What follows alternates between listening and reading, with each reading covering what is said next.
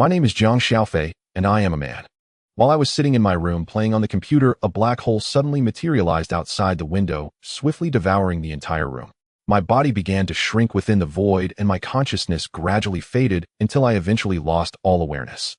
When I awoke, once more I found myself lying on a bed in an unfamiliar room. On the opposite bed lay a little boy, perhaps 3 years old, his head bandaged, apparently already asleep. Although the bandage obscured most of his face, the spiky hair peeking through sent a jolt through my heart. His hairstyle and facial features seemed so eerily familiar. He bore an uncanny resemblance to the young Sun Wukong from Dragon Ball. Just then the door swung open, and an amiable old man dressed in martial arts robes stepped in. Just as I was about to speak, a torrent of crying erupted from my mouth. Stunned, I raised my hands only to discover that they had become diminutive and tender, much like those of an infant. The old man Sun Wufan, seeing me raising my hands and crying incessantly, assumed I craved an embrace or was hungry. He promptly grabbed a baby bottle filled with animal milk, scooped me into his arms, cooing softly until I ceased crying, then slowly fed me. I later learned that when he found me, my clothes bore the embroidered name Jiang Xiaofei, so he continued to call me by that name. As days passed, I finally realized that I had traversed into the world of Dragon Ball. After being sucked into the black hole, my body had regressed to that of a 1-year-old infant, and in the mountains I was discovered and taken in by Sun Wufan, my caretaker. And on the opposite bed, the little bandaged boy turned out to be Sun Wukong, 2 years my senior, who has now become my elder brother. Both of us were cared for by Sun Wufan. At the age of 5, I began practicing basic fist techniques under the guidance of Sun Wufan and my elder brother Sun Wukong. Now at 10 years old, while Sun Wukong has reached 12, my body has grown considerably stronger than in my youth, yet every time we spar, I am invariably outclassed and severely bested by him. That day, though I remained indoors, my thoughts were preoccupied with one thing. According to the plot of Dragon Ball, if Sun Wukong sees the full moon tonight, he would transform into a giant ape and trample Sun Wufan to death. No, I absolutely cannot allow such a calamity to occur, I murmured. Just then a clear and melodious female voice echoed in my mind. Universal system activating. The universal system comes with its own 1 square meter space, in which time stands still, incapable of storing living beings, with the space's size corresponding to the host's strength. Shortly thereafter, the system prompt resounded once more. Universal system activated. New user gift package available. Open now. I was utterly astonished. So I actually possessed a system. Previously, I had worried about how as a blue star person I would survive in a world teeming with powerhouses, but with the system now in hand, I finally had the means to safeguard myself. Perhaps my life was about to take off. Universal system, open the new user gift package. Ding. New user gift package open. I received the Hunyuan technique, automatically cultivating to the first level and non-transferable, as well as the system's scanning feature, which can display the target's combat power. I immediately checked the details of the Hunyuan technique. At its first level, non-transferable, neglecting cultivation for a day would automatically grant 1 point of combat power. However, by cultivating hourly, one could gain 1 point per hour, up to a maximum of 10 points per day. Additionally, it would grant a 10-year increase in lifespan and double the maximum chi storage. In other words, by training for 9 hours daily, one could reach the maximum daily combat power increase. Ding. System update. A free lottery draw is available once per month. The shop system is now accessible with your current system currency at 0. When I opened the shop, the interface was blank, presumably due to having 0 system currency. I quickly inquired, Universal system, how does one acquire system currency? The system responded, defeat evil individuals to earn system currency. Clearly unable to obtain any at the moment, I then commanded system conduct a lottery draw. Congratulations, host, you have received 20 Senzu Beans. I was well aware of their benefits. So long as one still draws breath, a single bean is enough for recovery, though they are ineffective against diseases, and in the case of severed limbs, timely consumption is required. I hurriedly stored the Senzu Beans into the system space. System scan my combat power. Ding. Host Jiang Xiaofei, combat power 5, utterly weak. Utterly speechless, I reflected that after 5 grueling years of training, I had only achieved a combat power of 5. At least in those years, I learned the art of controlling my chi, able to reduce my combat power to 1, a hidden trick in my repertoire.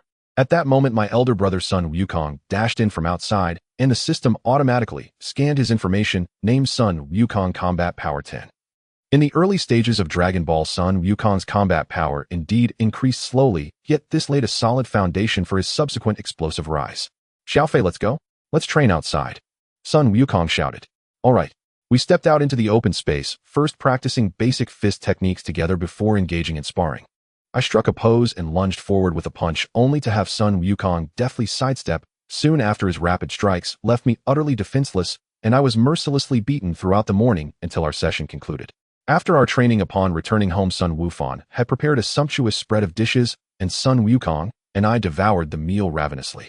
After the meal, we headed back to the open space where we engaged in unarmed training using stone-made apparatus until the sun was nearly set, at which point we took a breather. Upon returning home, dinner was laid out once more, and I had the system scan Sun Wukong's combat power, named Sun Wukong Combat Power 85. After dinner, Sun Wukong tidied up the dishes, announcing that he would train outside for another 2 hours before returning to bathe and sleep, while Sun Wukong tugged at me, saying that he wished to go hunting in the mountains. A chill gripped my heart. Tonight was the night of the full moon, and if we went hunting, Sun Wukong would undoubtedly see the moon. I hastily said, "Brother, let's sleep early. Tomorrow morning, I want to spar with you at dawn." Hearing this, Sun Wukong immediately agreed with exuberance. "All right, let's sleep now." Yet as I lay in bed, sleep eluded me as I kept fixated on him. Minute by minute, the moon outside grew progressively fuller, eventually becoming a full moon. Suddenly, Sun Wukong sat up, seemingly intending to step out, perhaps to use the restroom. I hurriedly called out, "Wait," but before I could finish the word, he had leapt out of bed and dashed outside. Our disparity in combat power was too great. I had no time to intervene. I quickly climbed out of bed and rushed to the doorway, only to see Sun Wukong staring fixedly at the full moon in the sky. In the next moment, his form rapidly expanded, transforming into a colossal ape, with shaggy fur, pupilless blood-red eyes, and an aura charged with rampant fury. I was so terrified that my very soul seemed to flee. I spun around and dashed back indoors, shaking Sun Wukong vigorously as I cried, "Grandfather, wake up, brother." He saw the moon and transformed into a giant ape. Sun Wukong was abruptly awakened, his expression changing drastically as he exclaimed, "What?" No sooner had his words ceased than an enormous palm swung and tearing off the roof instantly, and the giant ape's gaze locked onto us. Roar! The giant ape bellowed, pounding its chest as it raised its massive foot to stomp toward us. I had no time to evade as Sun Wukong scooped me into his arms and leaped aside, shouting, "Xiaofei, get away quickly." Unaware of why Sun Wukong had turned thus, he dashed expeditiously toward the giant ape, attempting to rouse him. "Wukong, I am your grandfather, Sun Wukong. Awaken." But the transformed Sun Wukong had entirely lost his senses, his eyes fixed solely on destruction. A system scan revealed that his current combat power was 100, meanwhile Sun Wukong's was only 85. More crucially, grandfather dared not unleash his full might for fear of injuring Sun Wukong, relying solely on years of battle-honed experience to hold his own. Just then a system prompt sounded. Ding. Yesterday, the host cultivated for 9 hours, increasing combat power by 10, bringing your current combat power to 15. A surge of hope filled me, for previously with a combat power of 5 I could do nothing, but now at 15, perhaps I might be of some assistance.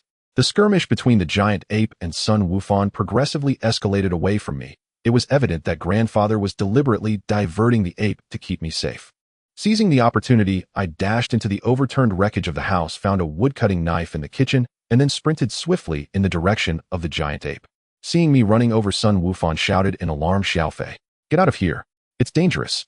The giant ape, upon hearing the commotion, turned its head toward me, instinctively whipping its tail in my direction. Observing the situation, Sun Wukong shouted, "Ah," and in a burst of anger channeled a chi power wave with one hand, hurling it towards the giant ape. Roar! The giant ape winced in pain, its movements momentarily sluggish. Seizing the opportunity, I dashed swiftly to the giant ape's rear, brandished the wood-cutting knife, and with every ounce of strength struck at its tail, for I distinctly recalled that the ape's weakness lay in its tail. Crack! The giant ape's tail was severed. It emitted a pained shriek, its form gradually shrinking until it reverted to the naked form of Sun Wukong, who lay unconscious on the ground. Sun Wukong quickly rushed over, crouched down to carefully examine Sun Wukong's condition, and after confirming that he was merely unconscious, he exhaled deeply, his brow drenched in cold sweat. I too slumped to the ground, feeling an immense weight lift from my heart. Grandfather was all right, and the course of fate had finally been altered by my actions. I also collapsed onto the ground, an immense burden finally lifting from my heart. Grandfather was safe, and the course of fate had at last been changed by my actions. Thus, after a week passed, Jiang Xiaofei consistently trained for 9 hours each day, increasing his combat power to 85 points. However, the progress of Han Yuanju was slow, and he had not yet broken through to the second level. Fortunately, after years of cultivation, he mastered chi control, enabling him to disguise his combat power as merely 6 points in everyday life, thus avoiding undue attention. Meanwhile, during the week, the house destroyed by a giant ape was rebuilt. That day nearing noon, Grandfather Sun Wufan was busy cooking in the kitchen while Jiang Xiaofei waited inside. Suddenly, he saw Sun Wukong at the doorway carrying a large fish in both hands, trailed by a girl of about 16. The girl, with her unblemished features dressed fashionably and radiating youthful energy, had her blue hair tied in braids adorned with a butterfly bow. Jiang Xiaofei immediately recognized her as Buma. He immediately activated the system to scan Buma's combat power, which reported name Buma Combat Power 1. Buma then greeted Jiang Xiaofei cheerfully, saying hello. Hello, Jiang Xiaofei replied. Sun Wukong then carried the large fish into the kitchen and quickly beckoned Sun Wufan. After some brief introductions, Buma explained, I am searching for the Dragon Balls and would like Sun Wukong's help in this quest. At the mention of adventure, Sun Wukong's eyes lit up instantly, and he agreed to join without hesitation. Sun Wufan also smiled and nodded, remarking, a child should not be cooped up at home. It's good to get out and see the world. Sun Wufan left Buma to enjoy lunch. After the meal, as Buma looked at the empty plates and watched Sun Wukong pat his round belly, she was astonished by his enormous appetite. Next, Sun Wufan took out the Dragon Balls and the Rui staff, handing the Dragon Balls to Buma and the staff to Sun Wukong, saying, keep this with you for protection when you are out. Holding the Rui staff, Sun Wukong turned to Jiang Xiaofei and asked, Xiaofei, will you join us on this adventure? After a moment's thought, Jiang Xiaofei shook his head and replied, I'll pass. Afterwards, Jiang Xiaofei and Sun Wufan saw off Sun Wukong and Buma. Once they had departed, Jiang Xiaofei immediately clung to Sun Wufan, asking him to teach him higher-level cultivation techniques. After a brief contemplation, Sun Wufan nodded in agreement and revealed to Jiang Xiaofei, in fact, I am a disciple of the Xian tradition, studying under Xianren. From that day forward, Sun Wufan officially began teaching Jiang Xiaofei the practices of the Xian tradition. Previously, his training had only been fundamental. Sun Wufan had planned to teach him more advanced techniques after Sun Wukong's return. However, he never expected that by the time Sun Wukong came back, he would have already become a disciple of Xianren. Inwardly, Jiang Xiaofei mused, by altering the storyline, Grandfather Sun Wufan had survived, but would Sun Wukong's future son still bear the name Sun Wufan? 3 weeks swiftly passed. During this time, Jiang Xiaofei learned Gui Pai Qi Gong from Sun Wufan, raising his combat power to 295 points. He also mastered the aerial dance technique, as demonstrated in the anime. What pleased him even more was that Hun Yuan Ju non-transferable had finally broken through to its second level, guaranteeing an additional 10 combat power points daily, with 9 hours of training reaching up to 100 points per day, extending lifespan by 100 years and doubling his chi storage capacity. The path to strength has quickened again. Jiang Xiaofei rejoiced inwardly. At that instant, the system alert chimed. Ding. This month's free lottery has been updated. System lottery. Ding. Congratulations, host, you have drawn the skill Jiawang Quan. Jiang Xiaofei was even more elated. Jiawang Quan was extremely practical, serving as a crucial combat power boost skill before Sun Wukong transformed into Super Saiyan. That evening, Jiang Xiaofei approached Sun Wufan and said, Grandfather, I wish to venture out tomorrow to hone my skills through adventure. Sun Wufan looked at him, smiled, and remarked, Xiaofei, you have grown up and formed your own ideas. Your grandfather fully supports you. With that, he turned and handed Jiang Xiaofei 300 Sony coins, a currency in this world with purchasing power equivalent to the Japanese yen. After dinner, Jiang Xiaofei packed his luggage and went to bed early. The next morning after breakfast with Sun Wufan, Jiang Xiaofei shouldered his heavy backpack, waved energetically to bid farewell to his grandfather, and set off on an adventure destined to be filled with unknowns and perils. In a secluded spot, Jiang Xiaofei stored his backpack into his system space, then summoned his personal information. Host Jiang Xiaofei. Combat power 395 points. System space 30 square meters. Time stands still, inanimate. Items 20 immortal beans, 1 backpack. Cultivation technique Hun Yuan Ju second level non-transferable, guaranteeing an extra 10 combat power points daily up to 100 points with 9 hours of training, an extra 100 years to lifespan, and doubled chi storage capacity. Skills Jiawang Quan aerial dance technique, Gui Pai Qi Gong basic fist techniques. This combat power should suffice for the early Dragon Ball stages, but by the universe arc, even minor foes might overwhelm me. While trekking through the mountains, Jiang Xiaofei pondered deeply when suddenly the system alert sounded. Ding. The main quest was initiated. To journey to the demonic Dragon Ball world and eliminate at least 100 evil Earthlings within 24 hours. The countdown began. 3, 2, 1. No sooner had the words faded than Jiang Xiaofei was teleported to a realm resembling the Dragon Ball world. Anxiously, he asked System, what is the demonic Dragon Ball world? Insufficient permissions. Unable to provide an answer, the system retorted. Then what are the consequences if I fail the mission? Should the main quest fail, the system will automatically unbind, and moreover, if the host perishes in the demonic Dragon Ball world, it will result in irrevocable death. Jiang Xiaofei felt a tightening in his heart. Without the system at his current strength, he would surely be reduced to a mere bystander in later stages. No, I must find a way to complete this mission, he vowed, promptly using the aerial dance technique to fly near the city, landing in a deserted spot before dashing towards the urban center. Upon entering the city, he was stunned by the sight: buildings ablaze, others collapsed, waves of thugs rampaging in the streets, while security forces' bullets fell futilely. Amidst it all, panicked citizens scattered, leaving chaos in their wake. Jiang Xiaofei dashed into a nearby toy store, grabbed a mask, donned it, and then bolted out. At that moment, the security forces had suffered heavy casualties and were fleeing in panic. Speedily, Jiang Xiaofei flew in front of the security forces and, striking a defiant pose before the gathering thugs, shouted, "I am the messenger of justice here to eradicate you vile scoundrels." He did this to show others that he was not one of the thugs. Even though his movements were a bit awkward, the mask concealed any sign of embarrassment. The system swiftly scanned and revealed the combat powers of the 7 opposing thugs: 64 points, 8 times demonic enhancement, 81 points, 64 points, 56 points, 64 points, 56 points, and 64 points. Jiang Xiaofei's combat power far exceeded theirs, allowing him to dispatch them almost instantly. In this manner, he scoured the city for thugs and swiftly eliminated 99 of them. At that moment, a strong gust suddenly arose from behind. Jiang Xiaofei was struck by a punch on his back, sending him flying and crashing through both walls of a residential building. Enduring intense pain, he leapt up and ran back onto the street through the gap in the wall, while simultaneously commanding the system to scan the assailant's combat power. The system reported name: Luneng, combat power 400 points, 8 times demonic enhancement, approximately 35 years old. The combat power difference isn't vast. This will be good practice for my fist techniques, thought Jiang Xiaofei, as he immediately charged to confront Lu Neng. After exchanging a few moves, Jiang Xiaofei was caught off guard when Lu Neng exploited an opening, his knee forcefully colliding with Lu Neng's abdomen, sending him flying once again as he crashed through 2 walls. No, my combat power is 5 points lower than his, and he is a seasoned fighter. Basic fist techniques alone won't suffice, Jiang Xiaofei realized, striking a pose and exclaiming, "Gue, Pai, Qigong." Lu Neng was instantly taken aback.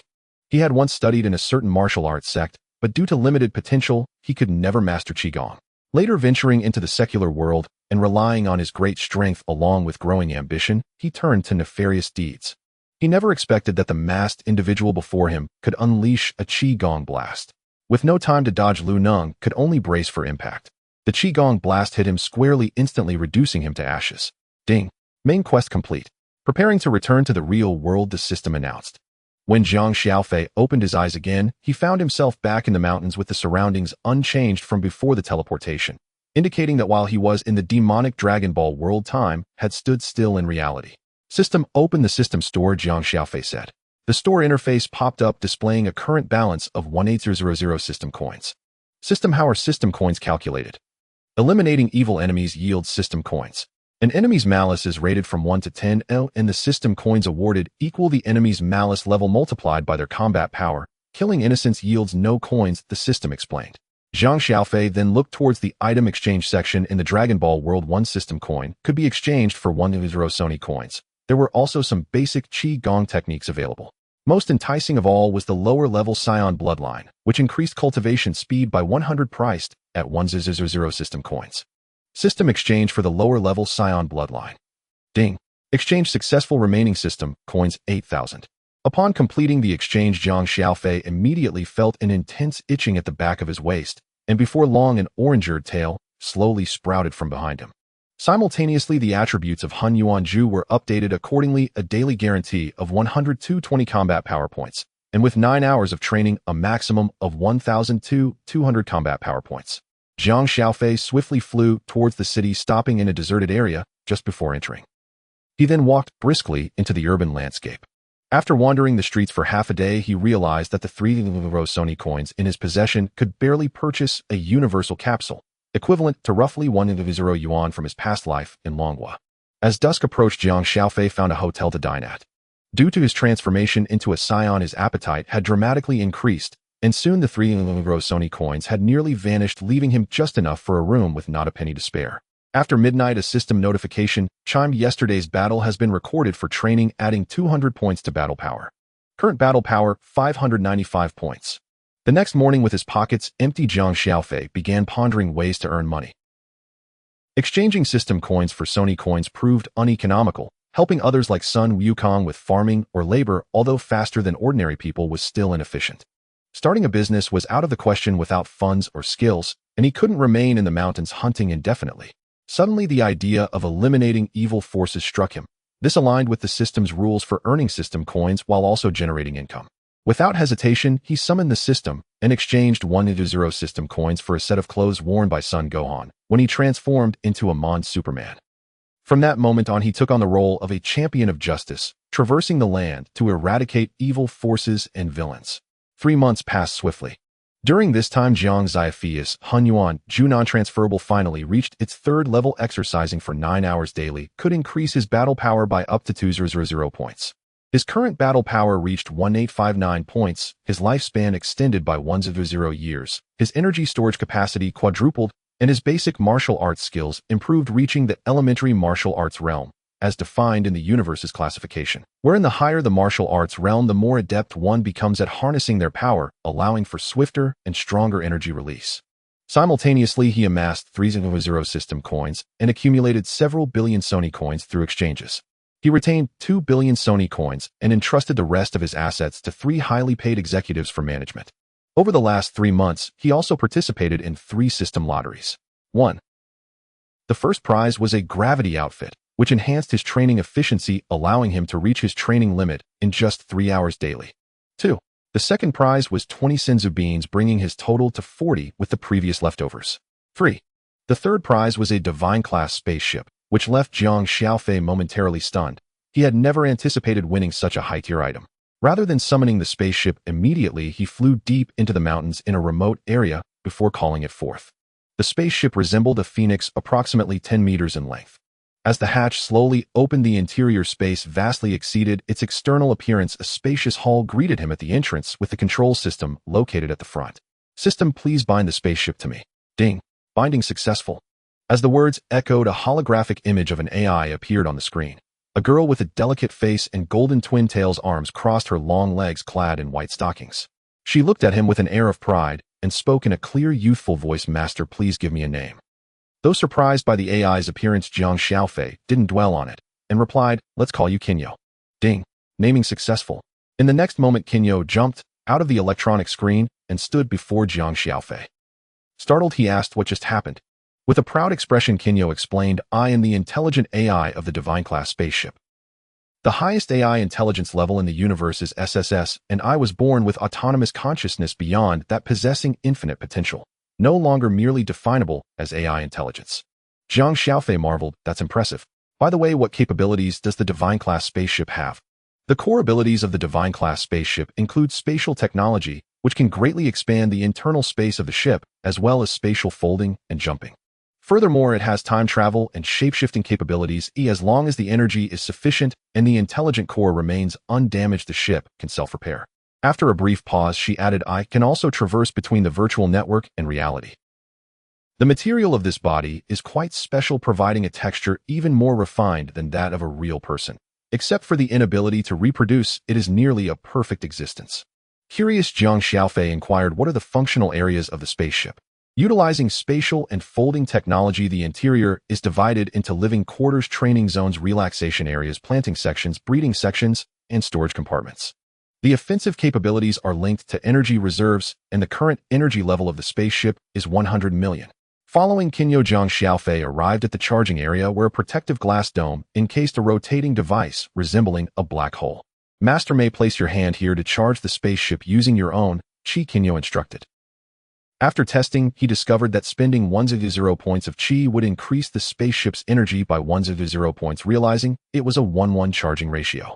After understanding the spaceship's functionalities, he spent the next 2 days utilizing his time for daily training, exhausting the remaining 2 billion Sony coins on various supplies and capturing numerous fish and animals to fill the breeding section of the spaceship. By this point, Jiang Xiaofei's battle power had risen to 22595 points. He instructed Kaiō to execute a spatial jump, and after flying through the cosmos for half a day, he exited the training room, equipped with a gravity space that, when combined with the gravity outfit, allowed him to reach his training limit in just 1 hour daily. Though the process was arduous, it saved him a significant amount of time. Master, a planet with life signals has been detected ahead, Kaiō said with a smile. As Jiang Xiaofei hesitated about whether to investigate, the spaceship suddenly received a distress signal. The screen displayed a small spaceship was being pursued by 3 enemy ships. Although initially reluctant to intervene, Jiang Xiaofei had to act when the 3 enemy ships targeted his divine-class spaceship. Kaiō, eliminate them. Yes, Master. Kaiō's demeanor shifted to seriousness as she operated the spaceship to fire 3 beams of laser. The 3 enemy ships were instantly obliterated. Ding. You have earned 1.62 million system coins. Jiang Xiaofei was taken aback. He hadn't expected to earn such a substantial amount in an instant, far surpassing the earnings he accumulated over 3 months on Earth. To swiftly accumulate system coins venturing into the universe is indeed the way to go. Opening the system repository, he saw 1.65 million system coins, previously 3.0, newly gained 1.62 million, and decided to exchange for 2 items. 1. Spend 1 million system coins to upgrade lower-level Saiyan physique to intermediate Saiyan physique, enhancing training speed to 200. 2. Spend 1.0 system coins to elevate elementary martial arts realm to intermediate martial arts realm, allowing for more efficient utilization of personal energy, enabling higher damage output during energy attacks. In the blink of an eye, only 55000 system coins remained. Jiang Xiaofei couldn't help but exclaim, system coins truly do deplete quickly. Meanwhile, aboard the small spaceship, the second princess of the purple-blue planet with long purple hair turned to a woman around 30 years old beside her, saying, General Helen, send a distress signal to the cosmic ship that just helped us to express our goodwill and request contact. General Helen expressed her concerns. Isn't that too dangerous? We don't even know if they are friend or foe. With unwavering determination, the second princess replied, this is our only opportunity. My sister is still in peril. No matter the risk, I must seize this chance. Her gaze landed on the divine-class spaceship not far away. Its streamlined hull glinting with a cold metallic sheen, the energy patterns on its bow flashing with a ghostly blue light, evoking an overwhelming sense of pressure from afar. This is undoubtedly a creation of a civilization I have never encountered, and their strength must be formidable. Soon Jiang Xiaofei's spaceship received the distress signal with the other party requesting a face-to-face meeting. Jiang Xiaofei thought, we'll have to interact with aliens sooner or later, why not do it now? He agreed to their request and instructed Kaiō to interface the hatches of both ships. Before long, the second princess of the purple-blue planet and General Helen began walking towards Jiang Xiaofei's location. At the forefront stood an exquisite beauty, her long purple hair cascading gently, framing a delicate face adorned with bright expressive eyes. Her graceful figure radiated the freshness and agility reminiscent of a budding lotus. Clad in a JK uniform and with slender legs wrapped in white stockings, she appeared to be no more than 18. Despite her astonishment at the vastness within the spaceship, her face was etched with urgency as she hurried towards Jiang Xiaofei. Jiang Xiaofei was taken aback. This alien looked exactly like a human. Hello, a sweet melodious voice called out. My name is Lu Qingqing. Although Lu Qingqing was surprised by Jiang Xiaofei's childlike appearance, instinct told her that he was far from ordinary. Possessing such a formidable spaceship, he could not be just any person. Even with the twin-tailed girl Qin Yao standing beside him, Lu Qingqing was certain at first glance that Jiang Xiaofei was the true master of the ship. As she spoke, her beautiful eyes shimmered with a glimmer of tears, and her long eyelashes trembled gently. In a pleading tone, she continued, I am the second princess of the planet Xylan. Currently, Xylan is under attack by interstellar pirates, and my sister, the Queen, is in grave danger. If you can save Xylan and rescue my sister, I am willing to pay any price for your assistance, whether it be wealth or status. With that, she gazed at Jiang Xiaofei with eager anticipation. What is the strength of our adversaries? Jiang Xiaofei inquired. Lu Qingqing pondered for a moment. I am not sure of their exact strength, but this group of interstellar pirates once dominated other star systems and controlled numerous planets. They were later defeated by Frisia's Jinyu force, and their leader fled with a few subordinates. Jiang Xiaofei calculated in his mind, if they had been defeated by the Jinyu force, their combat power should be substantial. However, the timeline was still early, and the Jinyu force's strength was not as exaggerated as it would later become. Additionally, eliminating evil foes could earn him system currency, making this venture worthwhile. I can help, Jiang Xiaofei nodded. We'll discuss your reward after I rescue your planet. By the way, do you have any token that your sister would recognize? Lu Qingqing quickly removed a necklace from around her neck. A round bead was set in the center and handed it to Jiang Xiaofei. My sister's name is Lu Rian. Lu Rian. Jiang Xiaofei's pupils constricted and a storm surged within his heart. Was this not the Empress Rian who was renowned for her ruthless dominance in the novel he had read in his past life? The Lu Rian in the book was terrifying. She had loved and been betrayed, been cruel and pitiful, foolish and deceived, impoverished and wealthy, benevolent, yet never once ugly. The phrase from the book, "Even if you dress in the most enchanting manner, you could never rival the beauty of Empress Rian," lingered vividly in his mind. Seeing his shock, Lu Qingqing curiously asked, "Do you know my sister?" "I don't." Jiang Xiaofei quickly regained his composure, fabricating an excuse. "I just had a friend named Lu Rian, and it struck me as quite a coincidence. How could there be such a similarity in names?" Afterward, he instructed Lu Qingqing to gather everyone aboard their spaceship and directed, "You all wait inside my ship. Qin Yao, please take care of them." "Yes, master," Qin Yao replied. Subsequently, through a mental connection, Qin Yao guided Jiang Xiaofei as he boarded Lu Qingqing's small spacecraft. The cockpit equipment was not the most advanced, but it was fully functional. Under Qin Yao's command, Jiang Xiaofei deftly tapped the control panel, and the engine emitted a low hum as the spaceship slowly departed the docking bay of the main ship, heading towards the planet bathed in a purple-blue halo ahead.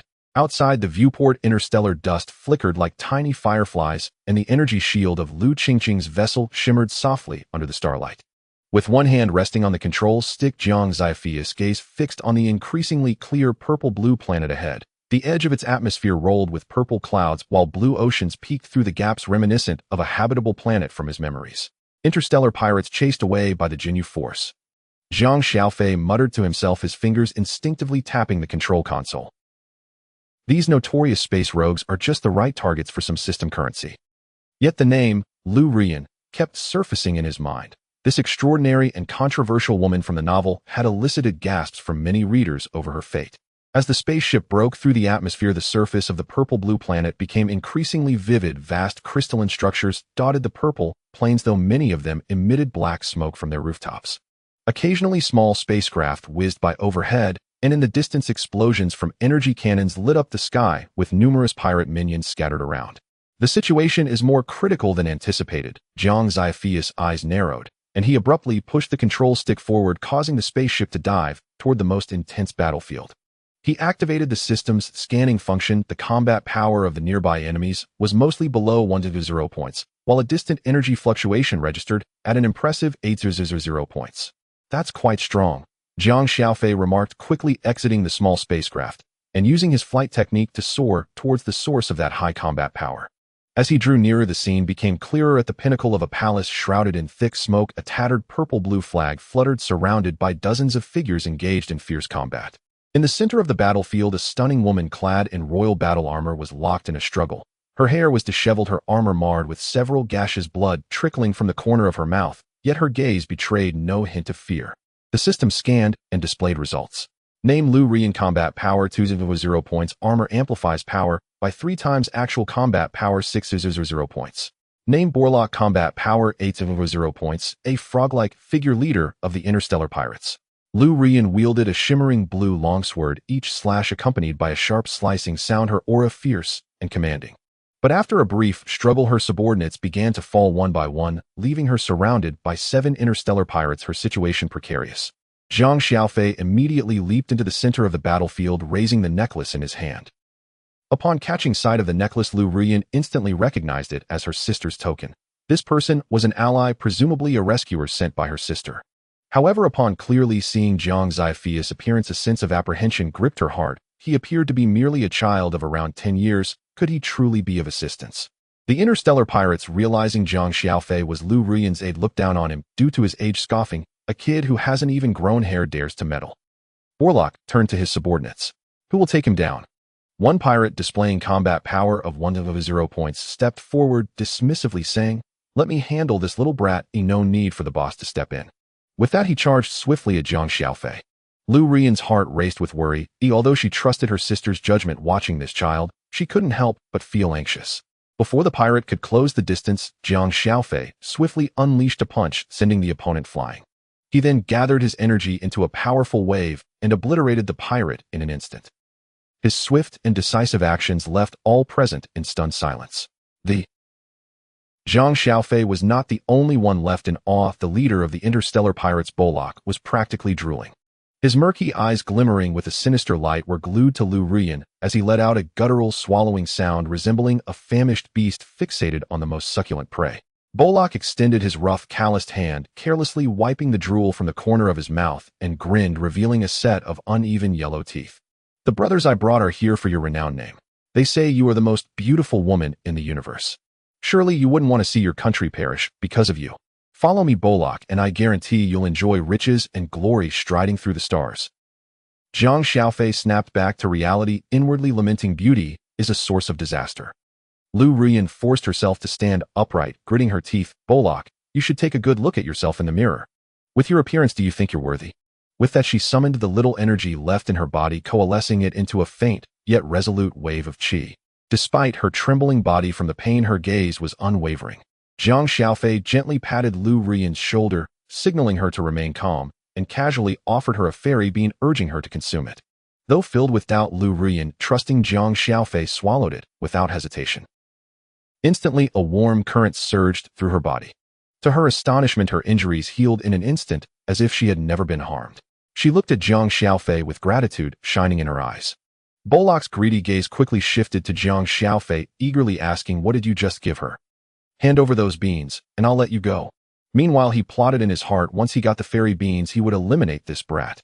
"You wish," Jiang Xiaofei retorted without hesitation. Bolak's expression darkened, a fierce glint flashing in his eyes, yet he quickly replaced it with a greedy smile. "Could you have guts? Since you don't know what's good for you, don't blame me for taking matters into my own hands."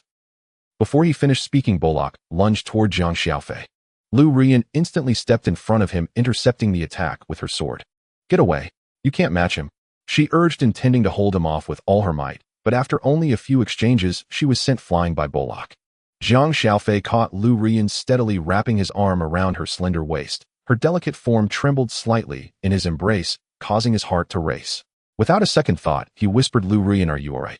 She shook her head slightly, her complexion pale, but her resolve unyielding. "I'm fine, you need to leave. He's not someone you can handle." Her yellow armor was damaged, unable to provide the threefold combat power boost, making her no match for Bolak.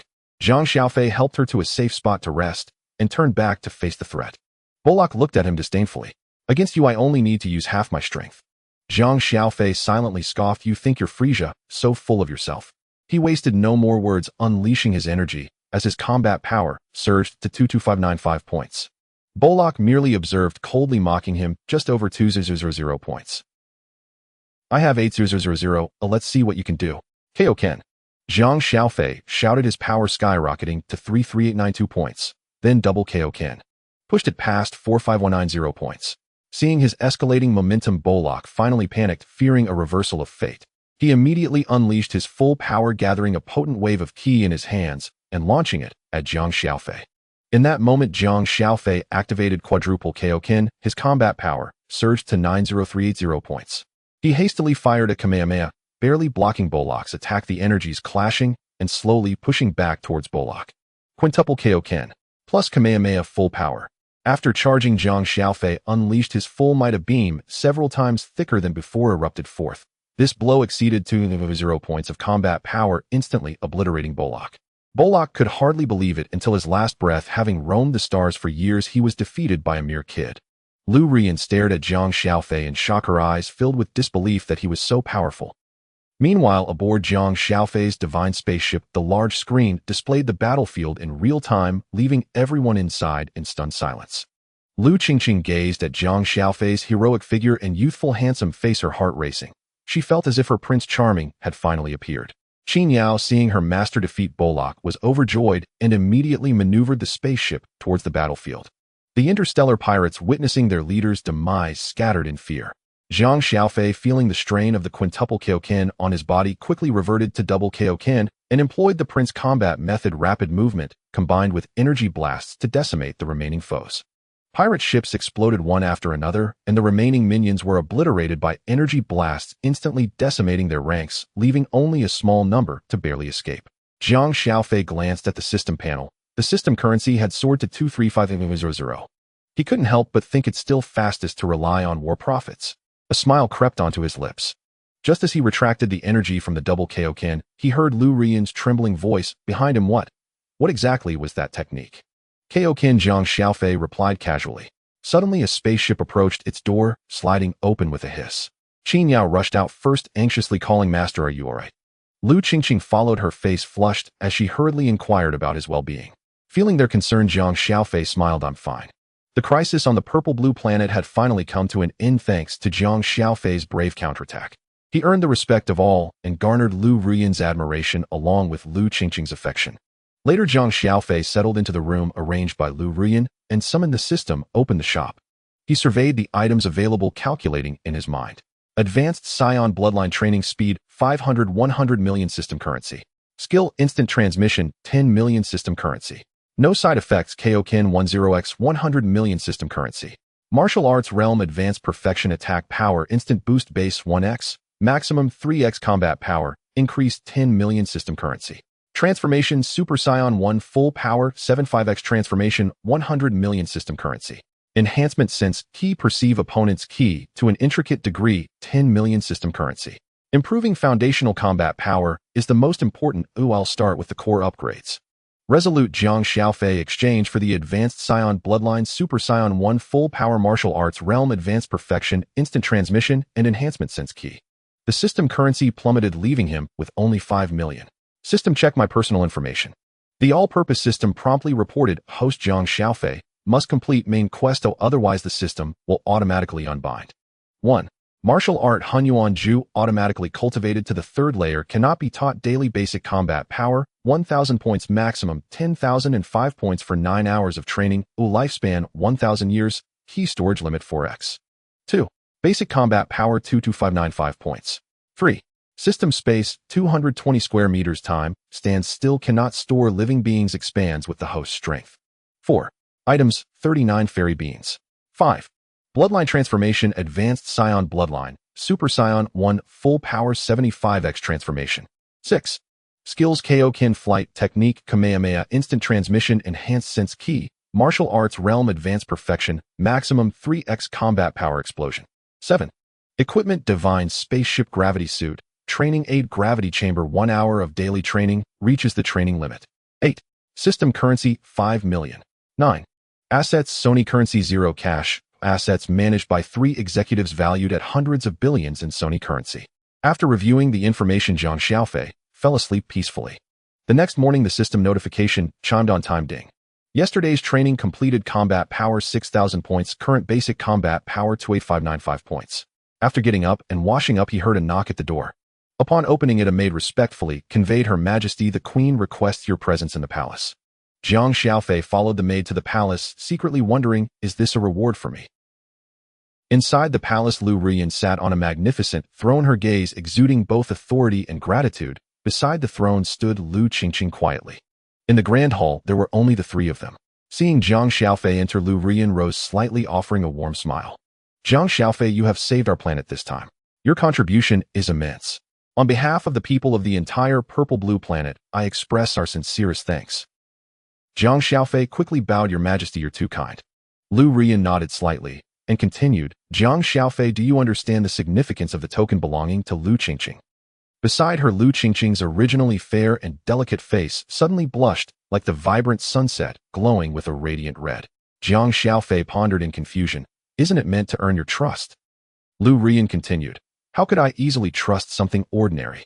Her voice was steady and powerful, as if recounting a firm belief. It turned out that the seemingly ordinary token was a precious heirloom entrusted to them by their mother at the time of Lu Qingqing's birth. It was not merely an object, it carried the family's honor, heritage, and their mother's profound blessings and expectations for her daughters, making it extraordinarily significant and comparable to anything common. Jiang Xiaofei's heart tightened, and he hurriedly reached into his pocket to retrieve the necklace, intending to return it to Lu Qingqing. However, Lu Qingqing tilted her head slightly, her gaze landing on Jiang Xiaofei's youthful, yet resolute face. His facial features were well-defined with sharp eyebrows and bright eyes, a straight nose, and lips pressed together in a display of stubborn determination. The maturity beyond his years at that moment radiated a unique charm in Lu Qingqing's eyes, causing her heart to quicken involuntarily. Lu Qingqing said, in gratitude for saving my life, I am willing to offer myself in return. Jiang Xiaofei appreciated Lu Qingqing's character, but replied, there's no need for that if feelings should be mutual.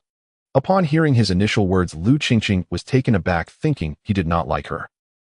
Only after hearing the latter part did she regain her composure and realize her own indiscretion. She quickly lowered her head, her voice barely a whisper. Jiang Xiaofei, since this token is now in your hands, perhaps this is destiny. Her voice was tinged with shyness and the blush on her cheeks deepened. Seeing Lu Qingqing's bashful demeanor stirred something in Jiang Xiaofei's heart.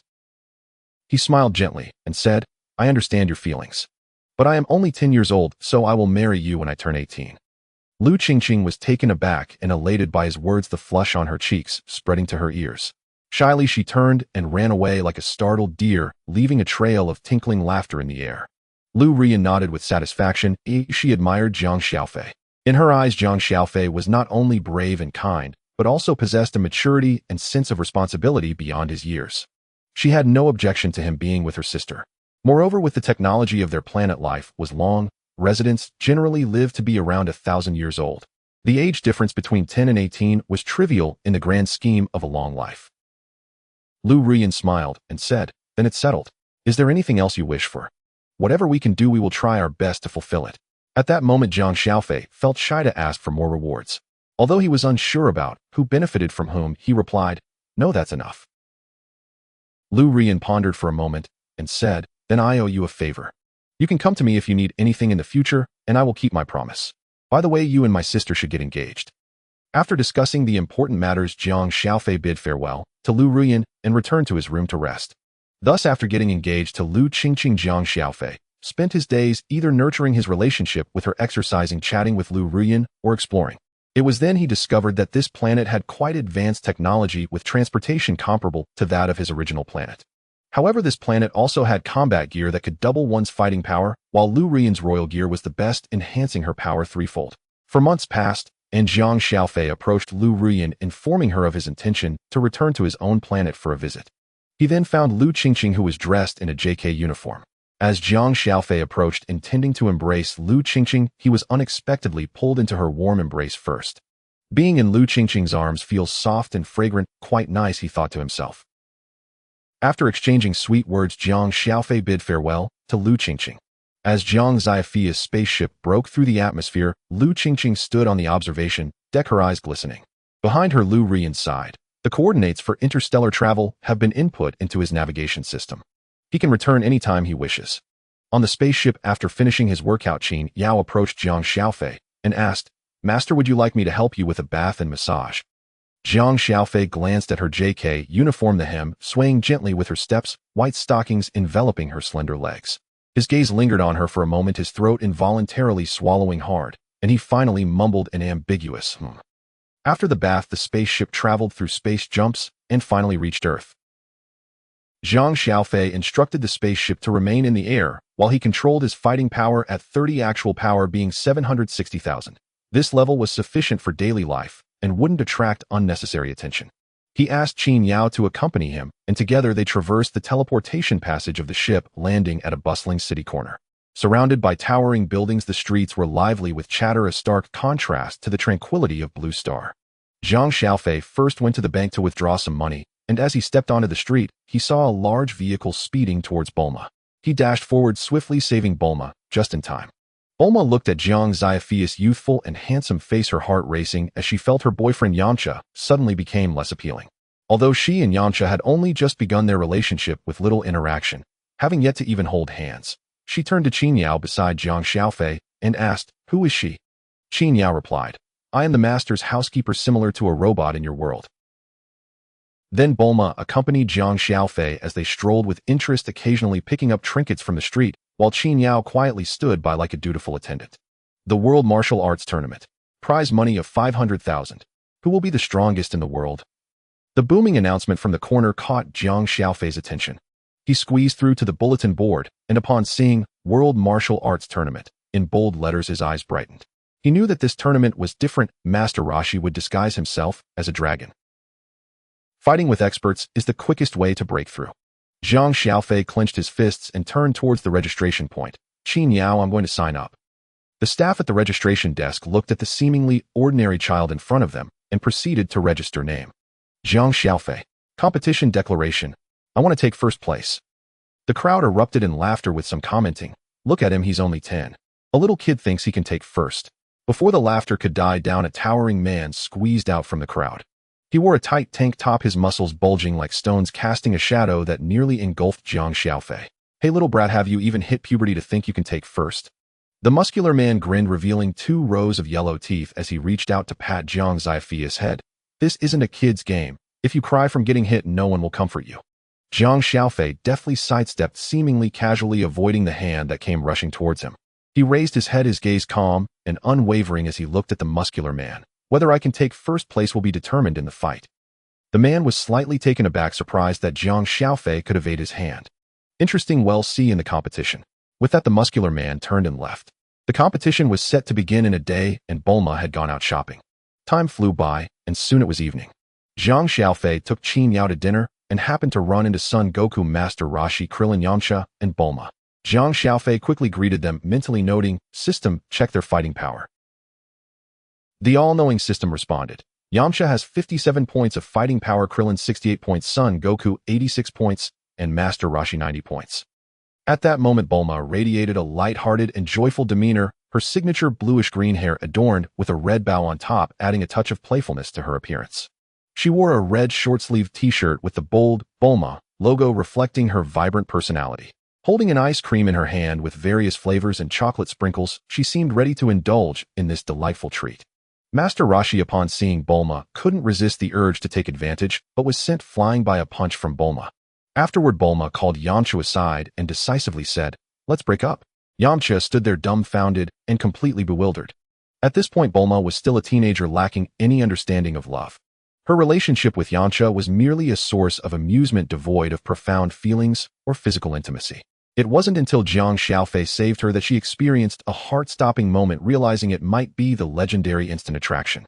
Bulma eagerly approached Jiang Xiaofei, expressing care and concern, while Yamcha observed from the side, seething with anger. The onlookers were utterly confused, clueless about what had transpired. That evening, Jiang Xiaofei and Qin Yao shared a room, enjoying Kinyo's bathing and massage services. The next morning, he woke up early and the system's notification chimed. Ding. Current combat power 30, actual 766000 points. After exercising and showering in the room, Jiang Xiaofei headed to the martial arts tournament venue to prepare for the competition, with Bulma and Qin Yao on either side cheering him on. As the tournament officially commenced after several rounds of eliminations, the burly man who had previously provoked Jiang Xiaofei was swiftly defeated with a single blow. The stark contrast in height, age, and strength left the audience dumbfounded, all feeling incredulous. After successfully advancing to the top 8, the referee announced loudly, "Next match, Jiang Xiaofei versus Yamcha." The arena erupted with noise, and in the center of the stage, Jiang Xiaofei and Yamcha faced each other. Yamcha clenched his fists tightly, knuckles whitening, his eyes swirling with anger and resentment. He glared at Jiang Xiaofei as if he wanted to consume the 10-year-old boy alive. "Kid, today, I'll show you the consequences of stealing someone else's girlfriend." Jiang Xiaofei stood calmly opposite him, responding softly, "I didn't steal anyone. This is a competition. We only discuss victories and defeats, nothing else. Stop with the nonsense." Yamcha took a bold step forward, cracking the stone slab beneath his feet. "Take this." He darted forward, transforming into a blur as he unleashed his prideful, wolf-fang fist. The punches fell like raindrops, accompanied by a sharp sound slicing through the air. In Yamcha's eyes, no matter how agile this kid was, he would never be able to withstand the technique he had honed through years of practice. Bulma watched from below, her fists clenched, anxiously shouting, "Jiang Xiaofei, be careful." Qin Yao, however, stood straight, her gaze calm and unwavering, seemingly possessing absolute confidence in her master. Jiang Xiaofei shifted slightly, moving like a willow in the wind, appearing slow, yet always managing to dodge the incoming punches at the last moment. He didn't even initiate an attack, merely evading continuously, each movement perfectly timed, not pushing himself to the edge of the stage and ensuring Yamcha's punches always missed. "Damn it, is dodging all you can do?" The more Yamcha fought, the more impatient he became, accelerating his punches, but still failing to touch even the corner of Jiang Xiaofei's clothing, sweat already beading on his forehead. A knowledgeable martial artist in the audience stroked his beard, squinting as he marveled, "This kid's footwork. It's impressive." The audience watched in awe, murmuring, "He seems to dodge Yamcha's attacks with such ease. Their speed is incredible. Oh, it's hard to even see them. They are both so strong." In that fleeting moment when Yamcha swung a punch and exhausted his strength, Jiang Xiaofei finally made his move. He stepped forward, his speed so fast it almost left an afterimage, and raised his hand, lightly tapping Yamcha's chest with his fingertip. Though he only used 30 points of combat power, his mastery of advanced martial arts allowed him to project it as if it were 90 points. This action was almost dismissive, producing little sound, yet Yamcha felt as though he had been struck by a heavy hammer. He groaned, his body flying back like a broken kite, crashing against the ropes at the edge of the stage before tumbling to the ground, struggling to rise and muttering, "I won't give up." No one knew if he meant he wouldn't give up on the match or on his feelings for Bulma. The arena fell silent for 3 seconds before erupting into a thunderous uproar. No one expected Yamcha, who had been highly anticipated, to be defeated so easily by what seemed to be an ordinary child. The referee, astonished, counted to 10 and raised Jiang Xiaofei's hand, declaring loudly, "The winner, Jiang Xiaofei." In the semifinals, Jiang Xiaofei's opponent was Chung Long, disguised Master Roshi. After the match began, the two faced each other on the stage for quite some time without making a move. In the center of the ring, Jiang Xiaofei stood several meters apart from Chung Long, sizing each other up. Master Roshi had his hands behind his back, squinting with a childlike grin, yet his eyes revealed scrutiny and seriousness. Jiang Xiaofei stood straight, calm, and steady, as if enveloped in an invisible barrier. The surrounding spectators grew a bit impatient, murmuring, "Why aren't they making a move? What's this Chung Long doing?" Bulma, feeling anxious, tugged at Kinyo's sleeve. "Qinyao, do you think Jiang Xiaofei will be all right?" Qinyao shook her head slightly, responding softly, "The master knows what to do." At that moment, Chung Long suddenly sprang into action. He seemed to take a slow step forward, but in an instant he blurred and lunged at Jiang Xiaofei with a fierce gust of wind, his fist wrapped in energy, making a whistling sound. The power of this punch was many times greater than Yamcha's Wolf Fang fist, and the sheer momentum made the air around the stage feel as though it had solidified. Jiang Xiaofei's gaze sharpened. He no longer relied solely on dodging. He shifted his steps quickly, crossing his hands in front of him, and managed to take Chung Long's powerful punch head in. With a dull thud, a shockwave rippled outward, causing their clothes to flap wildly. Chung Long's eyes flashed with excitement. "Not bad." Before he could finish his sentence, his other hand shot out like lightning, transforming into a knife aimed straight for Jiang Xiaofei's neck. Jiang Xiaofei ducked his elbow, striking Chung Long's ribs. Chung Long anticipated this, sidestepping while delivering a rapid series of kicks, each as fast as a downpour. The two instantly became entangled in a flurry of punches and kicks, moving so quickly that only their afterimages were visible. Chung Long's every move was simple, yet contained the essence of martial arts, powerful and refined. Jiang Xiaofei, utilizing his extraordinary reflexes and exquisite footwork, danced around Chung Long's assault, occasionally countering with strikes of his own. The audience was electrified, with some unable to contain their excitement, shouting, "Amazing! Jiang Xiaofei and Chung Long are battling fiercely." Others anxiously clenched their fists, murmuring, "Who will win?" Bulma's heart raced as she fixed her gaze on the stage, unable to blink. On the stage, Jiang Xiaofei felt the pressure mounting. Chung Long's strength far surpassed Yamcha, and every collision left his arms tingling. He realized he could no longer remain passive. With the same combat power, he did not hold the advantage. Thus, Jiang Xiaofei quickly leaped back to gather his strength, unleashing the Kamehameha. His 30-point base combat power, combined with the triple boost from his advanced martial arts, erupting into 180 points of combat power. Chung Long also rapidly gathered his energy, executing the Kamehameha, but his initial power was inferior to Jiang Xiaofei's. Seeing this, he concentrated all his energy into one point, his muscles bulging as he unleashed the full power Kamehameha, raising his 90-point base combat power to 180 points. The two Kamehameha waves clashed violently in midair, producing a deafening roar.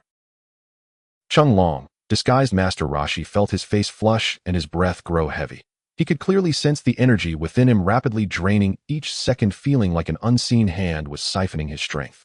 Gritting his teeth, he desperately maintained the output of the Kamehameha, but the fatigue washed over him like a tidal wave, rendering him increasingly powerless. "Damn it," Chung Long thought, never expecting this seemingly 10-year-old boy to possess such strange footwork and astonishing power and control over the Kamehameha. The audience's eyes widened in disbelief, mouths agape as if they could fit an egg inside. "Wow.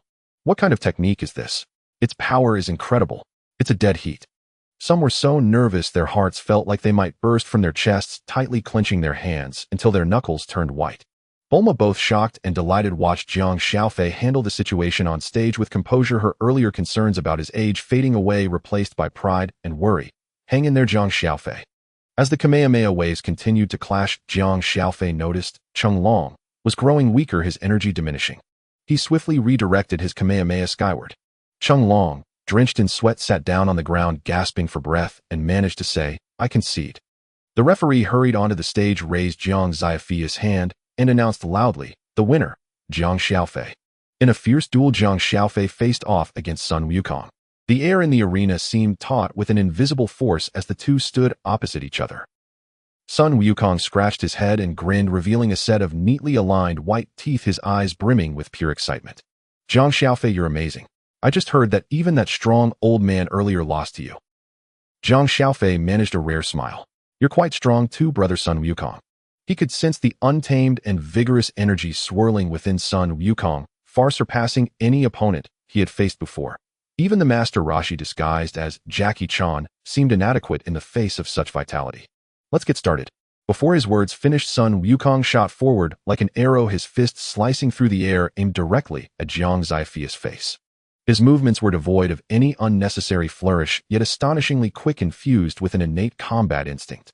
Jiang Xiaofei did not dare to be complacent. He swiftly pivoted to evade the punch, while deftly brushing his fist against Sun Wukong's arm. It seemed a gentle maneuver, yet it contained a clever force that compelled Sun Wukong to sidestep. "So fast!" exclaimed Krillin from the sidelines. In an instant they were entangled in a fierce exchange, punches and kicks flying, the sound of their strikes echoing like thunder.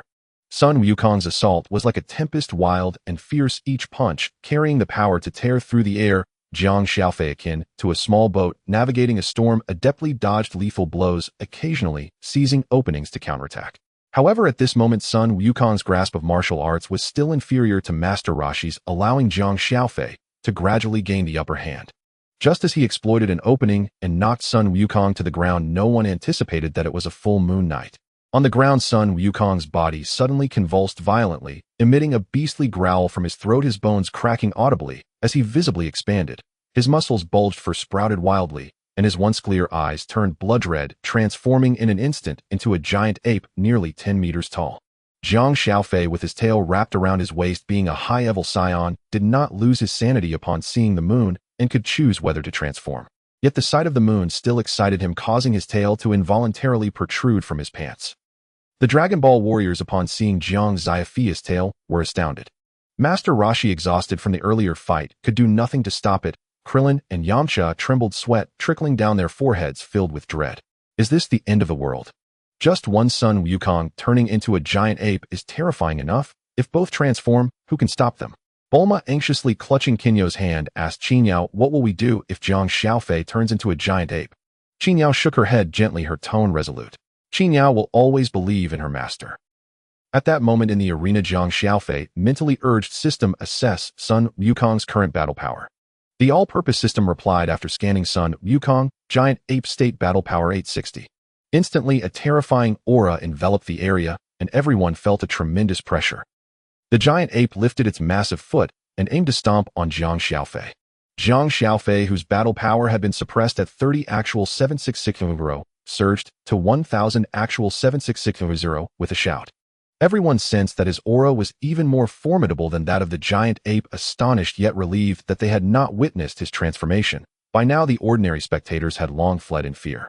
As the giant ape's foot neared Jiang Xiaofei's head, he raised a hand to block it, using greater strength to send the giant ape reeling backward, ultimately causing it to crash into the audience, toppling several chairs. Unwilling to concede, the giant ape thumped its chest and charged again, both arms swinging towards Jiang Xiaofei. Jiang Xiaofei swiftly grasped the giant ape's fingers and with a powerful twist flung it away. The giant ape soared out of the audience area but quickly regained its footing and leapt back. Realizing it could not match Jiang Xiaofei's strength, the giant ape opened its mouth, unleashing a massive energy wave. Jiang Xiaofei clenched his fists, gathering power, and struck the energy wave skyward, then leaped into the air and lightly punched the giant ape on its nose. The giant ape clutched its nose, wincing in pain. Seizing the moment, Jiang Xiaofei darted behind it and used an energy blade to sever its tail. The giant ape's body began to shrink rapidly, eventually reverting to the unconscious Sun Wukong sprawled on the ground. The referee counted to 10 and announced loudly, "The winner, Jiang Xiaofei." Krillin, puzzled, remarked, "Jiang Xiaofei seemed only slightly stronger than the giant ape. How could he defeat it so easily?" Master Roshi, however, discerned the truth. Jiang Xiaofei possessed an extraordinarily high martial arts rank. To the untrained eye, he appeared to be only marginally stronger, but he could unleash several times the power of the same strength in an instant. This was the mark of a true martial arts master. Master Roshi reflected on how far he still had to go, realizing that the path of martial arts was not one taken alone. After all, before this, the strongest beings in this world were only Master Roshi, Master Crane, and Gohan. Now it seemed Jiang Xiaofei had reached a new height. His emergence might usher in a transformation for this world. Master Roshi gazed deeply at the arena, now calming his thoughts swirling. Standing at the center of the arena, Jiang Xiaofei looked at the unconscious Sun Wukong, feeling a wave of sentiment wash over him. He recalled how over 8 months ago he had been easily defeated by Sun Wukong, who, although he had grown stronger now, he knew that his current battle power was insignificant against future foes. The road ahead was still long, with many formidable adversaries awaiting him, but he was prepared, ready to face any trials and tribulations with a passion for martial arts and a pursuit of strength, forging his own legend. Jiang Xiaofei fed an energy beam to the unconscious Sun Wukong, who awoke bewildered, asking, "What happened to me? What occurred?" Everyone laughed, saying it was nothing. Then Jiang Xiaofei suggested treating everyone to a grand feast, and they happily made their way to a restaurant. On the way, Yamcha gazed at Jiang Xiaofei, feeling disheartened. Most would strive to compete when they realized the gap was not significant. However, Yamcha felt such a vast chasm between them that he lost the courage to even vie for Bulma's attention. They arrived at a lively hotel filled with brilliant lights and the aroma of delicious food wafting through every corner. Gathered around a large round table, everyone wore relaxed and cheerful expressions. The earlier fierce battle felt like a distant memory, replaced by laughter and joy. During the meal, Jiang Xiaofei was flanked by Qin Yao and Bulma on either side. With each exquisite dish served, Qin Yao and Bulma carefully fed Jiang Xiaofei, which left Krillin envious. Master Roshi reminisced about how he too had been popular with girls in his youth. Yamcha inwardly lamented, "Am I not good enough?" Meanwhile, Sun Wukong thought little of it, focusing solely on eating heartily. By the end of the meal, everyone was astonished by the enormous appetites of Jiang Xiaofei and Sun Wukong. When the bill arrived, it totaled 2 million soni. Jiang Xiaofei silently rejoiced for having withdrawn some cash beforehand. After all, the champion's prize for this martial arts tournament was only 5 soni, which was far from sufficient to cover the dinner expenses. After the meal, they bid each other farewell. Bulma invited Jiang Xiaofei to visit her home, to which he agreed, curious about what the abode of the planet's richest person was like. Upon arriving at Bulma's house, Jiang Xiaofei was instantly awestruck by the sight before him. A magnificent mansion resembling a dream castle stood amidst a lush garden, surrounded by vibrant flowers competing for attention, exuding enchanting fragrances. The mansion's snow-white exterior sparkled in the sunlight, its massive glass windows seeming to be portals to another wondrous realm. Jiang Xiaofei exclaimed, "Bulma, your house is so big and beautiful."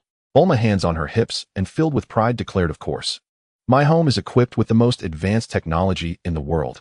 With that, Bulma led Jiang Xiaofei and Qin Yao into the mansion. Upon entering the grand hall, Jiang Xiaofei was once again amazed. The hall was as spacious as a vast plaza. A dazzling crystal chandelier hung from the ceiling, casting warm and bright light that illuminated the entire area as if it were daytime.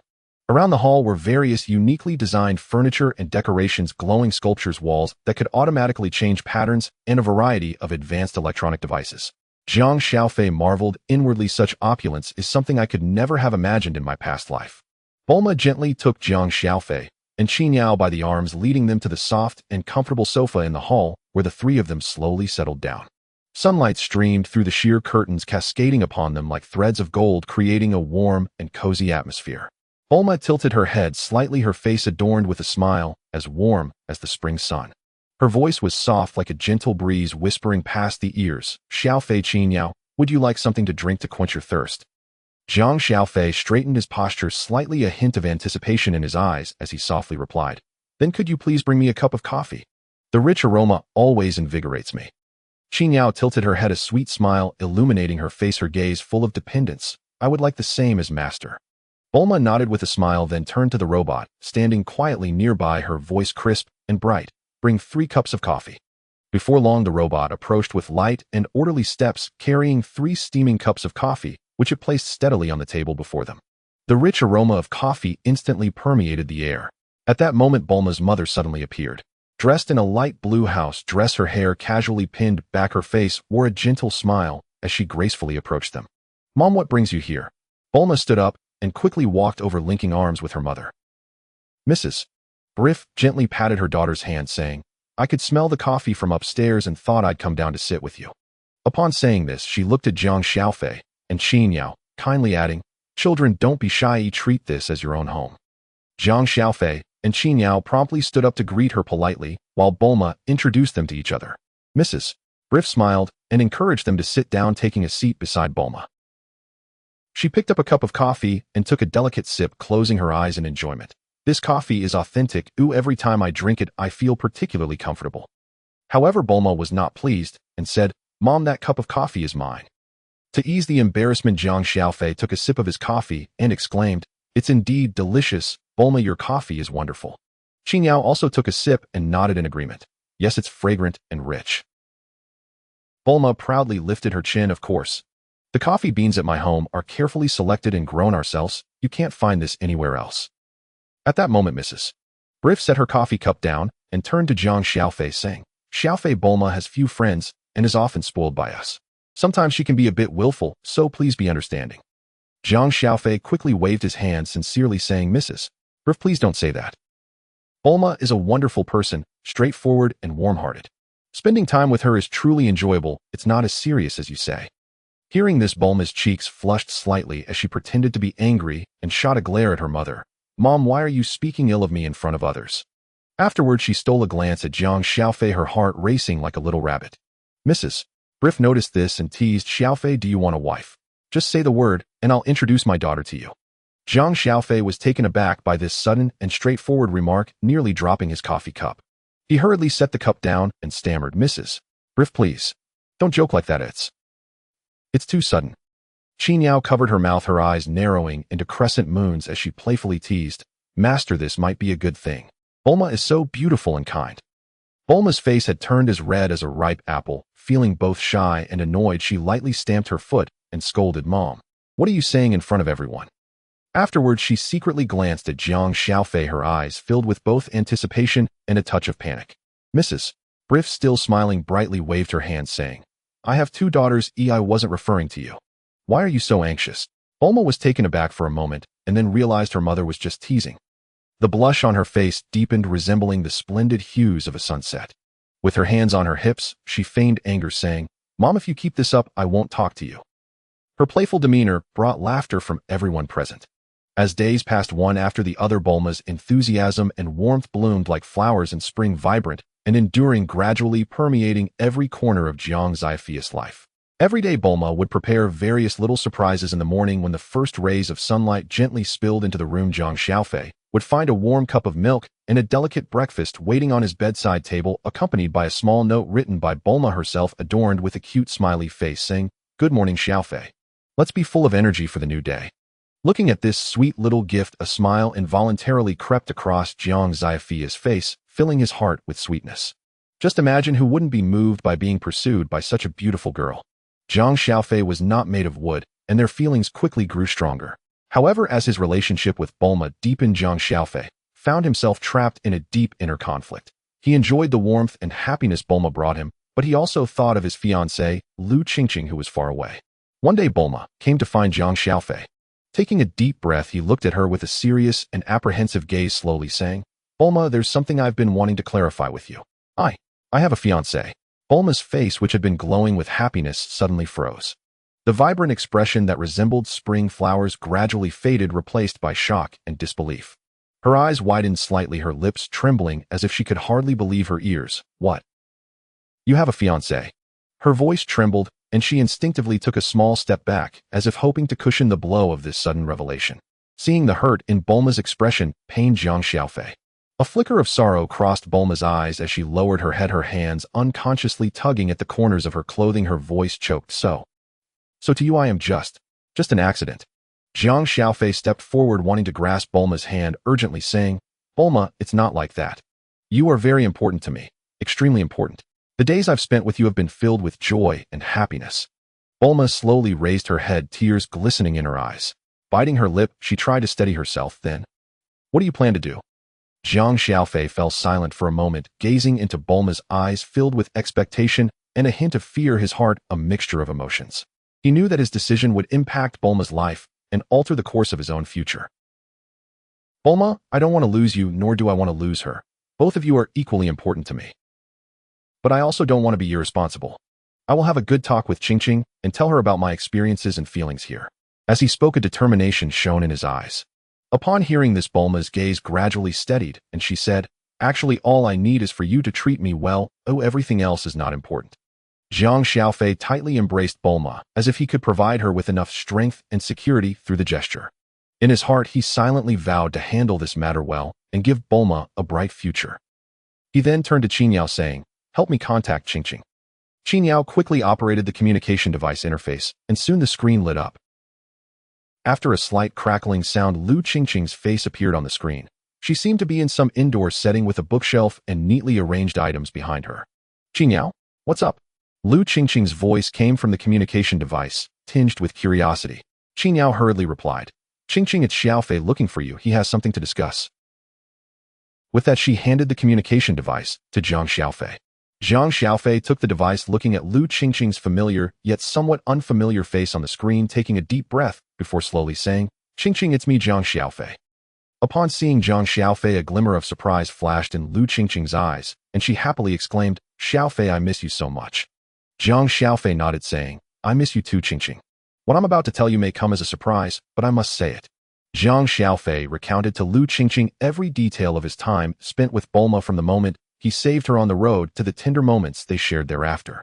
He had prepared himself for Qingqing's judgment, yet to his surprise, after listening to his story, her face did not betray the anger or sadness he had anticipated. Instead, a gentle smile graced her lips. She spoke softly, "Xiaofei, it's common on our planet for the strong to have multiple partners. I understand your experiences here, and I can feel the depth of your feelings for Bulma. Since she means so much to you, I am willing to accept her as a part of our lives." Upon hearing this, Jiang Xiaofei's heart was filled with both astonishment and gratitude. He had never expected Qingqing to be so open-minded, which eased many of his concerns about the future. He looked at Qingqing with appreciation and said, "Qingqing, thank you.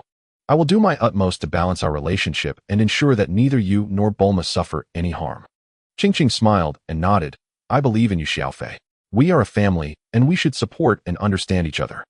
Bulma, who had been worried that Qingqing would object, felt her eyes light up with joy upon hearing this news, thinking to herself, "I didn't expect Qingqing to be so understanding.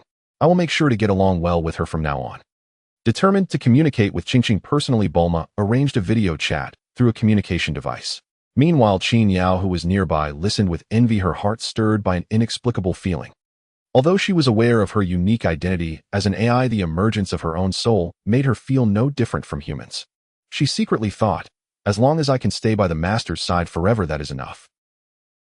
Bulma asked Qingyao for a communication device, added the contact information, and then returned to her room. When she opened the device and saw Qingqing's image on the screen, both of them felt a bit shy at first, but soon the conversation flowed freely. Bulma sincerely said, "Qingqing, thank you for accepting me. I will love Xiaofei well and treat you as a good sister." Qingqing smiled back, "Bulma, I am also very happy to meet you. From now on, we are family and should take care of Xiaofei together." The two girls exchanged smiles, and a unique bond began to blossom between them. As the video chat continued, their initial shyness gradually gave way to open conversation. Bulma shared amusing anecdotes from her travels, while Qingqing was enthralled by her thrilling adventures, often gasping in surprise. Qingqing then recounted the unique culture and customs of her planet, and Bulma, filled with curiosity, eagerly asked for more details. Laughter echoed throughout the room. Meanwhile, Jiang Xiaofei sat on the sofa in the hall, reflecting with emotion. He had never anticipated that what he thought would be a tumultuous situation could resolve so peacefully and beautifully. The openness of Lu Qingqing and the sincerity of Bulma made him deeply appreciate the hard-won happiness they had found. Noticing that Qingyao appeared somewhat dejected, he spoke up, "Qingyao, you have long been a part of this family. No matter what your identity is, in my heart you are as important as they are." Qinyao's eyes sparkled with surprise as she looked at Jiang Xiaofei gratefully. "Master, thank you. I will always be here to accompany you." A few days later, Jiang Xiaofei and Bulma became engaged. He informed Bulma that he needed to continue his adventures, constantly reminding himself not to become too immersed in a life of comfort. With a large supply of resources prepared in advance, Jiang Xiaofei and Qingyao boarded a spaceship, continuing down the path of strength. Suddenly, Jiang Xiaofei remembered that he had yet to inquire about Qinyao's capabilities. Out of respect, he refrained from using a system scan and curiously asked, "Qingyao, what is your strength?" Qingyao replied, "As the core AI of a divine-level spaceship, as long as I am not destroyed, I can recreate a divine-level spaceship. My base combat power is 10 billion points, and I can upgrade it with materials to enhance my basic combat ability." Jiang Xiaofei was taken aback by Qin Yao's impressive strength. Having seen her adorable appearance, he had never considered her in terms of combat. He laughed and said, "Qin Yao, then I shall rely on you to assist me in my training." With a beautiful companion, the days of cultivation became all the more enjoyable. After several days of travel, they gradually approached their destination. Jiang Xiaofei silently thought, "System, check my combat power." The universal system responded, "Host current combat power is 826000 points." He felt that the increase in strength was somewhat slow. Upon entering the territory of the Galactic Patrol, Jiang Xiaofei kept his combat power at 500 points to avoid unnecessary trouble. After some scrutiny, they arrived at a planet belonging to the Galactic Patrol. However, at that moment, a crisis erupted in the world of the corrupted Dragon Balls. Son Goku encountered Tao Bai Bai. The evil beings in this world had all grown stronger. Though Son Goku was more powerful than in the original timeline, he was still struck down by Tao Bai Bai and lay on the ground unable to move. At the same time, a mechanical voice sounded, "Ding. The Universal System has issued a mission. Go to the main storyline of the corrupted Dragon Ball world, rescue Son Goku, and defeat Tao Bai Bai. Failure to complete the mission will result in system disconnection."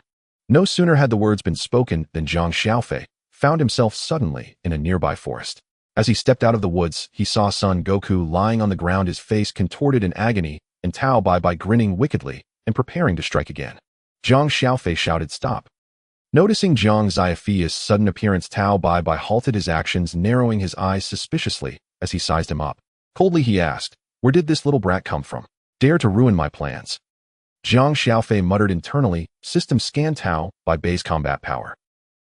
The Universal System replied, "Name Tao Bai Bai combat power 110 points, corruption enhancement 10 times.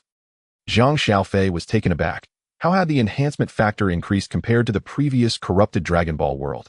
Taking a deep breath, he suppressed his confusion and fixed his gaze on Tao Bai Bai with determination. "I, Jiang Xiaofei, am here today, and I will not let you do as you please." Tao Bai Bai let out a manic laugh. "You, a mere child, thinks he can stop me. You're asking for trouble." With that, he vanished from sight like a specter and lunged at Jiang Xiaofei with a punch.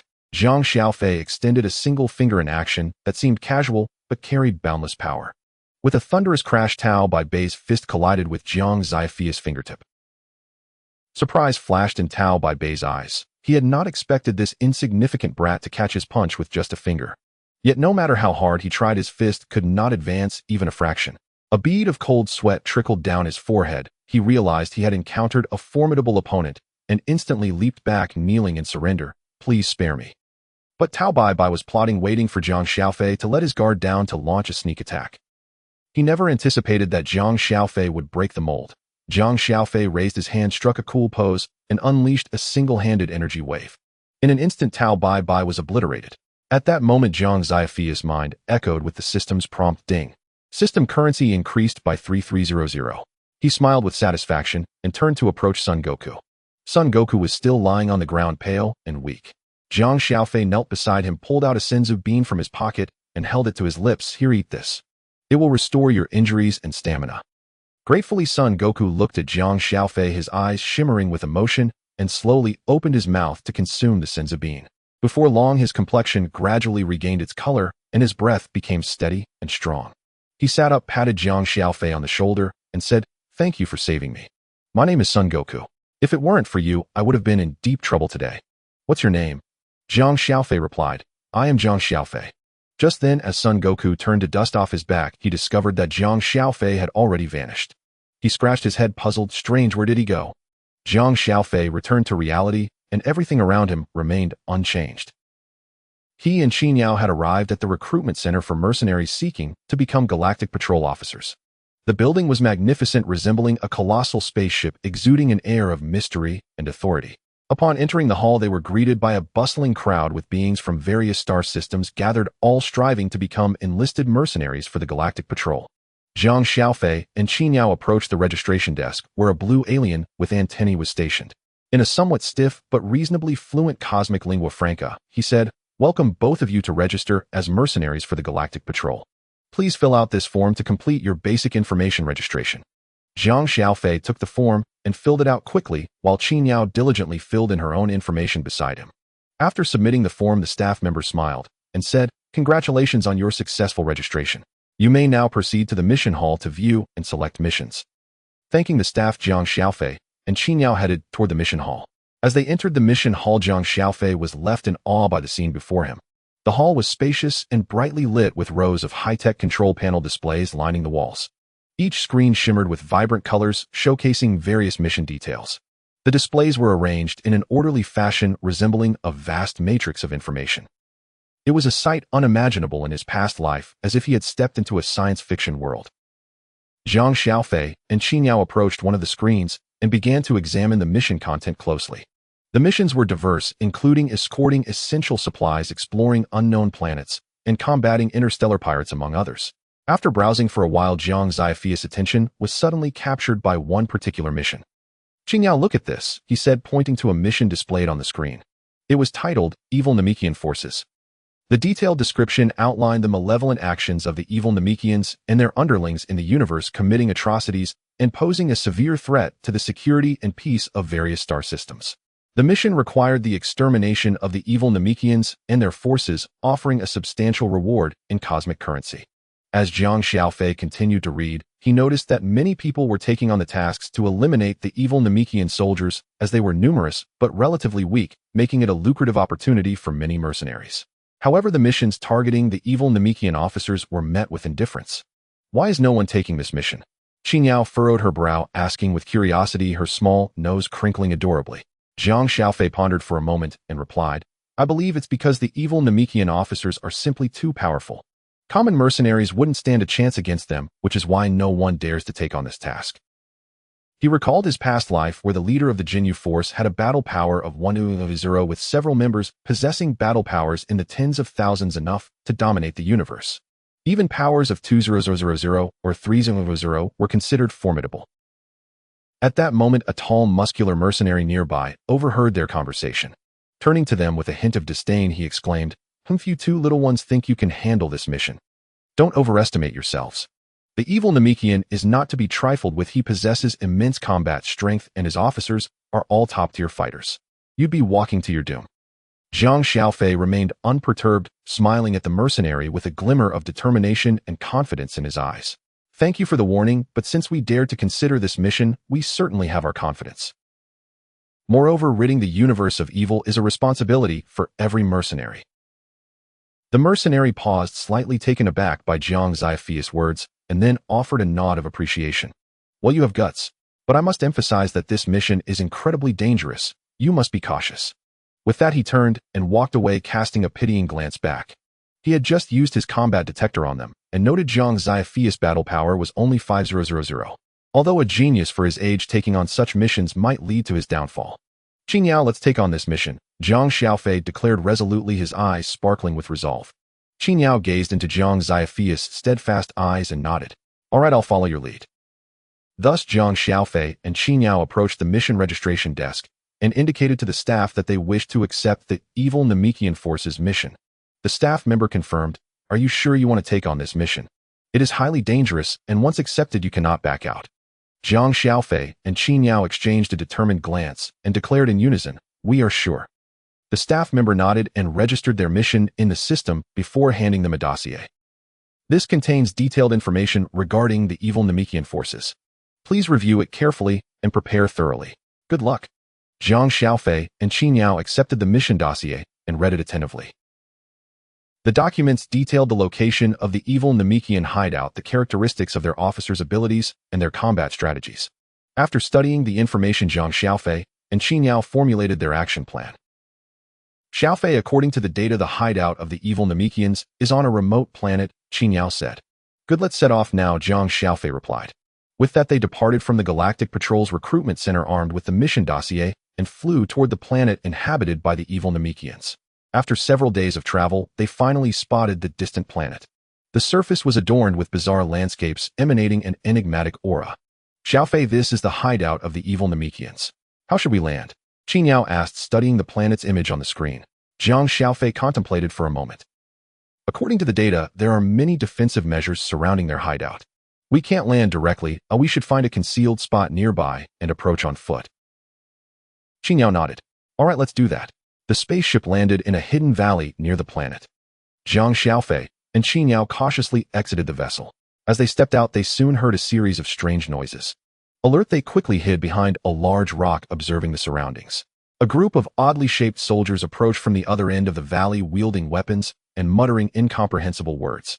These must be the minions of the evil Namekians, Qin Yao whispered. Jiang Xiaofei nodded and suggested they circumvent the group. After some time of careful navigation, they spotted a palace which must be their lair. Kamehameha. Jiang Xiaofei quickly formed a stance, channeling all his energy and unleashing a tremendous blue energy wave from his hands like a roaring dragon, charged toward the palace with earth-shattering force. Wherever the Kamehameha passed, everything was obliterated. Massive rocks shattered and dust clouds obscured the sky. When the Kamehameha finally struck the palace, an enormous explosion erupted. The entire palace was utterly destroyed by this overwhelming force, with countless fragments and debris flying in all directions, creating a colossal mushroom cloud that soared into the sky. The once grand palace vanished, instantaneously replaced by a vast crater from which hot steam billowed, as if recounting the horror of the recent explosion. Just then a clear voice echoed in Jiang Xiaofei's mind. Ding's system currency increased by 6 million. A wave of joy surged in his heart, but before he could revel in it, an even more powerful aura emanated from the crater. Dare to destroy my lair and slay so many of my minions. You will all perish today. A deep, furious voice resonated from the depths of the pit, laced with murderous intent that seemed capable of freezing the entire universe. As the sound faded, a tall green figure slowly rose from the deep pit. This figure was none other than the malevolent Namekian, towering at nearly 2 meters. He wore a helmet of purple and white, his face of vivid green, and was clad in an orange high-colored outfit. At this moment he was furious.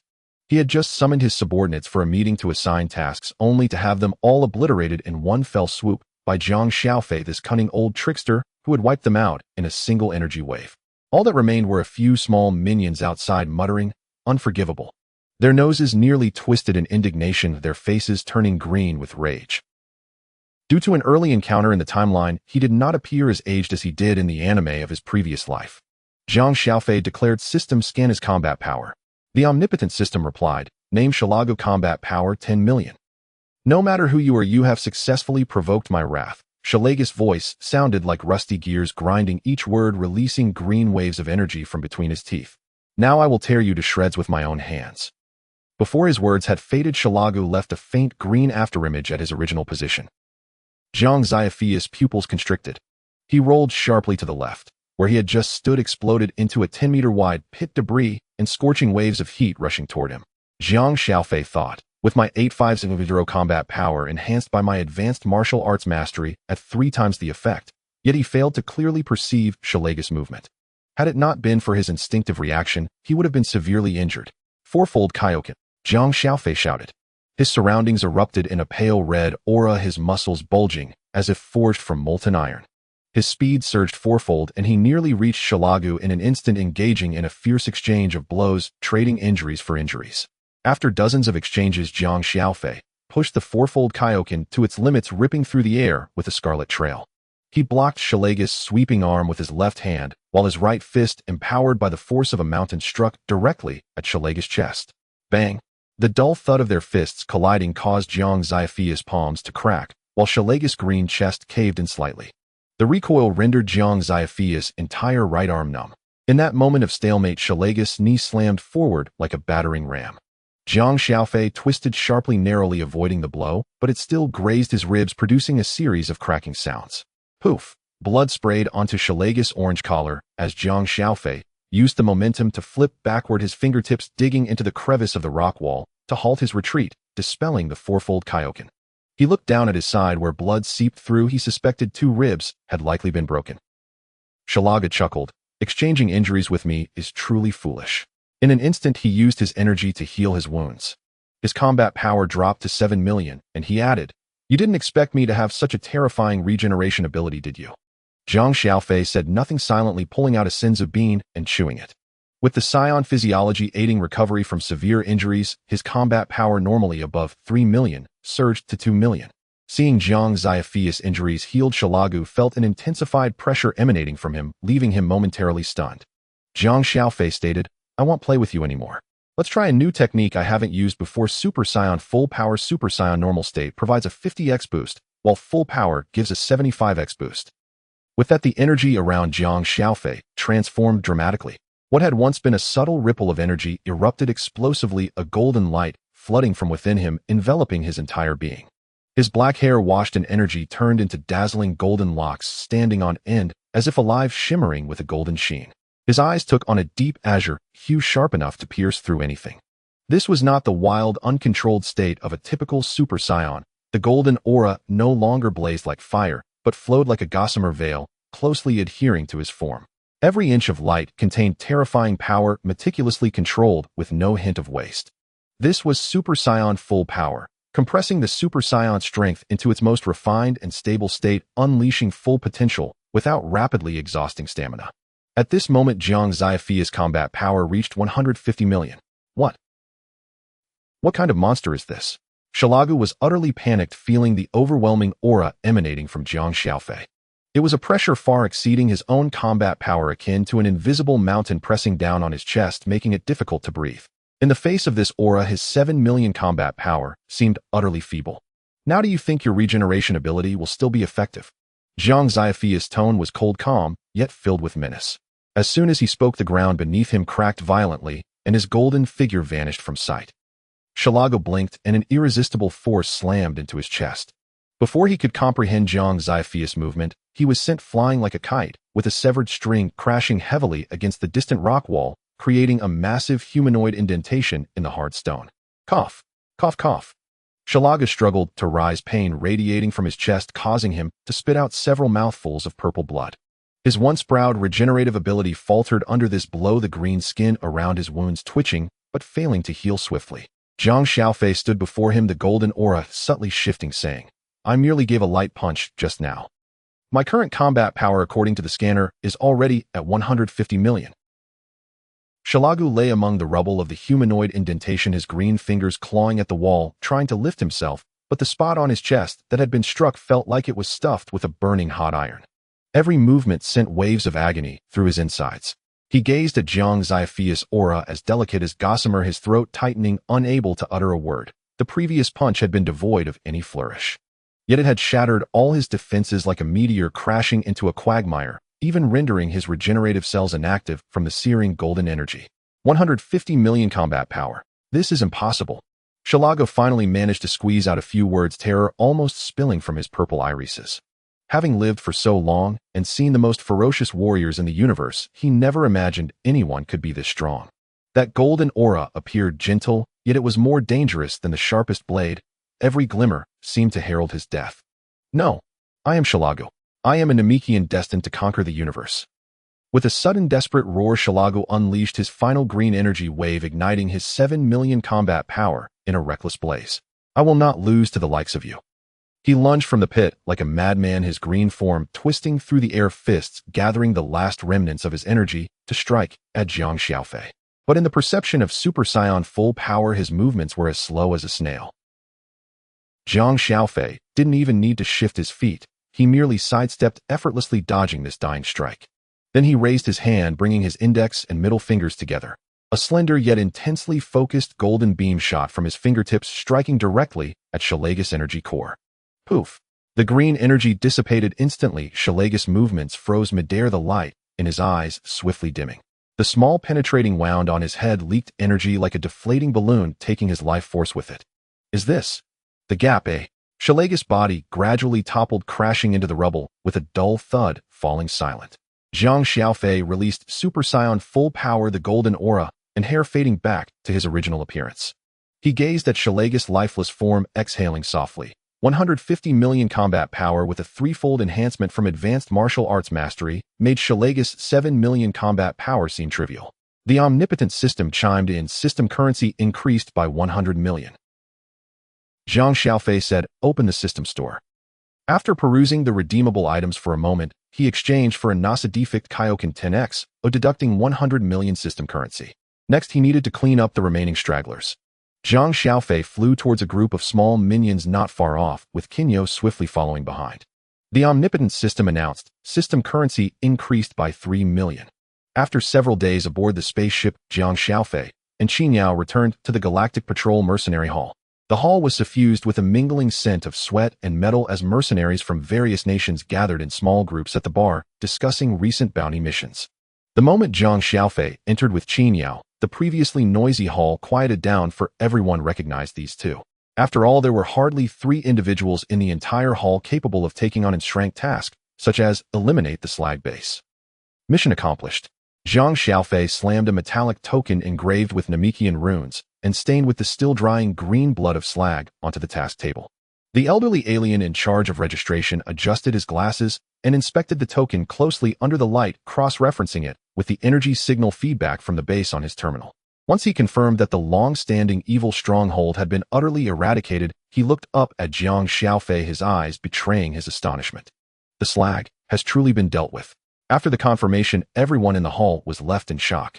Following the distribution of rewards, the elderly alien went to report the matter to his superiors, who in turn relayed the information to the Galactic King. The Galactic King, with a form reminiscent of a light green octopus, possessed a massive head adorned with numerous tentacles. He wore a golden crown, which displayed the emblem of the Galactic Patrol on its front. At that moment, he sat upon a throne crafted from star crystal, surrounded by a swirling halo of dark energy, accentuating the deep lines on his face. As he absorbed the successive reports, his golden eyes, capable of piercing through nebulae, narrowed slightly. His fingertips glided gently over the star map relief on the armrest of his throne. There, the mark of the slag base had long since faded. Jiang Xiaofei Qin Yao. He murmured the name softly before issuing a command. I wish to meet with them. Days passed, and the Galactic King expressed his request for assistance to Jiang Xiaofei and Qin Yao. There are still many powerful and malevolent forces in the universe. However, the number of capable individuals among my ranks is few, he implored, hoping they would extend a helping hand. After some contemplation, Jiang Xiaofei agreed. In a certain region of the cosmos, a formidable ruler named Gula was aggressively expanding his territory, and the Galactic King hoped Jiang Xiaofei would investigate him. Accepting the intelligence report handed to him by the Galactic King, Jiang Xiaofei set off. After several weeks aboard their god-level spaceship, Jiang Xiaofei and Qin Yao arrived within Gula's sphere of influence. At this time, Jiang Xiaofei's battle power reached 207800 points. He had just broken through to the 4th layer of the Hunyuan Ju, which could not be taught to others after rigorous training, boosting his battle power by a maximum of 100 points, with a 6-fold training speed, and extending his lifespan by 100 years, while increasing his energy storage limit 8-fold. This month's system lottery had rewarded him with a skill that enhanced sensory perception. After contact with an opponent, he could instantly elevate their senses, making it an excellent tool for interrogating prisoners. As Jiang Xiaofei pondered where to begin, a nearby planet erupted with fireworks. Previously, through a period of exploration, he had discovered that those who practiced the Hunyuan Ju could survive within the universe. He opened the cabin and instructed Qin Yao to pilot the spaceship while he awaited nearby, as the vacuum of space felt as level as the ground to him. With a swift motion, he transformed into a streak of light and sped toward the planet that was ablaze with fireworks. As he approached the atmospheric layer, the scorching air brushed against his skin, but was effortlessly shielded by the aura surrounding him. Through gaps in the clouds, he observed towering buildings on the surface collapsing at a rapid pace. He lowered his battle power to 100 out of 207800 to observe from the air. He quickly deduced that the planet housed individuals imprisoned by Gula's forces, many of whom were attempting to escape and were embroiled in fierce battles. As he approached a tall building, he gazed through a window to see a high cage containing a group of captives. Scanning the group with his system, he recognized 2 familiar faces: Galactic Patrol members Gake and Taisai. They had been carrying out a cosmic investigation task when they were unexpectedly apprehended by patrolling aliens and locked away. At that moment, Gake was quietly reassuring the somewhat panicked Taisai.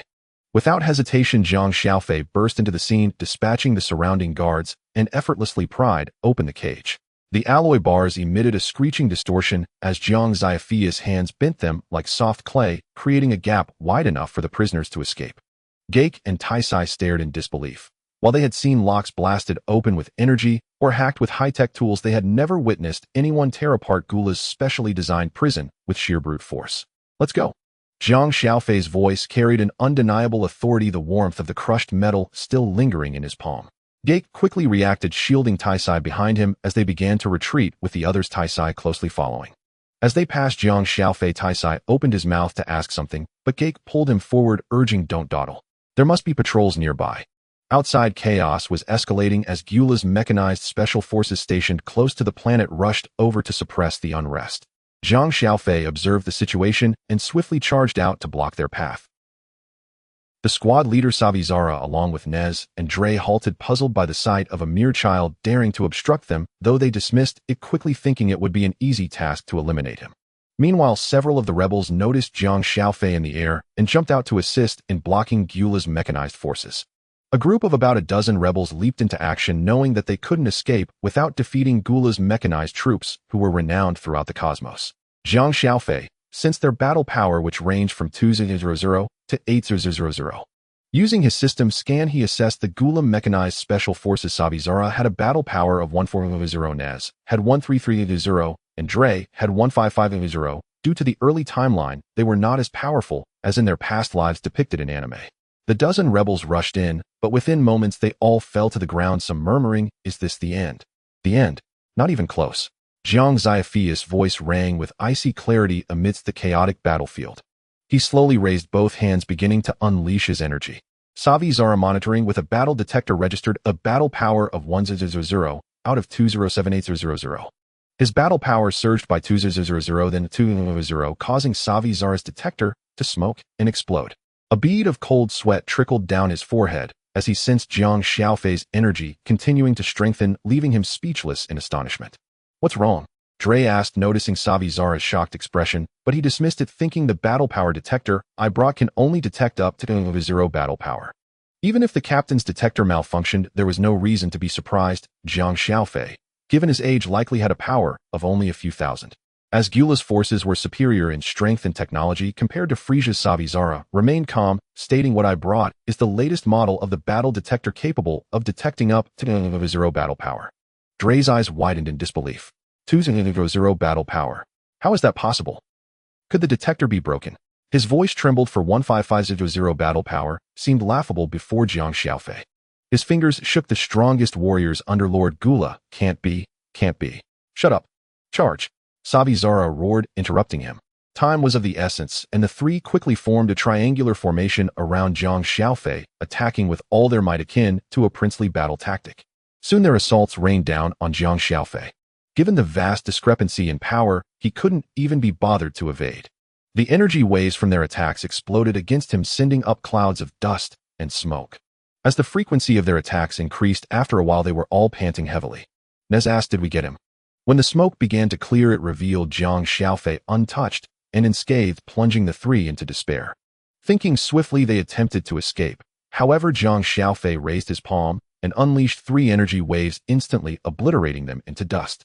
"You swiftly annihilated a multitude of enemies on this planet, though a small fraction managed to escape, sending distress signals to Gyula, who was far away in the universe." At that moment, Gyula was ruthlessly dismantling factions that defied his commands. Upon receiving the message, he immediately boarded his spaceship and made haste back. He pondered who had the audacity to challenge his dominance, but his lips uttered, "Whoever it is, they will pay a heavy price." The individuals you rescued expressed deep gratitude, many of whom were leaders from various factions and planets, pleading, "Please save our homeworld." Jiang Xiaofei considered their plight and agreed to assist. With the backing of these factions, locating Gyula's adversaries would become significantly easier. Meanwhile, Jacker and Ties, observing your valorous display, were struck by inspiration. Ties rushed towards you while Jacker called out, "Wait, where are you going?" Upon reaching Jiang Xiaofei, Ties, with her short, light golden hair, neatly styled, appeared fresh and vibrant. Her large, bright eyes sparkled with curiosity, complemented by delicate features that radiated youthful energy.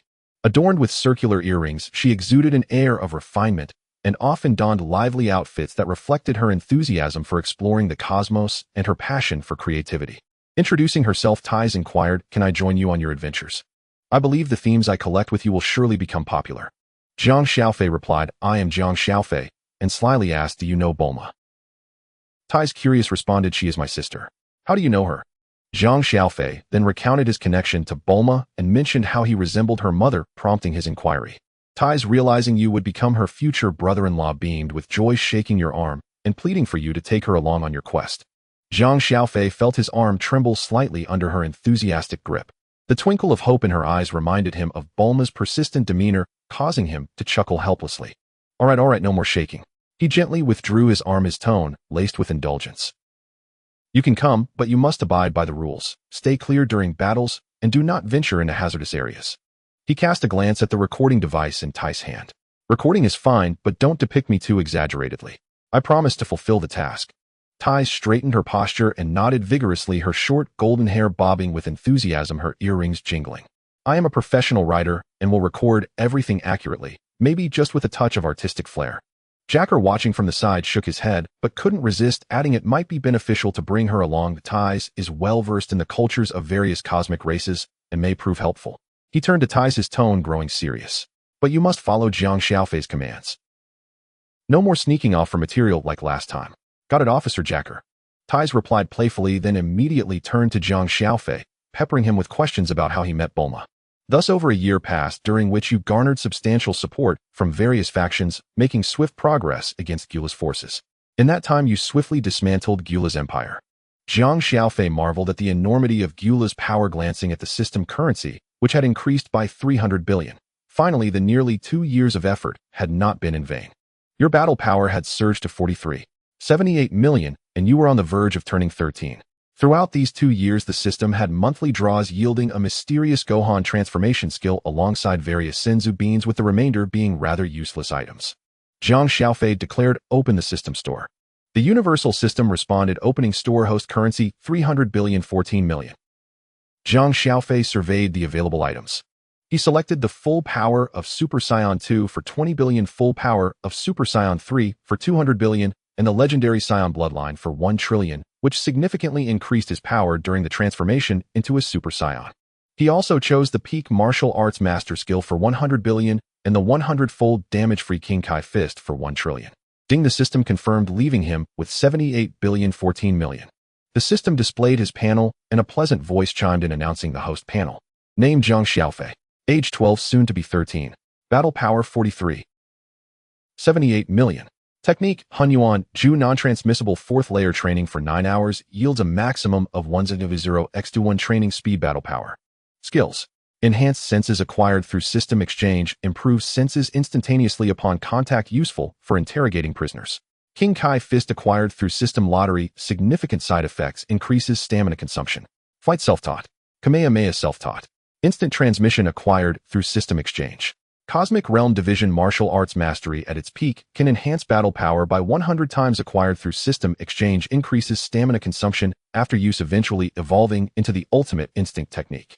Mysterious Gohan transformation acquired through system lottery. Full power Super Saiyan 3 acquired through system exchange, displaying only the highest power of each tier. 100-fold damage-free King Kai fist acquired through system exchange, increases stamina consumption after use. Bloodline legendary Saiyan bloodline acquired through system exchange, when transforming into a Super Saiyan, battle power increases 10-fold. Training speed: based training for 9 hours, 1009 4th layer of Hunyuan Ju multiplied by 2000, bloodline bonus 2100. Special status: Chi storage limit base 8 4th layer of Hunyuan Ju bonus. Lifespan: base lifespan 100 years, breakthrough reward from 4th layer of Hunyuan Ju.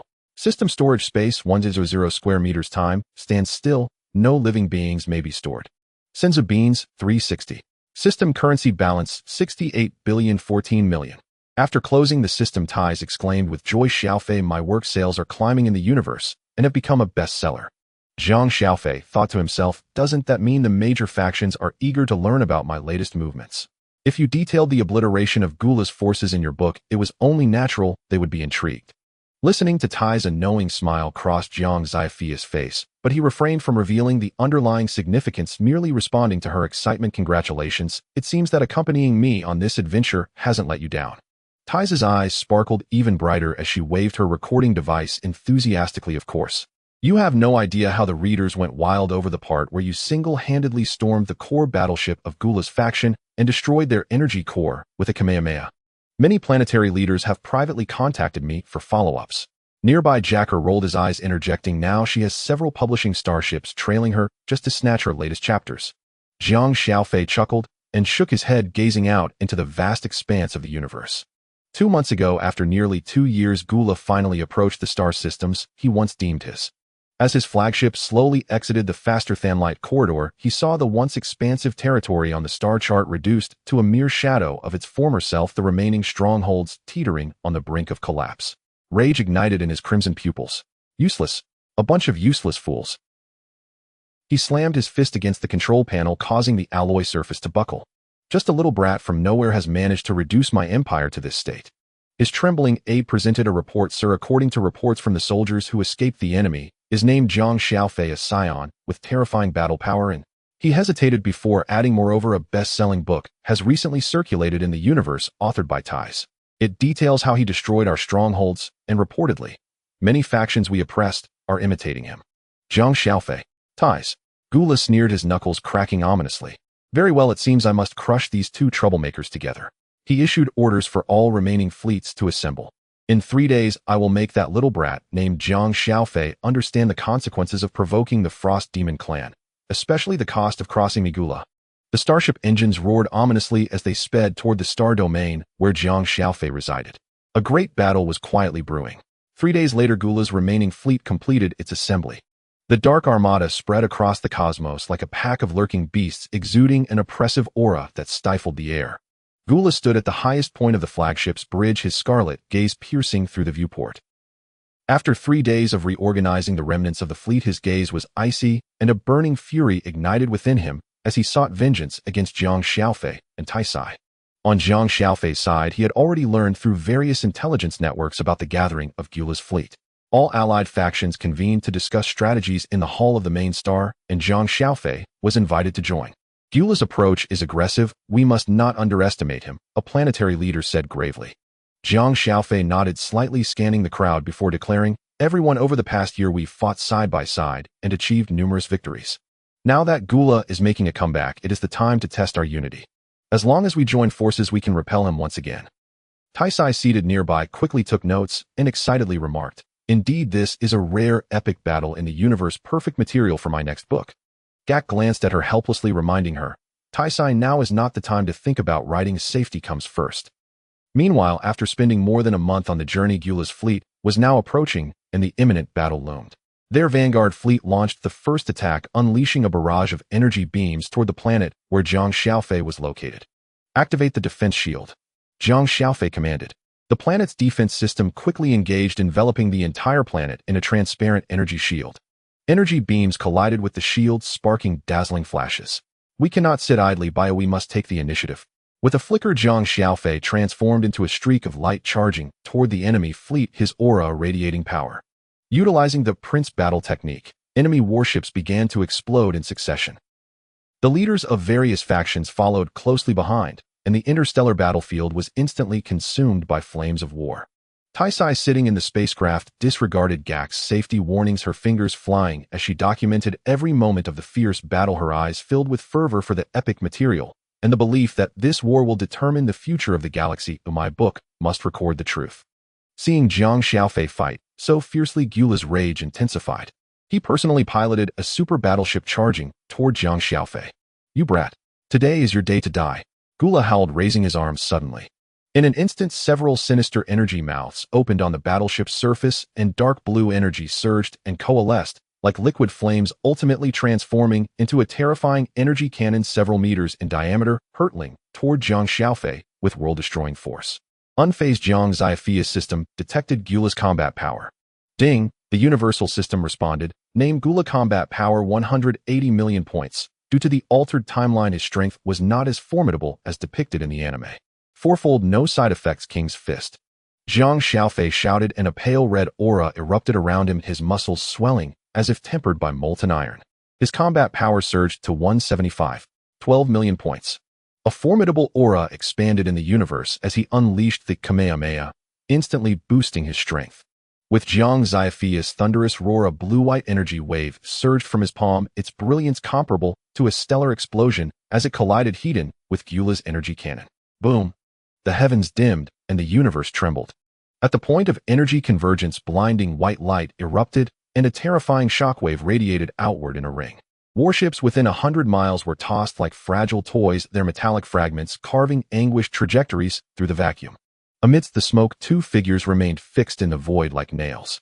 Gula bared his fangs, his muscles taut. Jiang Xiaofei's hair billowed, his eyes ablaze with battle intent.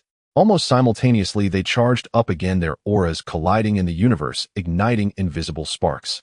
Bring it on! Gula bellowed, an eerie purplured light enveloping him. Just what I wanted. Jiang Xiaofei howled, his pale red aura soaring skyward. The two became streaks of light, fiercely clashing among the stars. Each collision burst forth with dazzling brilliance, and every exchange stirred whirlpools of energy. Fragments of shattered battleships danced around them, as if performing for this monumental conflict. After several exchanges, Gula suddenly leapt back 100 meters, hovering in the void. In the universe, there exists a powerhouse like you. A flicker of malice crossed his eyes. However, the real battle begins now. Let me tell you some unfortunate news. Gula can transform once more. It has been long since anyone has forced me to do so. Prepare to experience my terror. As he spoke, Gula's body swelled with energy, the aura around him roiling like boiling lava as it expanded explosively. With a rapid surge of energy, his form underwent a noticeable transformation, becoming even larger and more muscular. The patterns and hues on his skin altered, and 4 horns sprouted from his head, each adorned with a large gemstone, making him appear more menacing. His combat power surged to 360 million points. At this moment, Jiang Xiaofei called out, "System detect Gula's combat power," and the universal system responded, "Name Gula combat power 360 million points." Around them, the allied forces, though unable to sense energy, felt the immense pressure from Gula's aura, causing many to tremble in fear. Several suggested, "Should we retreat? This is not an enemy we can handle," while others insisted, "We must stand together. Abandoning our allies is not an option." Inside the God-class spaceship, Gak observed the terrifying scene outside, his legs trembling involuntarily. "We should retreat," he pleaded with Taisai, his voice tinged with desperation. Taisai looked at him with confusion. "Gak, are you scared?" Gak thought to himself, "How could I not be scared? That's a being as powerful as a cosmic emperor, a ruthless ice demon." But outwardly he asserted, "Of course not. I am Gak, the super elite of the Galaxy Patrol." He then made a comical gesture attempting to mask his inner fear. Qin Yao smiled at this scene, and Gak, noticing her expression, felt a flash of indignation. "Aren't you the least bit worried about your master?" Qin Yao replied resolutely, "My master is invincible in my eyes." Gak shook his head helplessly, thinking that the little girl was truly hopeless. However, Taisai felt a bit relieved hearing Qin Yao's words. After all, Jiang Xiaofei had saved her, and they had spent over a year together helping her through the lows of her creative life, stirring feelings deep within her heart. She mused to herself, "This is just my concern for my brother-in-law." Jiang Xiaofei gazed at the menacing Gula, contemplating. Although he possessed numerous powerful trump cards, he did not wish to reveal too much too early in this universe filled with formidable foes. After all, no one knew if there were even stronger enemies lurking in the shadows. With a mighty roar, Jiang Xiaofei unleashed the tenfold no-damage King's Fist, causing his pale red aura to swell even larger. A wave of terror stronger than Gula's spread outward, his combat power skyrocketing to 437.8 million points. Gula charged in with a swift punch, but Jiang Xiaofei did not evade. Gula's fist struck Jiang Xiaofei's apex abs, causing a slight pain. In retaliation, Jiang Xiaofei delivered a punch to Gula's abdomen, causing him to clutch his stomach in agony. Suspended in the void, Gula grimaced in pain, his anger causing the gem between his horns to flicker ominously. He looked at the near-substantial pale red aura surrounding Jiang Xiaofei, and for the first time a glimmer of disbelief flickered in his eyes. "Impossible. You are merely a tiny wild monkey. How could you possess power greater than mine? Could it be?" Suddenly a thought struck him. "Could you be the legendary Super Saiyan?" Gula's incredulous roar resonated, shaking the remaining warships nearby. He abruptly raised his hand, unleashing 10 purplured energy blades that sliced through the air, each one accompanied by a ripping howl. Sensing the incoming energy, Jiang Xiaofei countered by firing energy blasts to neutralize them. "It's time to end this," he declared, Kamehameha. Kamehameha at full power, combat power X2. In a moment of panic, Gula gathered a massive energy ball, with his fingers launching it downward. Boom! At the moment of collision between the energy ball and Kamehameha, in the void the universe seemed to be muted. The blue-white brilliance clashed with the golden-red energy, and a violent wave of energy tore apart the metallic plates of the nearby damaged warships, even causing the distant alliance's protective shield to fracture. Gula's pupils constricted as he clearly felt the energy ball being rapidly pushed back by the blue-white beam. The pale red aura surrounding Jiang Xiaofei expanded, the power of the tenfold King's Fist pouring uncontrollably through the Kamehameha's core. "No, I am of the Ice Demon clan. How could I lose to a mere wild monkey?" Gula roared defiantly as he was rapidly overwhelmed by the Kamehameha and vanished. Jiang Xiaofei thought, "Why aren't there any system coins? I hope the metallic Gula doesn't come looking for me later." "Master." The voice of Qin Yao came through the communicator, filled with undeniable joy that she could hardly conceal. "You won. Jiang Xiaofei withdrew his gaze and gently replied into the communicator, "It's not over yet." He aided the Alliance forces in eliminating the remaining scattered foes. Ding announced the universal system currency increases by 1.2 billion. Afterward, the Alliance's warships began clearing the battlefield of debris while the planetary leaders nearby directed their soldiers in rescuing the wounded. Qin Yao piloted the Divine-class spacecraft closer, the cabin door swinging open as Jiang Xiaofei swiftly flew inside. Tai's was approaching briskly, holding a notepad with Gake trailing behind, a look of relief still evident on his face after the battle. "Jiang Xiaofei, that strike was incredible," Tai's exclaimed as she reached him, the image on her notepad frozen at the moment of the Kamehameha wave being unleashed. "But did he really just disappear like that? I can't write in my book that the villain was sent flying and vanished, right?" "He's still alive," Jiang Xiaofei asserted confidently. "Moreover, according to the laws of this universe, it's highly likely he will return in another form." Gake leaned in, shivering at the thought. Another form? Like a being covered in metal lumps. He had seen similar records in the Galactic Patrol's files where some cosmic powerhouses extended their lives through mechanical enhancements, even growing stronger. Jiang Xiaofei nodded. "It's possible. The Ice Demon clan's vitality is already formidable, and coupled with his arrogance, he would never accept defeat so easily." Tai's halted, her eyes suddenly brightening. "Returning in a mechanical form. That would be the best material for a sequel." She quickly noted down "unfinished revenge," the foreshadowing of Metal Gula on her pad. When she looked up, she met Jiang Xiaofei's exasperated gaze and hastily added, "I mean, we must prepare in advance." Jiang Xiaofei chuckled softly, not bothering to argue further. Beside them, Qin Yao's eyes sparkled like stars adorning the spaceship's porthole. She presented Jiang Xiaofei with a freshly warmed nutrient solution, her tone filled with pride. "Master anticipated that he wouldn't be easily dealt with, right? The way you gazed into the depths of the universe while gathering your energy just now was clearly you tracking his energy traces." As she spoke, she turned to Tai's, her small face earnest. "Sister Tai's, when you write the sequel, you must include Master's caution. It's not about winning and then becoming complacent, but rather being prepared for potential dangers at all times. That is true strength." Gake, listening nearby, was taken aback and couldn't help but interject, "So it's just me who thought it was all over, huh?" Jiang Xiaofei accepted the nutrient solution, looking at Qin Yao's ever-ready expression, warmth blooming in his eyes. During the battle against Gula, he hadn't missed the tense demeanor Qin Yao had maintained throughout. While she proclaimed, "Master is invincible," she had quietly adjusted herself to peak condition, ready to support at a moment's notice. After finishing the nutrient solution, Jiang Xiaofei said, "Things have settled down for now. I'm preparing to return to Blue Star. Sister Tai's, are you coming back?" Tai's replied, "Not for now. I need to quickly publish a book with this excellent material." Gake helplessly rubbed his forehead with one hand. Thus he bid farewell to Tai's and the others. Jiang Xiaofei and Qin Yao piloted the Divine-class spacecraft, initiating a space jump. They first visited the purple blue planet to see his fiancée Lu Qingqing and her sister Lu Rian. The spacecraft's space jump engine radiated a soft purple glow, and with a slight tremor in space, the stars outside the porthole shifted in an instant. The unique doubling atmosphere of the purple-blue planet came into view, with its surface adorned with violet vegetation and blue lakes resembling a gem embedded in the cosmos. As the spacecraft landed smoothly on the landing pad of the Lu family palace, before the cabin door had fully opened, a figure rushed towards them. Lu Qingqing, dressed in a playful short skirt, her hem fluttering gracefully as she ran, leaped into Jiang Xiaofei's arms. Her eyes were slightly red-rimmed. "Xiaofei, you finally returned. I think of you every day." Jiang Xiaofei replied, "I miss you too," holding her quietly for a moment until a cough interrupted the tender scene. Lu Rian stood nearby, arms crossed, her white shirt neatly buttoned at the collar, a black belt cinching her white blazer, accentuating her poised appearance.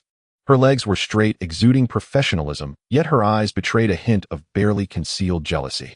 "Keep this up and the sun will set," she remarked, stepping forward with a teasing tone, though a warmth flickered in her gaze at their reunion. Internally, she grumbled, "You two have left me here eating dog food." Jiang Xiaofei awkwardly released his embrace, scratching the back of his head, while Lu Qingqing blushed, lowering her gaze and fiddling with her skirt. Following Lu Rian into the palace hall, they were greeted by a table full of warm dishes, and Jiang Xiaofei noticed how he had grown taller and more handsome. Suddenly, Lu Qingqing's eyes lit up as she grasped Jiang Xiaofei's arm. "Oh, Xiaofei, I read Tai's book and was so anxious when it talked about your fight with Gula. The way she described your battle left me in awe. It's a shame I couldn't be there. I could only imagine how cool you looked striking those moves." Jiang Xiaofei chuckled, ruffling her hair. Sorry to worry you. I'm fine. Next time if there's a chance I'll take you to see the cosmic battlefield. Lu Ruyan, sitting nearby, watched them exchange words, lifting her teacup to mask the smile tugging at the corners of her mouth, silently thinking this boy has finally made it worth Qingqing's wait. Jiang Xiaofei invited Lu Qingqing and Lu Ruyan to visit Blue Star, to which Lu Ruyan replied, I have much work to do, you two go ahead. Yet internally she felt envy, knowing she had her own mission and responsibilities as a queen. Lu Ruyan stood up and summoned a servant to prepare supplies for Jiang Xiaofei and Lu Qingqing for their journey, including the unique preserved fruits of the purple-blue planet and some gifts. At that moment, Lu Qingqing clung to Lu Ruyan's arm, playfully saying, Sister, don't worry. I'll take good care of myself and Xiaofei, and I'll send you photos of Blue Star frequently. You're such a sweet talker, Lu Ruyan teased, poking her forehead, though the tenderness in her eyes was hard to hide. On the landing pad, the Divine-class spacecraft glowed with a soft purple light once again. Jiang Xiaofei held Lu Qingqing's hand as they stood at the cabin door, glancing back at Lu Ruyan, who remained rooted in place. She was still clad in her sharp, white suit, hands clasped behind her back, standing tall, like a tree facing the wind. Sister, we're leaving. Lu Qingqing waved with her free hand, her voice bright. Lu Ruyan raised her hand in farewell, simply saying, Be safe, before turning and swiftly walking away, afraid that if she looked back one more time her reluctance would show, and even more so that she might abandon her duties to join them on that ship heading into the distance. The spacecraft slowly ascended. Lu Qingqing pressed against the porthole, watching the doubling atmosphere of the purple-blue planet shrink gradually until it became a faint glow in the cosmos. She turned to Jiang Xiaofei, her eyes sparkling. Xiaofei, is it true that Blue Star has those glowing fireflies you mentioned, and wild fruits we can eat? Of course, Jiang Xiaofei replied, ruffling her hair again, his fingers brushing against the stars reflected in the porthole. Once we land, I'll take you to the back mountain. On summer nights, fireflies swirl around the trees like scattered stars.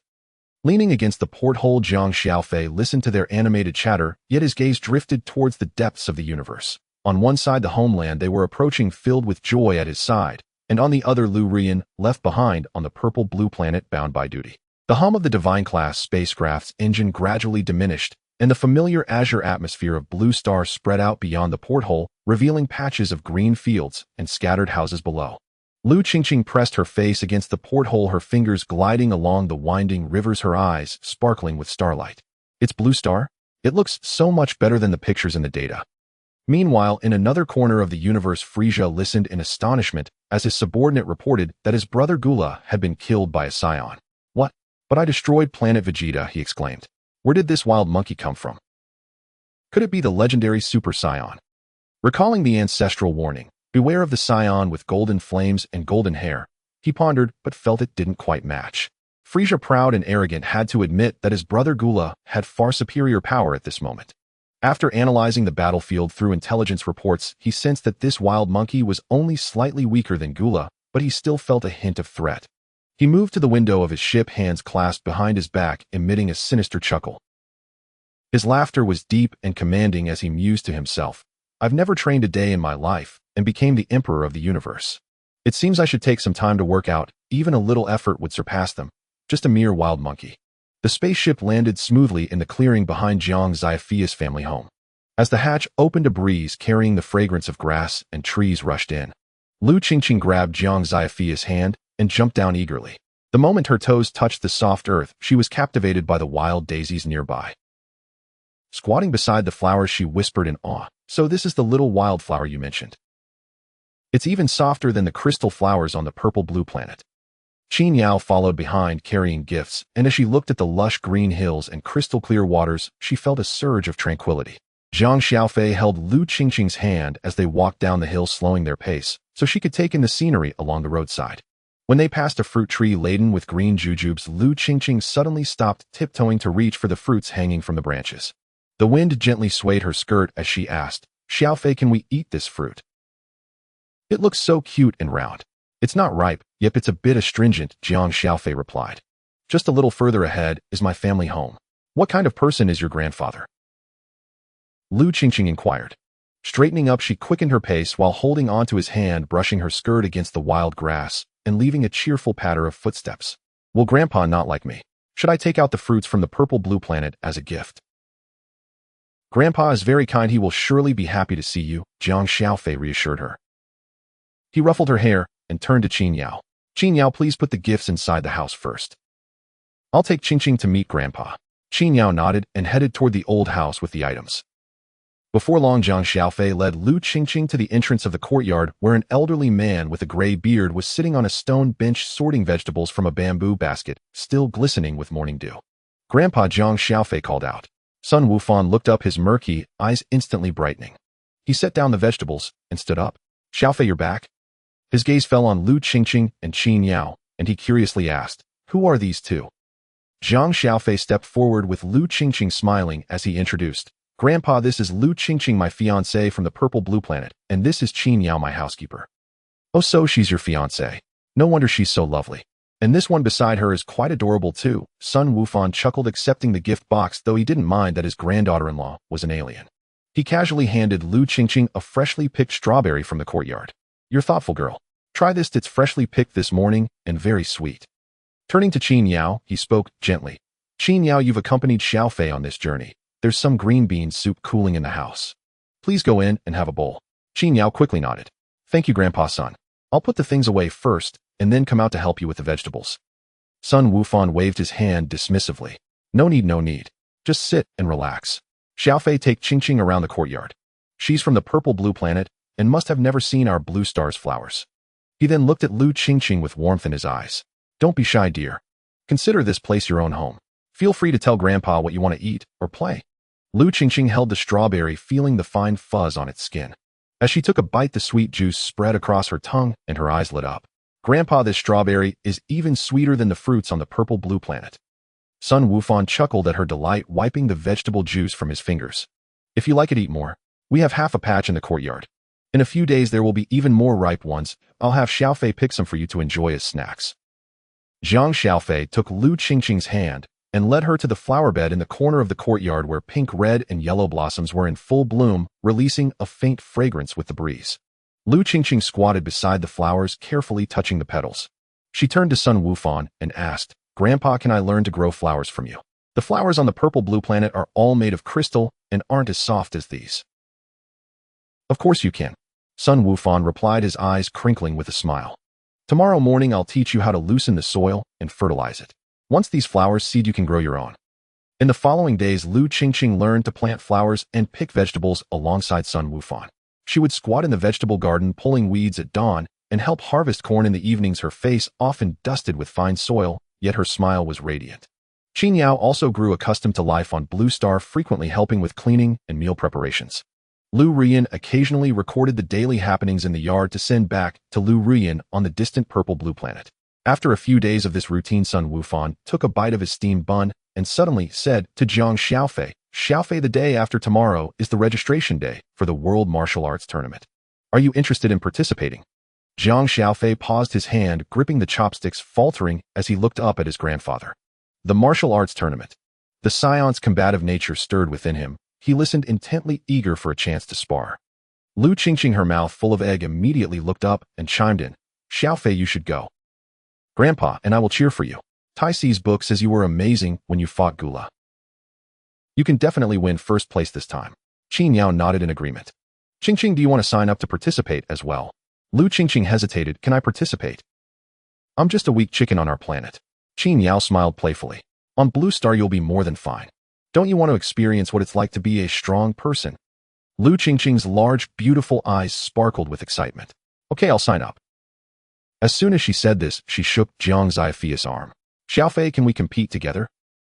If I can't beat anyone else, will you secretly help me? Jiang Xiaofei chuckled and playfully tapped her nose. The martial arts tournament is for sparring. There's no way to secretly help. But I can teach you a few basic defensive moves first, so you can at least handle an ordinary opponent. He thought to himself, with your 300 battle power, wouldn't that be a significant advantage here on Blue Star? Sun Wufan watched with delight, setting down his bowl of porridge. Great, great. I'll get to enjoy the excitement in person too. If you're afraid of losing, I'll teach you a couple of secret skills. I used to win against the neighborhood boys with these. He rolled up his sleeves and assumed a martial arts stance, causing Lu Qingqing to giggle uncontrollably. Qin Yao, sitting nearby, added with a smile, I've already checked the rules of the tournament. The opponents won't be too strong, making it perfect for a first-time experience. I'll prepare your competition outfits and protective gear and record the matches to send to Miss Lu Rian. That's right. We need to send it to sister to see. Lu Qingqing's eyes sparkled even brighter. After dinner, Jiang Xiaofei took Lu Qingqing to practice moves in the backyard. He patiently held her wrist, teaching her the angles for punches and the force for blocks. Lu Qingqing focused intently, soon sweating lightly from her forehead, yet she didn't complain of fatigue. Occasionally, when her punches missed, she would just stick out her tongue and quickly readjust her stance to try again. By evening, Lu Qingqing collapsed onto the grass, rubbing her sore arms and murmuring, "Fighting is so tiring. It's hardly easier than learning etiquette on the purple-blue planet." But when she saw Jiang Xiaofei offering her water, she sat up immediately, her eyes filled with anticipation. "But it's okay. I'm really looking forward to competing with you." The setting sun elongated the shadows in the backyard, and Lu Qingqing leaned against Jiang Xiaofei's shoulder, dreaming of the competition. Sun Wufan hummed an old tune while sorting vegetables, and Qin Yao tidied up the scattered stones. The upcoming martial arts tournament brought a lively warmth to this little courtyard on Blue Star. The next morning, just as dawn broke, Lu Qingqing jumped out of bed, filled with excitement. She ran to the backyard in her slippers and saw Jiang Xiaofei practicing his punches. In the morning light, the wind generated by his strikes carried a sharp energy. She hurried over, calling out, "Xiaofei, please teach me the defensive moves we talked about yesterday. We have to register today, or I need to practice quickly." Jiang Xiaofei paused, smiling as he nodded, beginning with the basic blocking stance. "Keep your wrists tight and your arms not too straight. This will help absorb the opponent's force." He adjusted Lu Qingqing's arms and patiently corrected her stance, ensuring her feet were properly positioned. "Good, your feet should be shoulder-width apart. That way you'll stand firm and won't be easily pushed over."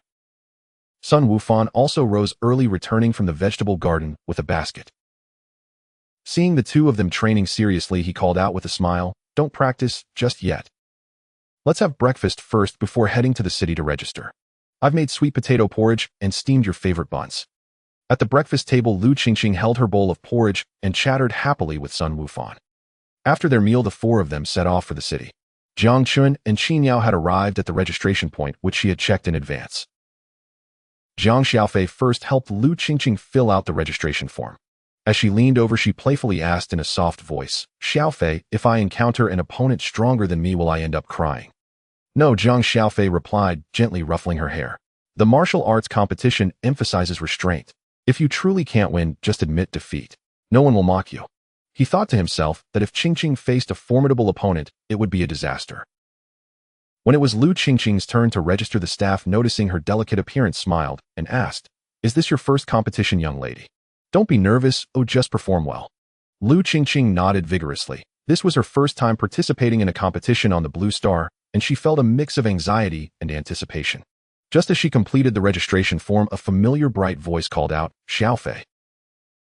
Jiang Xiaofei turned to see Bulma dressed in an orange hooded jacket over a red top, paired with white shorts and orange boots, vibrant and stylish. Beside her stood a girl with golden curls, a red bow in her hair, wearing a black top and dark green pants with brown boots. Bulma approached, her gaze sweeping over Lu Qingqing before returning to Jiang Xiaofei, a bright smile appearing on her face. "I've been in touch with Qingqing. I know you two are coming." Jiang Xiaofei smiled back. "Bulma, let me introduce you. This is my grandfather, Sun Wufan," he gestured, "and this is my fiancée, Bulma." Sun Wufan was utterly stunned. Two fiancés. Unaware of his grandfather's reaction, Jiang Xiaofei continued to smile at Bulma. However, Bulma quickly sensed Sun Wufan's tension, following his gaze to Lu Qingqing. Realizing the misunderstanding, she stepped forward, taking Lu Qingqing's hand and explaining to Sun Wufan, "Grandpa Son, don't get the wrong idea. Both Qingqing and I are Xiaofei's fiancés. We've already discussed this." Upon hearing this, Sun Wufan almost froze in shock, his mouth opening and closing without a sound. He felt a throbbing in his temples. At his age, had never encountered such a situation. How had his grandson managed to win over two girls willingly? Lu Qingqing nodded, linking arms with Bulma, and smiled sweetly at Sun Wufan. "Grandpa Son, both Bulma and I like Xiaofei, and we've agreed to support him together. This time at the martial arts competition, we're planning to cheer each other on." Seeing his grandfather still in shock, Jiang Xiaofei hurriedly patted his arm. "Grandpa, don't just stand there. Both Bulma and Qingqing are like family." Sun Wufan finally regained his composure, clearing his throat to mask his surprise. He looked at the three young people. Lu Qingqing was charming and sweet, Bulma was lively and graceful, and the two girls together felt warm and close. Glancing at his proud grandson, he shook his head in bemusement. Alright, as long as you young people understand each other. Meanwhile, the golden-haired Lanqi felt protective of her friend Bulma and immediately drew her machine gun, aiming it at Jiang Xiaofei in a flurry. Jiang Xiaofei dodged quickly and moved in close, grasping Lanqi's gun. Sister, this is very dangerous behavior. Lanqi, feeling the unintentional aura of strength Jiang Xiaofei exuded, froze in fear, as if confronted by an incomprehensible monster. Bulma rushed over, grabbing Lanqi's arm. Lanqi, put the gun down. What are you doing? Lanqi was shaken by Bulma's pull, but her grip on the machine gun remained tight as her gaze stayed locked on Jiang Xiaofei. The fear from earlier still lingered in her expression. Bulma, he's playing both sides and taking advantage of you. Who's being taken advantage of? Bulma said, both annoyed and amused, tapping Lanqi's hand. Ching, and I have already talked things through with Xiaofei. We're all in this together. Stop causing a scene. As she spoke, she introduced Jiang Xiaofei. This is my friend Lanqi, she said, and then added, and this is my fiancé Jiang Xiaofei. Lu Qingqing quickly nodded and leaned closer to Lanqi, whispering, Sister Lanqi, really Bulma and I both like Xiaofei. We've agreed to support him together. Don't be angry and please put the gun away. It's too dangerous with so many people around. Lanqi looked at Bulma's anxious face, then at Lu Qingqing's serious demeanor. Remembering the intimidating presence Jiang Xiaofei had earlier displayed, she gradually relaxed her grip on the machine gun, thinking that maybe this so-called scoundrel was a bit different. Jiang Xiaofei mused to himself that Lanqi was just as violent as the characters in the anime, quick to point a gun at someone. At that moment, Master Roshi, Krillin, and Yamcha approached, and Master Roshi introduced them to his student, saying, This is your senior brother Sun Wufan. Krillin and Yamcha greeted him, and Sun Wufan nodded back, happy to see his junior brothers. Master Roshi waved his fan, glancing over the group before resting his eyes on the machine gun Lanqi had just put away. His eyes narrowed slightly, but he said nothing further, instead teasingly remarked, Wufan, your grandson certainly has some lively girls around him. With your two grandsons, and Krillin and Yamcha at this martial arts tournament, it will surely be lively. Krillin leaned closer to Jiang Xiaofei, curiously poking him in the arm. Xiaofei, I heard some commotion from afar earlier. Did something happen? I think I saw bullet casings on the ground. His eyes sparkled with the sensitivity of a martial artist. Yamcha tugged at Krillin's sleeve, signaling him to be quiet, but he couldn't help glancing at Lanqi again. He hadn't forgotten the intimidation that machine gun had held. Jiang Xiaofei quickly interjected, It's nothing serious, just a misunderstanding with Sister Lanqi that we've cleared up. Krillin, are you all set for the competition? Of course, Krillin replied with enthusiasm, clenching his fists. I haven't been slacking off lately. It's the perfect time to test my skills at the tournament. After 3 years, Yamcha, having set aside his past grievances with Jiang Xiaofei, nodded in agreement. Krillin and I have been practicing new techniques, and we might just get to spar with everyone. Just then a familiar voice broke through. Is that Master Roshi? Master Roshi and Turtle Hermit exchanged glances. Ah, it's Turtle Hermit. I can't believe you're still alive, Turtle Hermit chuckled. You look just as you did before, still as unrefined as ever.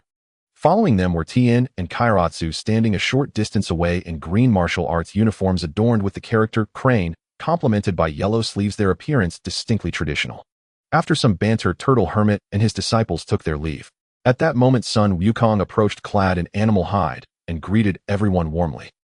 After some friendly exchanges, they all headed to a restaurant for a meal while awaiting the competition the next day. Early the next morning, Jiang Xiaofei donned a sleek black outfit, the cuffs and hems adorned with silver cloud patterns accentuating his tall, agile figure, exuding the essence of a martial artist. Lu Qingqing wore a short light blue martial arts uniform, its hem decorated with delicate white floral patterns, and a small jade clasp at the collar, allowing her to move freely while adding to her charming demeanor, appearing more spirited than her usual soft self. They arrived at the preliminaries where Sun Wukong, Krillin, and Yamcha had changed into red martial arts uniforms emblazoned with the turtle symbol. At that moment, Jiang Xiaofei and Lu Qingqing approached. Master Roshi, thinking to himself that his 3 disciples must defeat Turtle Hermit's students, climbed onto the wall and addressed Sun Wukong, Krillin, and Yamcha, saying, You must showcase all your training and put everything you've learned into practice. At that moment, Bulma and Qinyao also climbed up, cheering, Go everyone. You must win the preliminaries, and I'll treat you all to barbecue tonight. Bulma's gaze upon Jiang Xiaofei sparkled with admiration, thinking to herself, after almost 3 years, Jiang Xiaofei has become even more handsome. Just then, Lanqi, who had just climbed up, rolled her eyes at the scene, thinking to herself how truly infatuated Bulma seemed before joining in the cheers. Chapter 22, The Ultimate Martial Arts Tournament, Part 1. Jiang Xiaofei, Lu Qingqing, Sun Wukong, Krillin, and Yamcha entered the preliminary competition arena. The organizer spoke. Over the past 5 years, the number of participants has increased. The Ultimate Martial Arts Tournament has now shifted from a 5-year cycle to a 3-year cycle, and the competition begins now. Lu Qingqing stood on the stage facing off against King Japa, while the audience gasped in astonishment. Chunlong came and stood beside Jiang Xiaofei and Sun Wukong, saying, "Jiang Xiaofei, you might as well let your fiancé concede." King Japa had previously participated in martial arts tournaments without anyone being able to touch him, ultimately securing the championship. He was indeed a formidable opponent. Upon hearing this, Jiang Xiaofei focused his energy and fixed his gaze on King Japa, who was a towering figure clad in a yellow martial arts uniform, standing on the stage like a small mountain, exuding a fierce aura born from years of battle. "He's no match for Qingqing," Jiang Xiaofei thought, just as King Japa announced, "Beautiful girl, it's best you step down. My strikes can be quite terrifying." Yet Lu Qingqing insisted on continuing the match. Meanwhile, Jiang Xiaofei had the system scan King Japa, revealing a combat power of 91 points, while King Japa charged towards Lu Qingqing, who had a power level of 300 points. With a single punch, Lu Qingqing struck his abdomen, and King Japa thought, "That speed is incredible, oh, I can barely see it," before collapsing to the ground in an instant. The crowd was left dumbfounded, and the pressure on the other competitors increased dramatically. Only Jiang Xiaofei and the Z fighters could barely keep up with the speed of Lu Qingqing's attack. Thus, the preliminary rounds concluded with the top 8 confirmed Jiang Xiaofei controlling his energy at 154.6. 93 million combat power, Lu Qingqing at 300, Sun Wukong at 150, Tianjin Fan at 145, Chunlong came in at 139, Krillin at 115, Yamcha at 102, and Xiaozi at 94. Stepping out of the preliminary arena, the sun bathed them in warmth. The 8 finalists gathered in the waiting area leading to the main arena, the atmosphere strikingly different from the preliminary rounds, charged with a palpable tension. Jiang Xiaofei sensed the subtle gazes around him, maintaining his energy at a steady 150 points alongside Sun Wukong, Krillin, and Yamcha. Lu Qingqing stayed close, her face still wearing the gentle smile of victory, though her eyes carried the seriousness of the upcoming matches. Tianjin Fan stood not far away, his 3 eyes scanning the crowd, coldly lingering on Jiang Xiaofei, and Sun Wukong, for a moment, a smirk of provocation curling at the corners of his mouth. Xiaozi floated beside him, his expression neutral, as he quietly observed the scene before him. Yamcha rubbed his hands together, a mix of excitement and nervousness in his voice. "I hope I don't face too strong an opponent too soon. I want to fight a few more times." Krillin nodded, clenching his fists. "Same here. I must push through to the later rounds." Sun Wukong appeared, eager, his eyes sparkling as he gazed at the entrance to the arena. "I wonder who my opponent will be. I hope it's an exhilarating battle." At that moment, a staff member approached to guide them, announcing, "Please, all top 8 contestants wait here. The upcoming matches will take place in the main arena." Outside, the stands were packed with spectators, cheers and shouts ringing out far livelier than the preliminary arena. Bulma, Qinyao, and Lan Shi had already secured their spots, eagerly anticipating the matches. The announcement echoed. In the first match, Lu Qingqing faces Xiaozi. "Please, both contestants to the stage." Xiaozi drifted to the center of the ring, his expression still unreadable. His round eyes locked onto Lu Qingqing, his fingertips subtly glowing with a faint blue light. As the referees signaled the start, Xiaozi sought to take the initiative, attempting to immobilize Lu Qingqing with his telekinesis. However, Lu Qingqing deftly sidestepped her form, flowing like a cloud, precisely avoiding the range of his telekinetic grasp. The audience gasped, such speed. No one could discern her movements.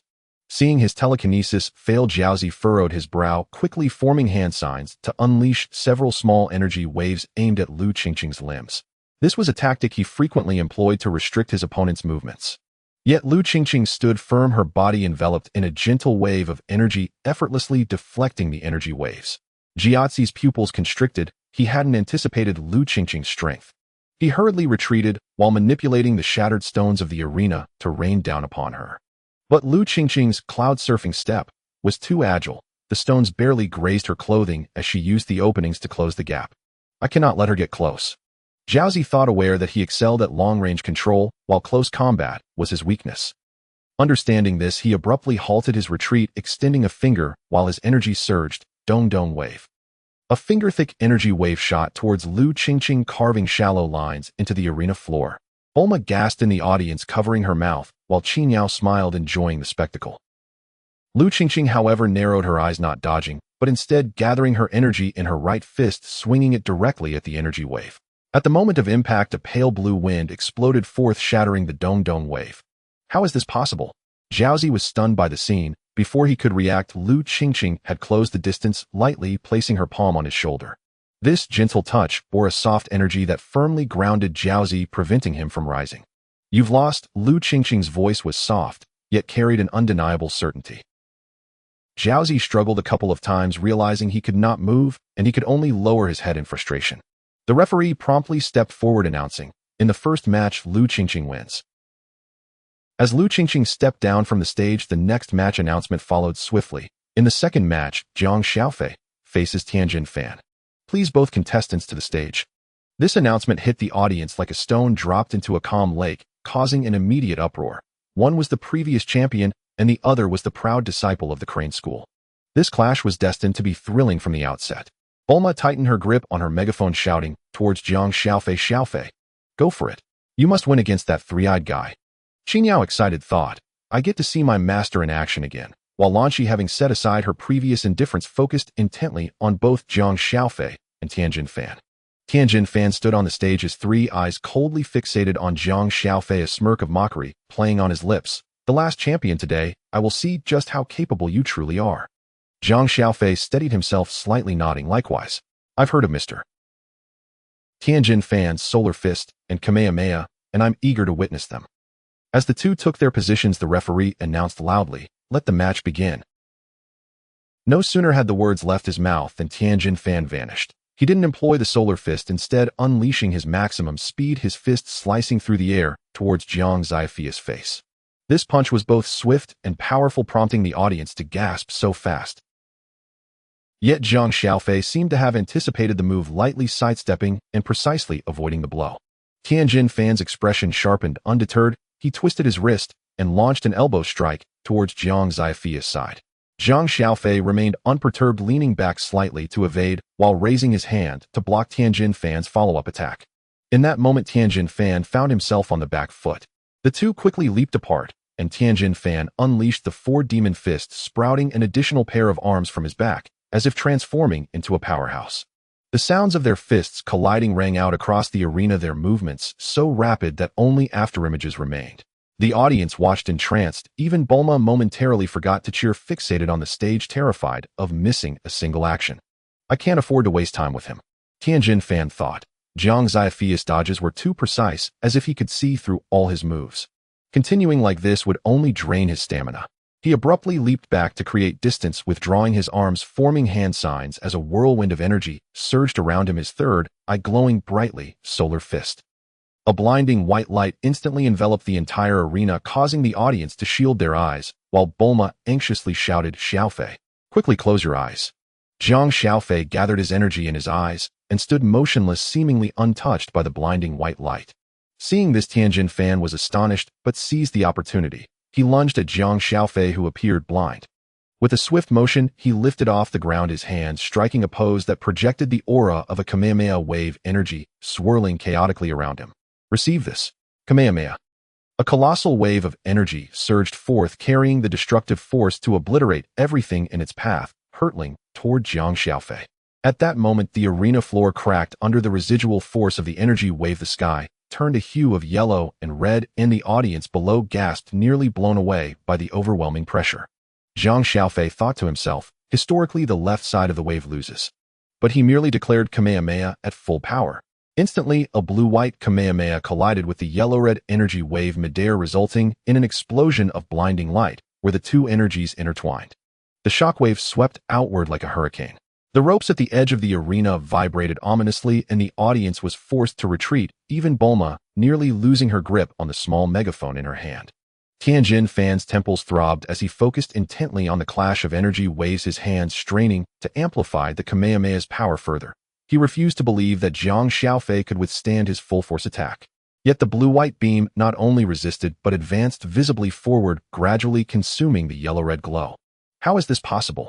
Tianjin Fan exclaimed in disbelief. In an instant, he was struck by the energy wave, crashing heavily onto the arena floor and kicking up a cloud of dust, plunging him into unconsciousness.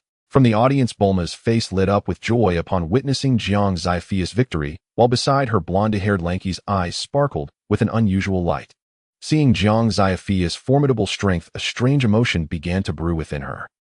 A referee quickly approached to assess the situation and raised his hand announcing, "In the second match, Jiang Xiaofei wins." Thus Sun Wukong and Chun Long came in advance to the semifinals. The broadcast promptly relayed the matchups. In the first semifinal, Lu Qingqing faces Chun Long came in. Please have both contestants take the stage. Chun Long came in and fixed his gaze on the beautiful Lu Qingqing, leering as he suggested, "Shall we engage in a friendly exchange?" Lu Qingqing felt a twinge of embarrassment under his stare. As the referee confirmed both contestants were ready, he announced loudly, "The match begins." As the referee's call echoed, the audience erupted into a tide of discussion, breaking the previously tense atmosphere with lively chatter. "Whoa, Chun Long came in doesn't seem to be looking at his opponent as much as, cough cough, this friendly exchange gives me goosebumps." A spectator in the front row donning a straw hat nudged his companion, his tone laced with mockery, while his eyes remained fixed on the fighters. "What do you know? Chun Long is a seasoned powerhouse, or perhaps this is his confusing strategy," retorted a young man in martial arts attire next to him. But his companion dismissed this, saying, "Come on. Just a moment ago when Lu Qingqing was tossing dumplings, he couldn't take his eyes off her. Now his expression is clearly captivated by both her skill and appearance." On stage, Lu Qingqing dashed toward Chun Long came in with rapid punches. Chun Long came in and struggled to keep track of her speed, thinking, "So fast. Even quicker than I anticipated." One punch landed, sending him crashing against the edge of the ring. In disbelief, Chun Long came in and fought through the pain to stand up, insisting, "Today's youth disregard martial morals, attacking before I was ready, and then enduring the pain with my hands behind my back. Is that it, eh?" The straw hat-wearing spectator gaped, the teasing words caught in his throat. Beside him, the young man in martial arts attire was also dumbfounded, murmuring, "I thought there would be a fierce battle, but Lu Qingqing's strikes were too swift." The referee looked at Lu Qingqing in the center of the ring, then at the fallen Chun Long came in, who had staggered away, before raising his arm and announcing loudly, "In the first semifinal, Lu Qingqing defeats her opponent and wins." The audience erupted into thunderous applause, Bulma jumping up with her megaphone shouting, "Great job, Qingqing. That was amazing." Kinyo clapped with a smile, admiration shining in her eyes. Klin tugged at Yamucha's arm, exclaiming, "My goodness. I didn't even see the trajectory of that punch, mister. Chun Long was just sent flying." As the audience buzzed with excitement, the broadcast chimed in again, drawing everyone's attention back to the arena. In the second semifinal, Jiang Xiaofei faces Sun Wukong. Please have both contestants come to the stage. The arena, which had just calmed, erupted once more. One was the reigning champion, concealing his true power and easily defeating Tianjin Fan, while the other was a martial arts prodigy, growing stronger with each battle. This clash of titans clearly held more anticipation than the preceding swift match. Jiang Xiaofei and Sun Wukong stepped forward simultaneously, their eyes locking with a fierce determination for the ensuing battle. The crowd's cheers grew deafening, filling the arena as Bulma on tiptoe leaned against the barrier, nearly pressing her face against it. "Wow, it's Xiaofei and Wukong. This is going to be a thrilling match." Lan Shi clenched her fists, her gaze fixed on the two fighters. As Jiang Xiaofei stepped onto the stage, his fingertips brushed against the hem of his clothing. He intentionally maintained his combat power at 150 points. However, Sun Wukong radiated a pure and fiery energy akin to a small flame that surged higher, clearly ignited by the prospect of this confrontation. "Jiang Xiaofei, my brother." Sun Wukong scratched his head, a broad grin spreading across his face, his eyes shining brilliantly. "You were incredible against Tianjin Fan. I don't know what happened during the last match, I fainted. This time, let's have a proper showdown." Jiang Xiaofei nodded slightly, taking up a combat stance. "Likewise, I will give it my all, brother Wukong." The referee felt the intense energy between them and paused momentarily before shouting, "The match begins." "Huh." As the words left his mouth, Sun Wukong sprang into action, his feet striking the ground with such force that two shallow pits formed, his form blurring as he charged directly at Jiang Xiaofei. He didn't employ any tricks. He began with a straightforward punch, the wind from his fist howling even swifter than during his previous match. Jiang Xiaofei lightly stepped back, executing the flowing cloud step, his body gliding like a willow leaf in the wind, narrowly evading the punch. But Sun Wukong was already anticipating this move. With a quick twist of his wrist, his elbow crashed toward Jiang Xiaofei's side, while his other hand launched a rapid punch toward his chest. What a quick succession of attacks. Bulma instinctively tightened her grip on the megaphone, her voice wavering as she cheered. Jiang Xiaofei's expression sharpened. He no longer merely dodged. He raised his hand to block the elbow while sidestepping the punch aimed at his chest, his palm transforming into a light force that struck towards Sun Wukong's wrist. Though not heavy, the strike precisely disrupted Sun Wukong's rhythm. Feeling a slight numbness in his wrist, Sun Wukong did not retreat. Instead, he leveraged the momentum to leap into the air, his feet swirling as he aimed a kick toward Jiang Xiaofei's shoulder. Jiang Xiaofei leaned back, his body almost parallel to the ground, narrowly avoiding the kick, while his toes touched down, sliding back several meters to create space between them. The exchange lasted only an instant, yet the audience held their breath in awe until both fighters stabilized, erupting into cheers. So you both have hidden talents. Sun Wukong shook his wrist, his fighting spirit intensifying as his energy began to rise. Now this is exciting. With that, he spread his feet shoulder-width apart, slowly swirling his hands in front of him, gathering a blue-white energy sphere, the signature Kamehameha. Seeing this, Jiang Xiaofei thought, I need to dodge, the audience will be in trouble otherwise, and dropped his relaxed stance, hands naturally falling by his sides. Bring it on. Kamehameha. Sun Wukong thrust his hands forward, the blue-white energy wave roaring toward Jiang Xiaofei, the air sizzling with heat in its wake. Jiang Xiaofei remained unhurried, his hands extended before him, bracing himself to absorb the impending strike. With great effort, he managed to catch the blue and white Kamehameha with his bare hands. The dull sound of palms colliding with energy reverberated across the arena, causing it to tremble slightly.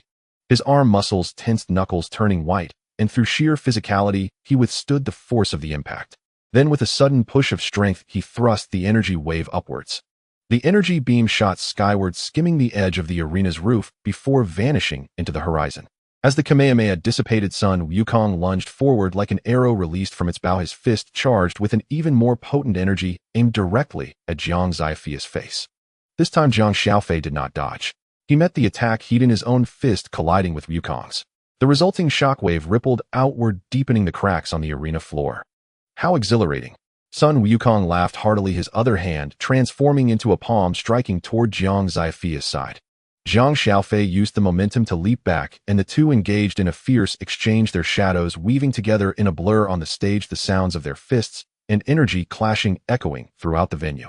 The audience below had long forgotten to cheer, each person holding their breath, eyes glued to the stage, desperate not to miss a single moment.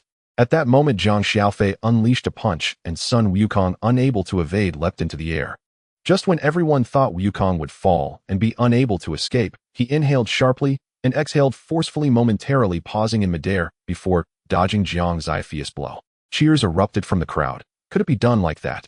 Following this, Jiang Xiaofei, leveraging his years of combat experience, executed a swift kick, with his left foot landing a strike on Sun Wukong. Wukong was sent soaring before crashing down. Jiang Xiaofei executed a backflip kick, sending him tumbling out of the arena.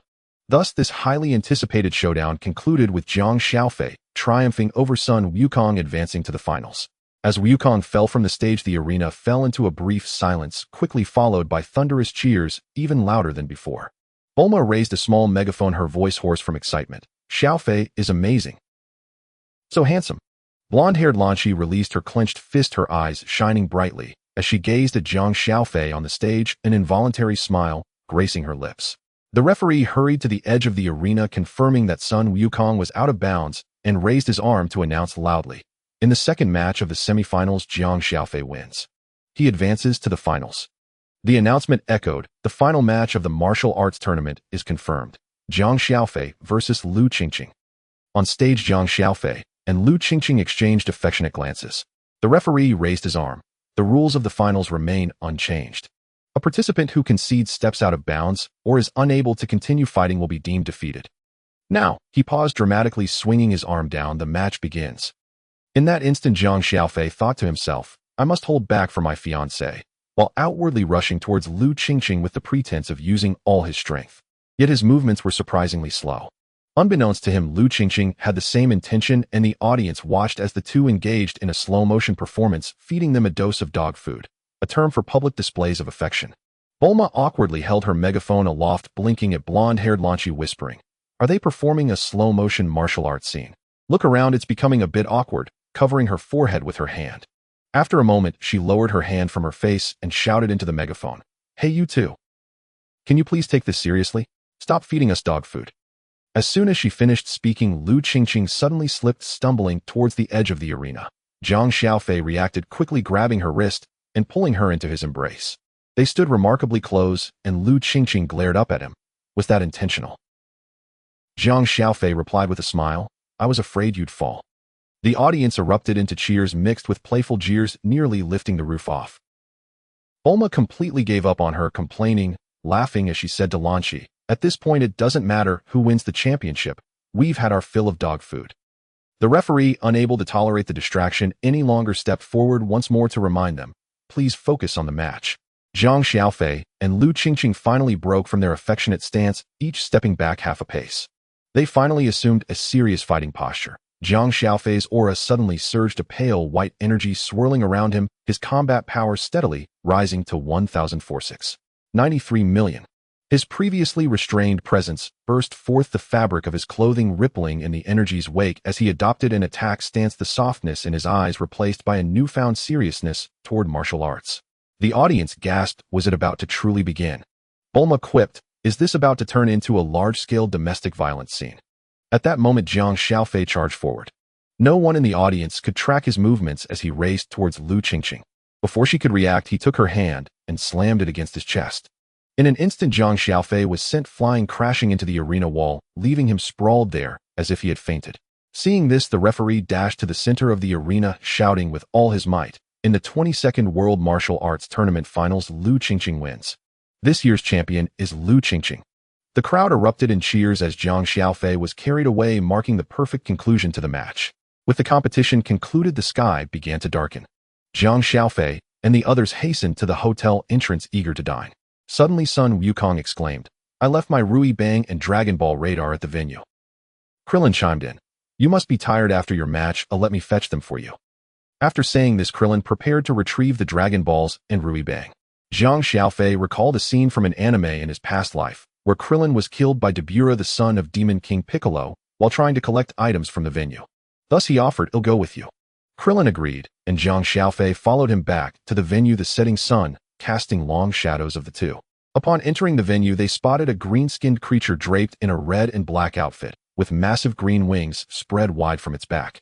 In my past life, this was one of the sons of Demon King Piccolo, Dabura, who dodged Krillin's attacks multiple times before delivering a fatal kick that shattered Krillin's neck. Dabura, initially uninterested, glanced at them, thinking it imprudent to kill all humans as they sought to conquer the world. Clutching a Dragon Ball, he eyed the guest list on the counter, intending to take it as well. Krillin suddenly blocked his path, declaring, "You can't have the Dragon Balls," and attempted to charge at him.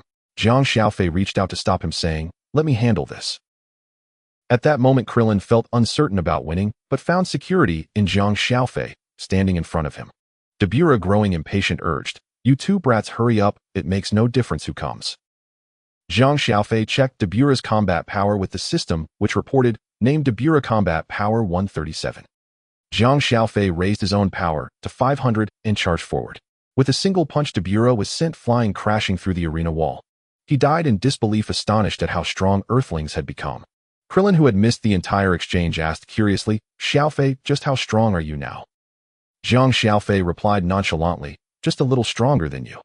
With that, they returned to the hotel, and Krillin recounted the events to Master Roshi, who, upon hearing the description of the creature, was alarmed, recalling the dreaded Demon King Piccolo. Sun Wukong inquired, "What's wrong?" Master Roshi shared tales of the past concerning Demon King Piccolo, causing Krillin, Yamcha, Tianjin Fan, and Kairatsu to grow tense. Noticing Jiang Xiaofei and the others remaining calm, Krillin asked, "Aren't you afraid?" Jiang Xiaofei replied, "Not at all, for I am a martial artist, a warrior." He pondered the possibility of confronting Demon King Piccolo, remarking to Sun Wukong, "As long as you go to Cat Sage and drink the super divine water, you'll have a chance to defeat him." Curious, the group asked, "How do you know this, Xiaofei?"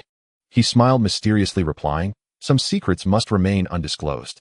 After dinner, Lan Shi expressed her desire to hang out with him next time, leaving everyone astonished. Soon after, they all departed.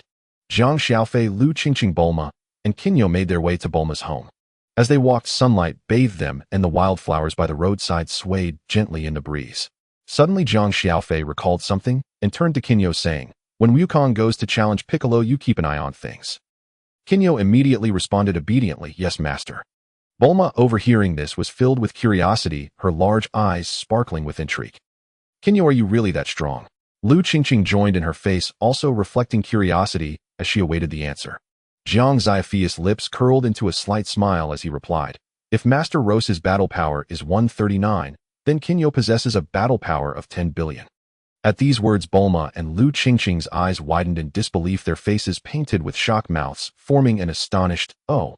In this world of Dragon Ball, Piccolo was once again defeated by Sun Wukong, just as in the original storyline. As Jiang Xiaofei observed the scene, a hint of confusion creased his brow. He murmured quietly to himself, "Strange, why hasn't the main quest from the system arrived yet?" Meanwhile, in the corrupted Dragon Ball world, a tremendous change had occurred. The evil Piccolo and his sons experienced a terrifying boost in their battle power, and their speed of movement increased dramatically. When Damblin went to retrieve the Dragon Balls, Krillin fortunately avoided encountering him. Piccolo successfully acquired the Dragon Balls and wished to regain his youth. With his youth restored, his ambitions swelled as he arrogantly declared his intent to dominate the world on television. This news spread like wildfire, shocking everyone. Upon hearing this, Sun Wukong and the others rushed to intervene without hesitation. A fierce battle erupted instantly, but Piccolo's side was overwhelmingly powerful, and the Z fighters, Sun Wukong, Tianjinhan Chaos, Krillin Master Roshi, and Yamcha, were swiftly defeated, their faces contorted in agony. Beside them, Bulma leaned despairingly against a helicopter, her voice trembling as she said, "Are we really doomed?" At that moment, Jiang Xiaofei suddenly heard a chime followed by the melodious voice of the Universal System. Main quest initiated. Eliminate Piccolo and rescue the Z fighters. Failure will result in system disbandment. In the next instant, Jiang Xiaofei was teleported to the vicinity of the battle. Without pausing to survey his surroundings, he rushed towards the fighting. Bulma spotted a stranger hurrying toward them and called out anxiously, "Run. Piccolo is here." Jiang Xiaofei nodded at her, his expression resolute as he replied, "Don't worry, I will defeat him." Seeing Jiang Xiaofei's confident demeanor, Bulma felt an inexplicable sense of safety wash over her. Though she did not know this person, she felt an instinctive trust in him. Sun Wukong recognized Jiang Xiaofei as the one who had saved him previously and shouted, "Jiang Xiaofei, Piccolo and his crew are incredibly strong. We couldn't even retaliate, let alone fight back. Be careful." Jiang Xiaofei nodded solemnly, his gaze fixed on Piccolo and his minions. He activated the system to scan their battle powers, and the Universal System soon provided its assessment. Named Tombwa 900 battle power enhanced 15 times, by corruption, Damblin 2055 battle power enhanced 15 times, Zimbala 1230 enhanced 15 times, Odolam 2670 enhanced 15 times, Piccolo 3900 enhanced 15 times. Upon hearing Jiang Xiaofei's bold claim about defeating them, Piccolo and his sons burst into laughter. Damblin mocked, "I don't know where this ignorant little brat came from." At that moment, the fallen Z fighters turned their gazes toward Jiang Xiaofei, as if he were their last hope. Taking a deep breath, Jiang Xiaofei began to unleash his energy. A white aura rapidly expanded outward from him, emanating a powerful sense of pressure. Although they could not sense energy at that moment, everyone felt an overwhelming force bearing down on them. 10000, 20000, 30000, 1000, 47560 battle power. Piccolo and his crew immediately sensed the immense threat, their expressions changing in an instant as they charged at Jiang Xiaofei without hesitation. Jiang Xiaofei's eyes narrowed, and with a swift motion, he slipped past them. They barely caught a glimpse of his movement. In the next moment, the abdomens of Piccolo and his four sons were blasted open, resulting in their immediate demise. Piccolo stared at Jiang Xiaofei in disbelief, unable to comprehend how someone could be so strong. Could it be that after being sealed for so many years, the world had changed and humanity had grown so powerful? With great difficulty, Piccolo spat out an egg, expending all his energy to send it away before collapsing lifelessly to the ground. Jiang Xiaofei did not intervene, thinking to himself, that was Sun's family caretaker. After the battle concluded, Jiang Xiaofei approached the Z fighters, offering each of them a Senzu Bean. Once consumed, their injuries healed rapidly, and they looked at Jiang Xiaofei with grateful eyes. Sun Wukong gazed at Jiang Xiaofei, filled with anticipation. "Xiaofei, you're so strong. Can you teach us how to train?" The other Z fighters also turned their eager gazes toward Jiang Xiaofei, their eyes brimming with desire. Jiang Xiaofei felt a twinge of difficulty in his heart, knowing that he would soon return after completing his mission. He replied, "Actually, I come from another dimension. After dealing with Piccolo, I have to go back." Upon hearing this, the Z fighters were stunned by Jiang Xiaofei's revelation of coming from another dimension, but as they realized he would be leaving, disappointment washed over their faces. They understood the vast gap between themselves and Piccolo, and despair crept into their hearts. What would they do if a stronger enemy appeared in the future? Seeing their despondent expressions, Jiang Xiaofei felt a pang of sympathy. "I may not be able to teach you training, but I can arrange a training method for you." With that, he instructed Bulma to retrieve the helicopter and then said to everyone, "Everyone extend your hands." Though puzzled, they complied and joined hands together. Jiang Xiaofei closed his eyes, focusing his mind, and locking onto the aura of the Supreme Kai. Only those who reach a certain level can sense a god's aura. Then he transported everyone in an instant. The Supreme Kai and Bubbles were observing the battle from above when Jiang Xiaofei and the others suddenly appeared before them, startling them greatly. The Supreme Kai and Bubbles felt Jiang Xiaofei's terrifying aura, their hearts filled with shock. The Z fighters were also taken aback by the unexpected scene, especially when they saw the Supreme Kai, who looked exactly like Piccolo, as they instinctively adopted a wary stance. Jiang Xiaofei raised his hand, stopping them, and said, "This is the Supreme Kai of Universe 7, not Piccolo." He then turned to the Supreme Kai, his expression serious, and said, "Supreme Kai, as you can see, the evil beings in this world have grown significantly stronger. I hope you can teach them to cultivate, as even greater foes will emerge in the future." Seeing the Z fighters' performance in battle, and sensing no evil intent from them, the Supreme Kai nodded in agreement. Jiang Xiaofei called Sun Wukong and Bulma aside, speaking earnestly, "Don't ask why, just follow my instructions. Let Sun Wukong and the others train here for 3 years. Bulma, your task is to collect the Dragon Balls after a year and wish for a gravity chamber with the highest gravity possible. In the second year, wish for gravity suits, which you will then give to Wukong and the others for training." After some thought, he retrieved a talent enhancement potion from the system. The higher the talent, the smaller the enhancement effect. That was ineffective for himself. The basic talent enhancement potion cost 1 million system coins, comparable to the effect of a wish from the Earth Dragon, while the intermediate potion cost 100 million system coins, equivalent to the effect of a wish from the Namekian Dragon. He exchanged a bottle for each of them to drink, and kept a few bottles as backups. Next, he mentioned that after 3 years, the second generation of Demon King Piccolo would appear, and in the 4th year, they would wish to teleport Wukong and the others to King Kai's place for training. 8 years later, a more formidable enemy would emerge, so the Dragon Balls should remain available for summoning Wukong and the others back at any time. With that, Jiang Xiaofei leapt from the cloud and vanished in an instant. Thus, Jiang Xiaofei returned to his Dragon Ball world and found Sun Wukong and the others, asking if they were willing to participate in the training he organized. Everyone agreed, eager to grow stronger. Jiang Xiaofei exchanged the talent enhancement potions from the system, giving each person a bottle, and arranged their training in the same manner. However, this time Lu Qingqing and Bulma were also present, along with Grandpa Son Gohan, who joined in the training. Meanwhile, Jiang Xiaofei occasionally teleported to guide Lu Rian and Tai Si in their training, while Lu Rian and Tai Si also received the intermediate talent enhancement potions. Time flew by, and in the blink of an eye 2 years had passed. In the first year, they wished for a gravity chamber from the dragon, and the dragon confirmed that he could provide a maximum of 1,000 times gravity. In the second year, they wished for gravity suits with a maximum of 500 times gravity. During these 2 years, blonde Lanchi frequently came to play with Jiang Xiaofei. With excitement, she asked, "Shall we go rob something? That would be thrilling." Jiang Xiaofei smiled and replied, "Robbery is wrong, but there are more thrilling places we could explore." He then took blonde Lanchi aboard the divine spaceship, letting her drink the intermediate talent enhancement potion before embarking on cosmic adventures with Qin Yao. During their cosmic escapades, blonde Lanchi occasionally transformed back into blue-haired Lanchi. Although blue-haired Lanchi was unaware of what was happening, she understood everything after reading the note that blonde Lanchi had written for her. Gradually, she became captivated by Jiang Xiaofei's charm. During this period, Lu Rian encountered danger, and upon hearing about it, Jiang Xiaofei rushed to her rescue. Thus, while overseeing everyone's training at the Divine Temple and adventuring through the universe, 2 years passed, deepening Jiang Xiaofei's bonds with the 5 women. In these 2 years, the system conducted monthly lotteries, yielding a plethora of Senzu Beans and some useless items. The only valuable reward was a manual for a divine cultivation technique and the skill of Chi Circle Slash, although the divine cultivation technique only had the first 10 layers.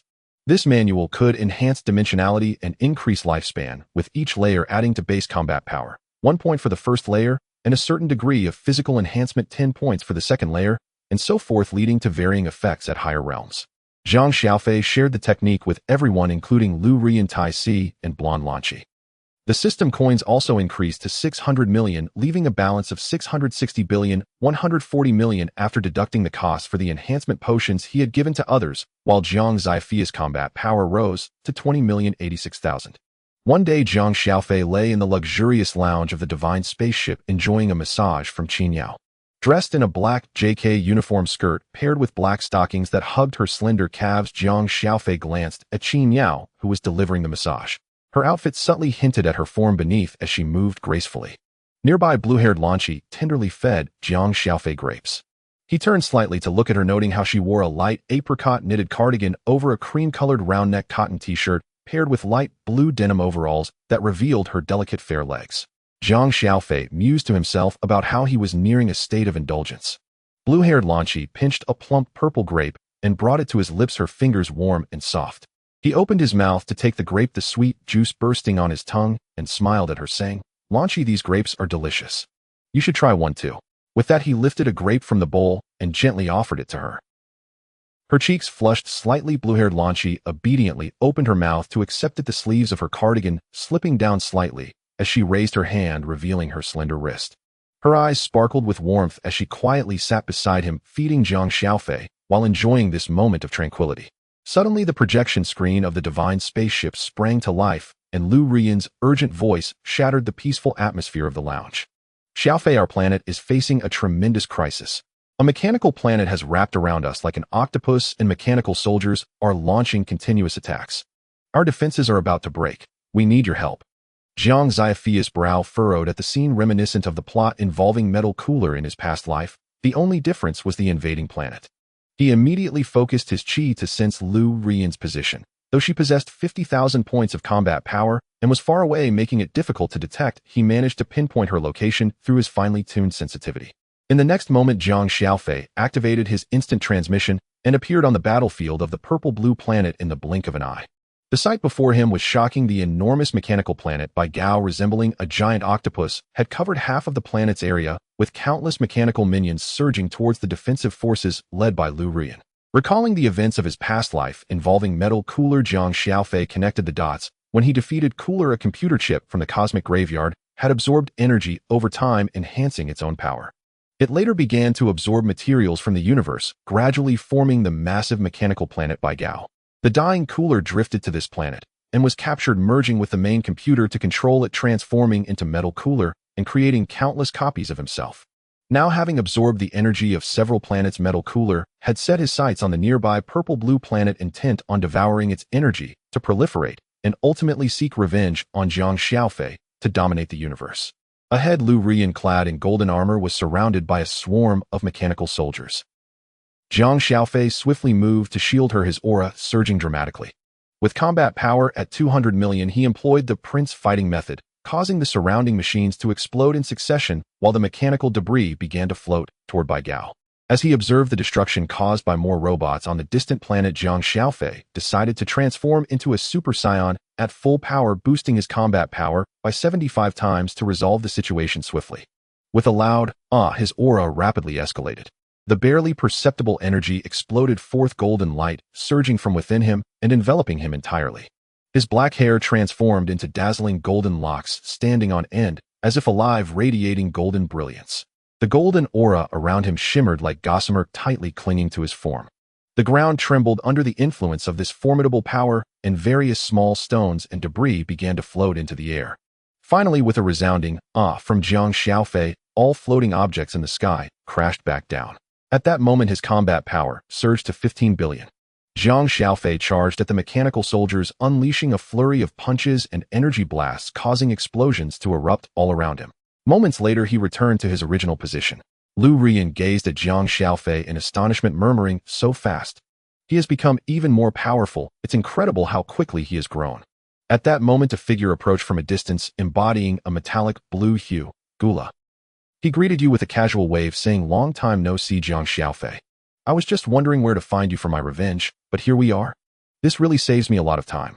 Gula gazed at your golden hair and blue eyes, exclaiming, "So you must be the legendary Saiyan." "Indeed," Jiang Xiaofei replied. He then soared to a desolate spot where not a single soul resided. The ground was covered in dark red rocks, and in the distance lay broken canyons devoid of any signs of life. Even the wind carried the harsh sounds of gravel scraping against the earth, perfect for our final destination. Suspended in midair, Jiang Xiaofei's golden aura coalesced, yet remained unspent. With a cold glance at the approaching metallic Gula, he said, "Aren't you here for revenge? Don't waste time, unleash your full power." Gula charged at you in a burst of energy, and the two of you clashed, creating powerful shockwaves with each collision. Jiang Xiaofei was taken aback to find that Gula effortlessly deflected his attacks. A shock was written all over his face. Considering that in his past life Gula's combat power was a staggering 10 billion, how could he possibly withstand his attacks? In that instant, Gula unleashed a rapid punch that caught Jiang Xiaofei off guard, sending him flying. Before he could even touch the ground, Gula reappeared overhead, hands clenched and descending with force. Jiang Xiaofei felt a crushing blow to his skull, plummeting toward the surface like a meteor striking the earth. He quickly ascended from the ground, touching the back of his head and murmuring "ouch" before saying, "System, scan Gula's combat power." The universal system responded, named Gula combat power 20 billion. Jiang Xiaofei was astounded. 20 billion combat power was far greater than what he had seen in the anime.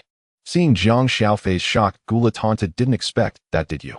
The mighty Big High Star has absorbed several planets on its way here, one of which was a high-tech world, allowing it to evolve, maximizing energy limits, and creating a stronger version of me. My current combat power is 20 billion. Tremble in fear. A mere Super Saiyan is nothing in comparison." With that, he laughed confidently. Jiang Xiaofei suddenly looked up, his golden aura surging uncontrollably. What was once a thin veil of energy transformed into a roaring golden wave, lifting even the dark red rocks beneath him into the air. His black eyebrows shone like dazzling gold under the energy's wash, and his muscles slightly bulged. It felt as though magma flowed through his veins. He was on the verge of transforming into a Super Saiyan 2 at full power. 20 billion combat power. It seems I should take this more seriously. His voice resonated with a weighty energy, and his green eyes turned even colder. Gula the Super Saiyan has more than one form. Don't underestimate us. Before he finished speaking, the energy within him erupted and brilliant electricity crackled within his golden aura, the sound echoing throughout the canyon. His once upright golden hair became even more voluminous, and his aura shifted from gold to crackling golden lightning. The very fabric of space seemed to compress with a creaking sound. This was the full-power Super Saiyan 2 transformation. At this moment, Jiang Xiaofei's combat power soared to 30 billion. Gula's smile froze in an instant, his mechanical eyes fixated on the golden lightning enveloping Jiang Xiaofei. His previously arrogant demeanor diminished, incredulity lacing his voice. What form is this? A Saiyan can evolve to this extent? He raised his hand, sharply conjuring a deep blue energy ball much larger than before. With a fierce shout, he hurled it at Jiang Xiaofei, yelling, "Impossible! How could I, with 20 billion combat power, lose?" Annihilation blast. The energy ball surged with a devouring force, but Jiang Xiaofei merely narrowed his eyes. In a flash, he left a golden afterimage in his place and appeared behind Gula, effortlessly dodging the annihilation blast. With an electrified fist, he struck Gula's metallic back, creating a deafening clang as Gula's body slightly deformed from the impact. Jiang Xiaofei unleashed a flurry of punches, leaving Gula battered and broken, sending him crashing into the distant rocks amidst a landslide. After a moment, Gula reappeared before Jiang Xiaofei unscathed and said with a smile, "Even if I am injured, the mainframe will calculate my repairs." "Is that so?" Jiang Xiaofei replied, assuming the standard pose for the Kamehameha, shouting Kamehameha full power.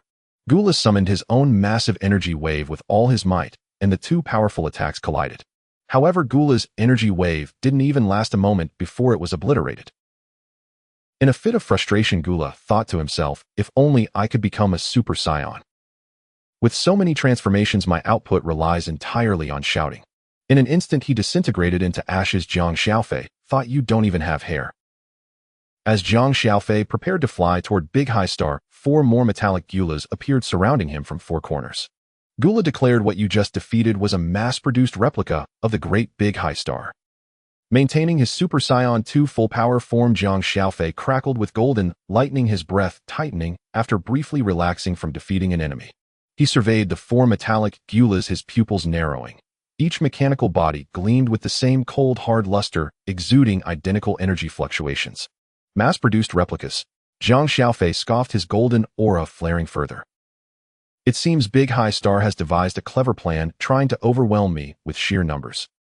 As soon as he finished speaking, the Eastern Gula launched an attack, conjuring a deep blue energy ball that rocketed toward him without warning. Jiang Xiaofei tapped his toes, transforming into a golden streak of light to evade the attack, which exploded upon hitting the dark red rocks, creating a crater dozens of meters wide. Before he could regain his footing, the Western and Northern Gulas charged simultaneously, their metallic fists slicing through the air toward him. Jiang Xiaofei crossed his arms to block the impact, resonating with 2 loud crashes, his arms vibrating from the force as he was pushed back half a step. What does 30 billion combat power matter? The southern Gula slowly raised his hand, and all four mechanical bodies glowed with a blue metallic sheen. For at 20 billion each is enough to turn you into scraps.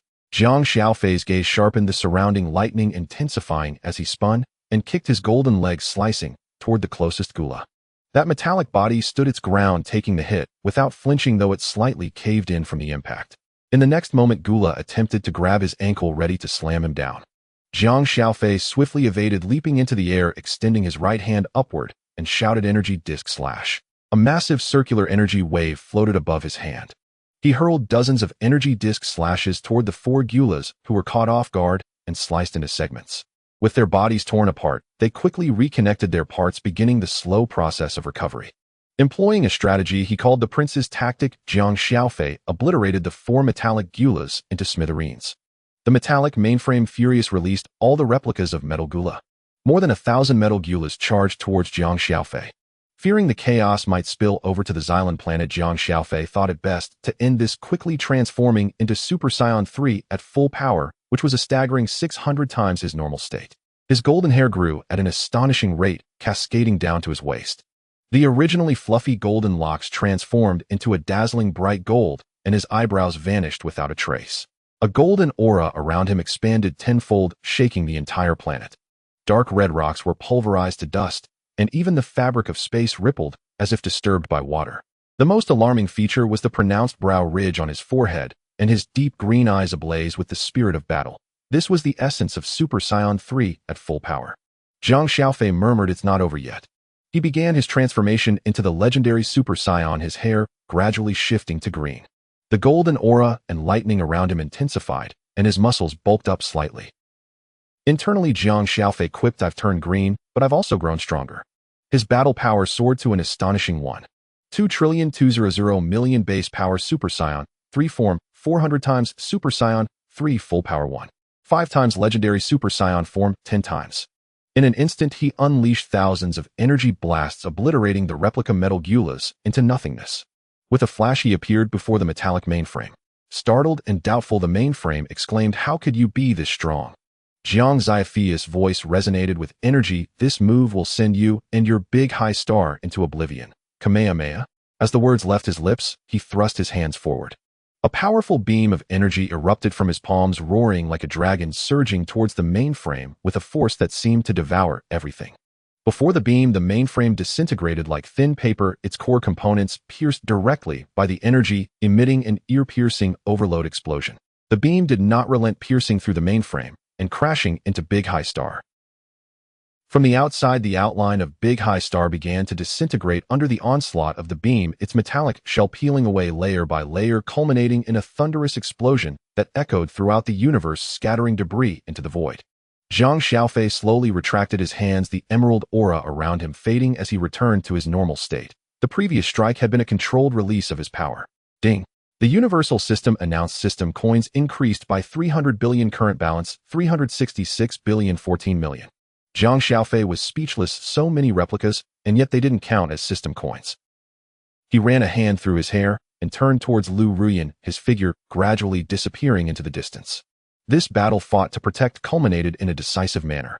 As Jiang Xiaofei flew in front of her, Lu Ruyan suddenly leaped forward, looking him over anxiously. "Are you hurt?" Seeing that he was unharmed, her tense expression relaxed immediately. Just as she was about to mention the distant cosmic explosion, she suddenly realized her actions were inappropriate and attempted to pull away quickly. However, Jiang Xiaofei tightened his embrace around her waist, a mischievous smile on his face. "What's this? After taking advantage, you want to run?" Lu Ruyan stiffened at his grip, her ears turning crimson, her cheeks flushing with warmth. Her fingers gripping Jiang Xiaofei's sleeve tightened slightly as she nervously averted her gaze, avoiding his amused look. Who took advantage of you?" "I was just checking if you were missing any limbs." As the words escaped her lips, even she felt her resolve falter, her voice dwindling to a whisper. In her earlier rush to check on him, she hadn't considered the distinctions between genders, but now with Jiang Xiaofei exposing her feelings, she felt her ears burning, her breathing growing slightly quicker. She tried to gently push him away, but he only held her tighter. Seeing the undeniable mischief in his eyes, Lu Ruyan felt a mix of anger and embarrassment, playfully pinching his arm.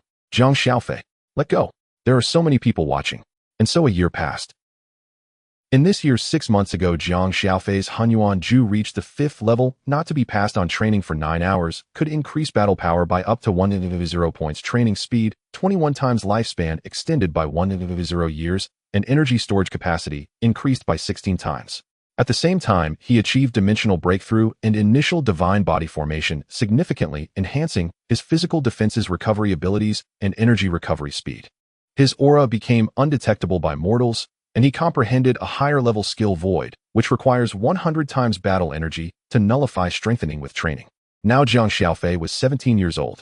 During these years, he quickly deepened his relationships with several women, becoming engaged to Lu Rian Taisai and Lanqi.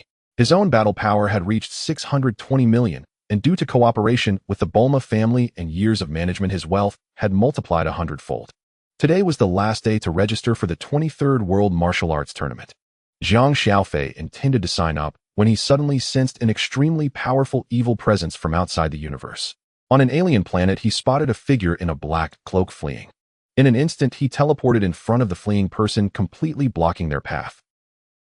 The cloaked figure abruptly halted, and from the shadow of the hood a pair of crimson eyes widened in shock, clearly unprepared for such a sudden interception. "Who are you?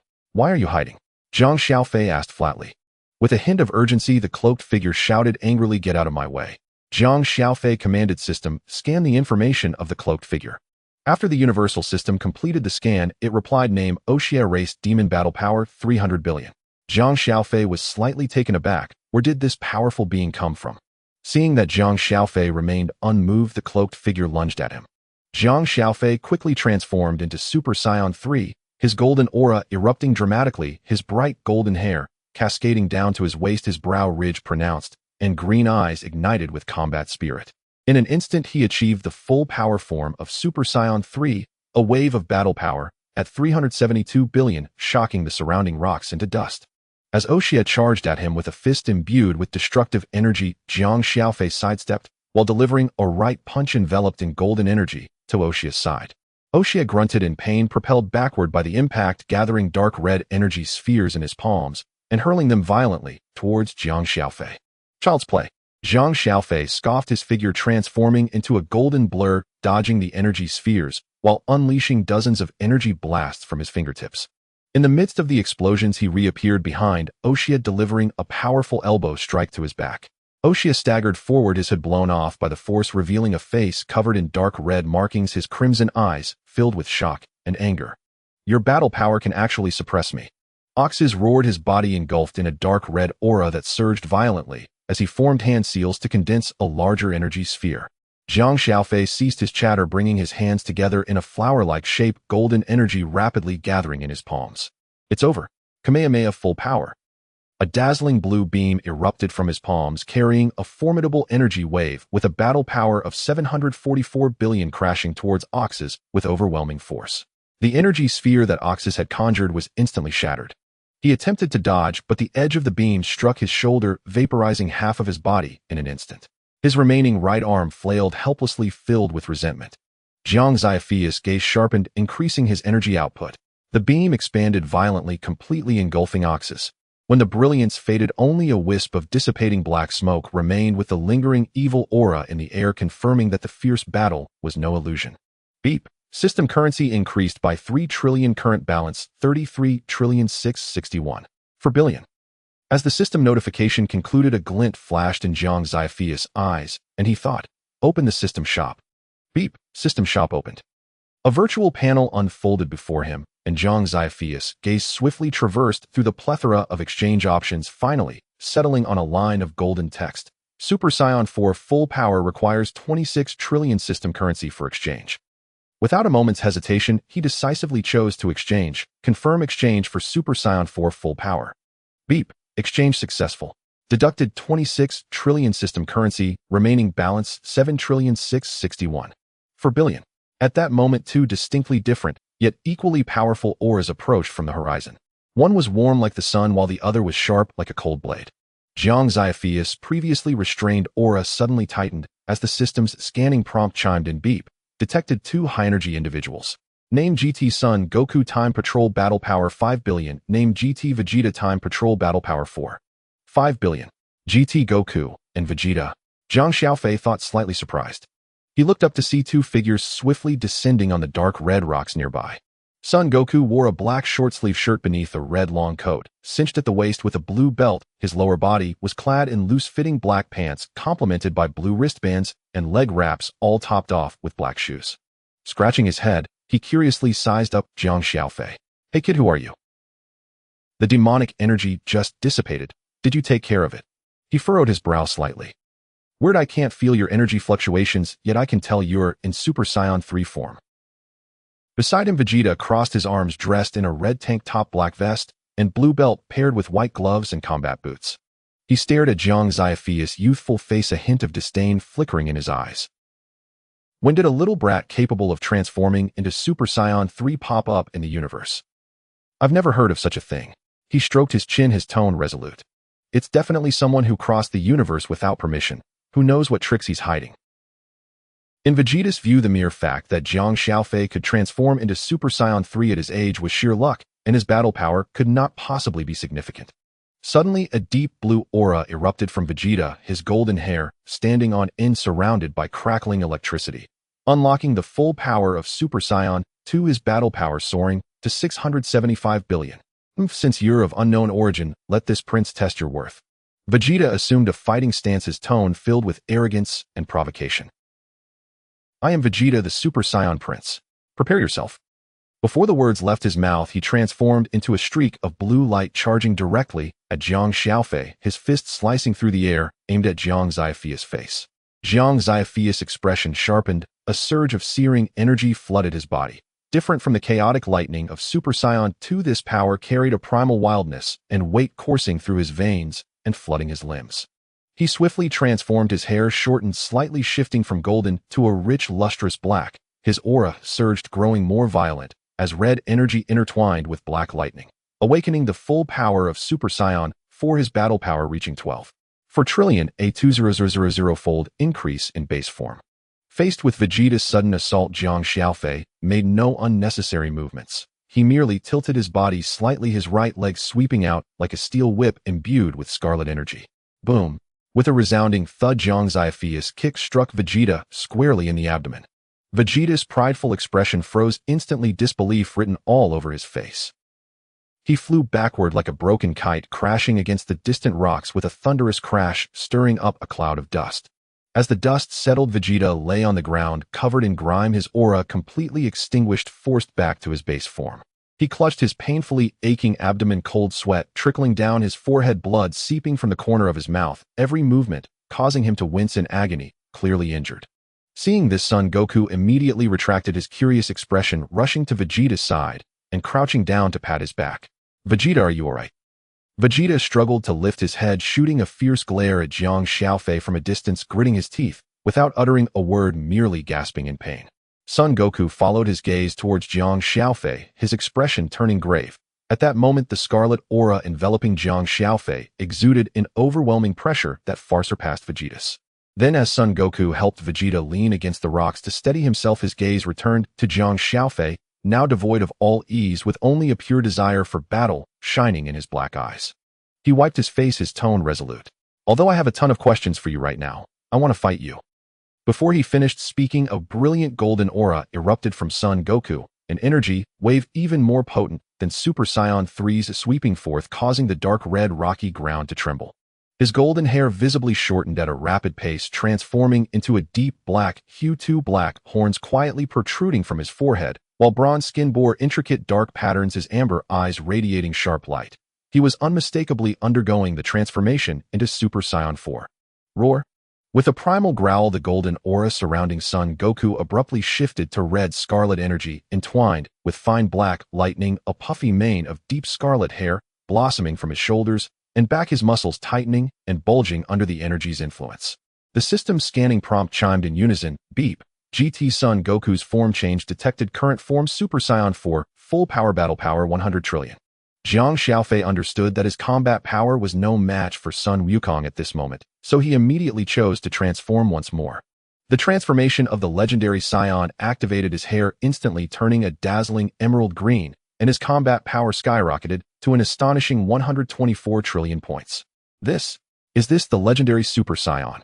Sun Wukong's just stabilized Super Saiyan 4 aura trembled violently, his amber eyes filled with shock, and his breath instinctively quickened. Jiang Xiaofei's energy surged dramatically, the crimson aura around him writhed as if caught in a tempest. His originally dark hair visibly lost its color, transforming into a brilliant emerald green, each strand seemingly imbued with the power to shatter the heavens. Amidst the green waves, a more violent golden electricity surged than the black lightning. Vegeta, propping himself up against a rock, wiped the blood from his mouth, his previously disdainful gaze now replaced by grave concern. He fixed his eyes on Jiang Xiaofei's iconic green hair, his voice trembling slightly. The legendary Super Saiyan. What on earth is this kid? Before he could finish, Sun Wukong launched his attack. He kicked off the ground with tremendous force, shattering the stone beneath him, and propelled himself towards Jiang Xiaofei like a cannonball. With his fist enveloped in 100 trillion points of red energy, in Super Saiyan 4 form, he struck toward Jiang Xiaofei's face. With a deafening roar, "Take this." Jiang Xiaofei did not flinch or evade. He concentrated his green energy in his palm and raised his hand to collide with Sun Wukong's fist. Bang! At the moment of impact, an immense shockwave erupted, radiating outward from the two, splitting the ground with deep chasms as distant rock formations were swept away, as if they were mere paper, a testament to precise control over power. Otherwise, a single punch would have obliterated the planet. Just as the two were locked in a stalemate, Vegeta's figure suddenly attacked from the side. In Super Saiyan 4 form, he possessed a combat power of 90 trillion points, and moved with unprecedented speed, his right leg encased in red energy, striking fiercely at Jiang Xiaofei's side. "I was careless earlier. This is my true power." Jiang Xiaofei's eyes narrowed, his left arm exploded with green energy, firmly blocking Vegeta's kick. Simultaneously, he exerted force with his right hand to deflect Sun Wukong's fist, using the rebound to leap back several meters. The green energy swirled around him, quickly forming a solid barrier of energy. 2 against 1. How interesting. A smirk of fierce battle intent appeared at the corner of Jiang Xiaofei's mouth, his emerald hair dancing wildly in the energy waves. "Let me show you the true power of the legendary Super Saiyan." As soon as the green energy barrier took shape, Sun Wukong and Vegeta's attacks came crashing in. Sun Wukong clasped his palms together, the red energy swirling in his hands, forming a spiral, Kamehameha. The searing energy beam surged forth with the power to annihilate, aimed directly at Jiang Xiaofei's barrier. Vegeta, meanwhile, circled behind Jiang Xiaofei and conjured a red energy sphere in his hands, Gallic Gun. The two energy attacks converged, enveloping the green barrier in an instant. Boom! A deafening explosion shook the entire area, sending dust and energy chaos soaring into the sky, warping the very fabric of space. Suspended in midair, Sun Wukong's amber eyes locked onto the center of the dust cloud. This attack, even Super Saiyan 4 can't withstand. Before he could finish, a green figure suddenly burst forth from the smoke. Jiang Xiaofei's green aura not only remained intact, but surged with even greater ferocity, golden lightning crackling amidst the green waves. Ignoring the residual energy blasts surging toward him, he charged directly at Sun Wukong, forming an energy wave in his right hand. How about this? The energy wave rocketed toward Sun Wukong, whose pupils dilated in shock as he hastily sidestepped, yet he still felt the energy graze his shoulder, tearing a gash in his red battle suit. Before Sun Wukong could retaliate, Jiang Xiaofei pivoted, delivering a kick backward. Vegeta's fist was just about to connect with his back, but met his kick squarely in the abdomen, sending him flying like a broken kite, crashing through several massive rocks before coming to a halt. How is this possible? Vegeta clutched his abdomen, struggling to rise, blood seeping from the corner of his mouth. He couldn't believe that even with Sun Wukong's assistance, he was still being overpowered by Jiang Xiaofei. Jiang Xiaofei slowly retracted his hand, his emerald gaze sweeping over the two, his battle intent intensifying. The power of Super Saiyan 4 is indeed formidable, but it isn't enough. Taking a deep breath, his green aura suddenly expanded dramatically, his combat power surging once more. "Next, I will unleash my true strength. Don't fall too quickly." As his words fell, Jiang Xiaofei vanished in an instant, appearing before Sun Wukong, his fist enveloped in intensely compressed green energy, striking fiercely at his chest. Caught off guard, Sun Wukong raised his hand to block, but was met with a shockwave that numbed his arm, sliding back several dozen meters before stabilizing himself. Vegeta seized the opportunity, his red energy erupting, transforming into a streak of crimson light that lunged at Jiang Xiaofei, delivering a powerful punch that collided with Jiang Xiaofei's other hand. 3 terrifying energies intertwined in midair, the red and green waves clashing, and exploding, causing the ground beneath to rupture, completely deep chasms spreading into the distance. Jiang Xiaofei faced off against the two without losing ground, his emerald hair wild in the energy currents, every punch and kick imbued with earth-shattering power. This feels exhilarating. Sun Wukong laughed heartily, his previous shock replaced by excitement. I haven't faced such a strong opponent in a long time. Jiang Xiaofei, bring it on. His red aura surged once more, fists imbued with even greater ferocity aimed at Jiang Xiaofei. Vegeta clenched his teeth, unleashing his remaining strength in a fierce onslaught alongside Sun Wukong. With a grin, Jiang Xiaofei charged forward to meet their attacks.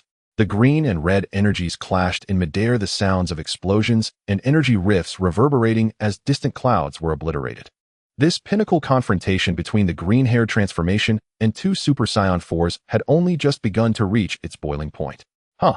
Sun Wukong roared, his red energy suddenly condensing the hair of his Super Saiyan 4 form, standing on end, a layer of crimson light enveloping his fists, signifying the energy compressed to its limits. He shattered the void beneath him, his speed multiplying several times over, fists aimed directly at Jiang Xiaofei's face. A flurry of punches descended upon Jiang Xiaofei, each carrying the oppressive force of 100 trillion points of combat power. Jiang Xiaofei's eyes narrowed, his emerald energy forming a rapidly spinning vortex around him, deflecting the incoming punches one by one. Yet before he could catch his breath, Vegeta appeared silently above him, his legs wrapped in red energy, delivering a rapid kick downwards. Bring it on. Jiang Xiaofei showed no sign of panic, instead his eyes ignited with even stronger battle intent. He tilted his head back, sharply crossing his hands above his head, gathering green energy in his palms. Bang! Vegeta's leg struck Jiang Xiaofei's hands, the tremendous impact causing the ground to sink several meters, energy ripples expanding from their point of contact, shattering the surrounding rocks into dust. At that moment, as Jiang Xiaofei blocked, Vegeta's Sun Wukong's fist came crashing down, grazing Jiang Xiaofei's shoulder and smashing into the ground. Boom! The earth erupted, creating a crater several dozen meters wide, penetrating the planet and sending debris and dust soaring into the sky. Using the force of the impact, Jiang Xiaofei leaped back, his shoulder grazed, but showing no signs of distress, instead licking his lips. Not bad, you actually managed to hurt me. Don't get cocky. Vegeta landed, his red aura surging once again. You think this is the end? He exchanged a glance with Sun Wukong, and they both simultaneously stepped back several paces, their energy skyrocketing. Red waves amplifying, rapidly forming a colossal energy beam that spanned the heavens, the surrounding space trembling violently under its might. This is... Jiang Xiaofei's pupils constricted as he sensed an oppressive force far beyond anything he had experienced before bearing down on him. This is my ultimate technique with Kakarot. Vegeta's voice resonated with a powerful energy, clear amidst the roaring energy beams. What of the legendary Saiyan? Today let me show you the true power of Super Saiyan 4, Ultimate Flash. Goku clenched his fists, surrounded by a crimson aura that radiated an overwhelming pressure alongside Vegeta's energy wave. The surface of the energy beam churned with visible chaotic currents. We're going all out now, you must hold on. Tenfold Kamehameha. As the words left his lips, two terrifying energy blasts erupted simultaneously. Vegeta's ultimate flash transformed into a dazzling crimson beam, ripping through space as it thundered towards Jiang Xiaofei. Goku's tenfold Kamehameha surged forth as a torrent of red energy, the searing pressure scorching the ground black. Together these attacks formed a pincer assault. Jiang Xiaofei's expression turned grave as he took a deep breath, his emerald green aura suddenly swelling, golden currents crackling wildly within it. He thrust his hands forward, concentrating a rich green energy within his palms, drawing on the formidable foundation of his divine body and the 16-fold energy storage limit. He propelled the Kamehameha's power to the peak of his current capabilities, 16-fold Kamehameha. The green energy beam roared from Jiang Xiaofei's palms, colliding explosively with the two crimson attacks. Boom. At the moment of collision, the entire planet trembled violently, the ground splitting into deep fissures, clouds of dust and chaotic energy surging skyward, scattering the high-altitude clouds completely.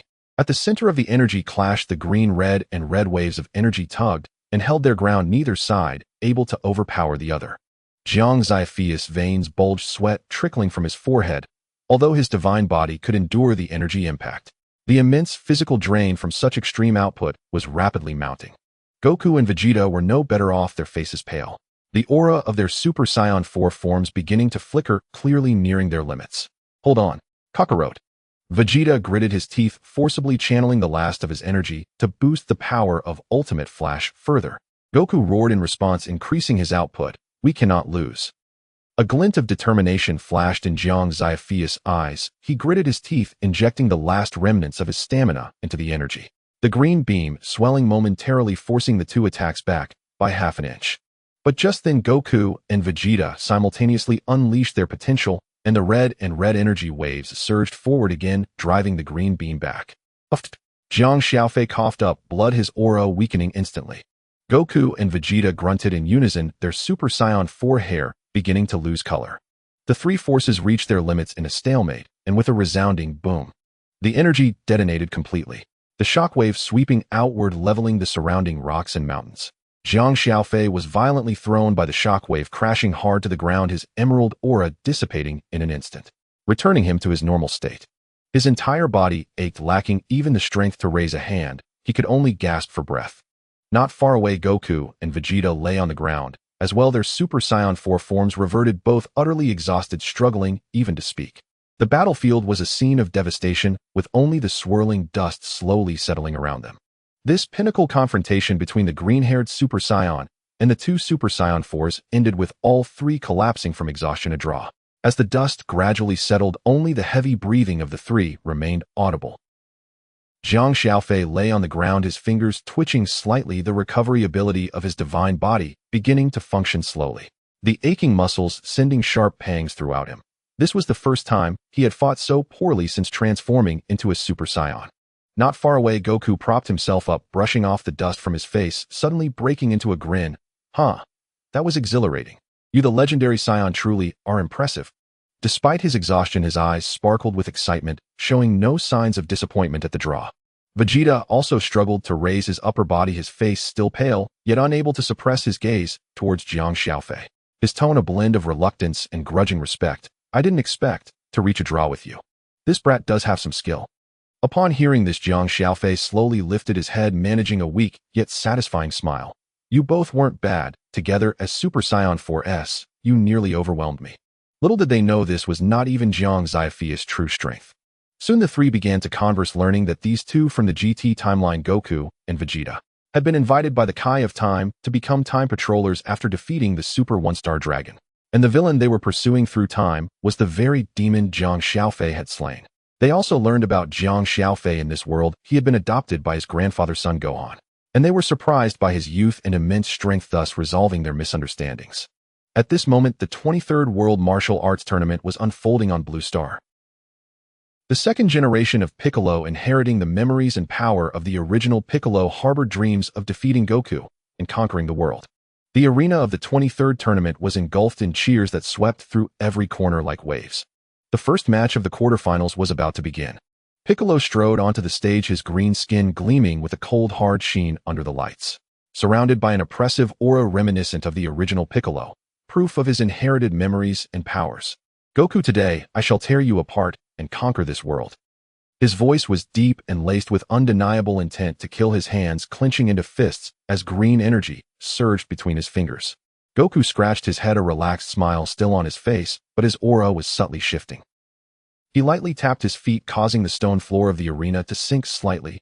Piccolo, your power is indeed formidable, but it's not enough to defeat me. Before he finished speaking, Piccolo launched his attack. In a flash, he charged forward, a fierce wind trailing behind him as he gathered a massive energy blast in his right hand, aiming it at Goku's face. Gasps erupted from the audience, but Goku merely sidestepped gracefully, easily, evading an attack capable of shattering rock.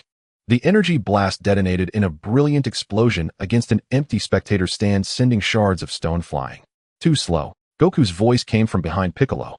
Startled, Piccolo spun around just in time to see Goku's fist barreling toward him. He hastily raised his arms to block, but with a thunderous impact, Goku's punch sent him staggering backward, his arms numb, blood trickling from the corner of his mouth. From that point on, the battle became a one-sided domination by Goku. Piccolo unleashed everything he had, whether it was a barrage of energy waves or rapid close-range attacks, all were effortlessly neutralized by Goku. Piccolo's face was filled with disbelief. How could Son Goku be this strong? Goku's figure darted around the arena with every punch and kick carrying cataclysmic force. Piccolo dodged with all his might, but was continuously struck, sustaining more and more injuries, his breath growing increasingly ragged.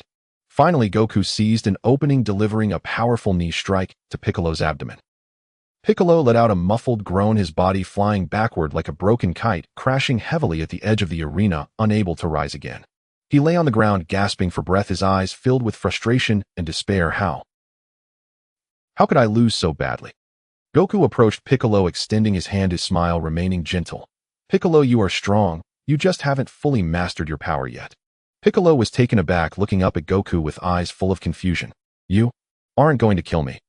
Given the animosity between the original Piccolo and Goku along with his ambitions today, Goku should have eliminated him without hesitation. Goku retracted his hand and scratched the back of his head. What fun is it to kill you? I want to face a stronger version of you in the next martial arts tournament. Besides, conquering the world is less appealing than diligently training and enjoying the thrill of battle.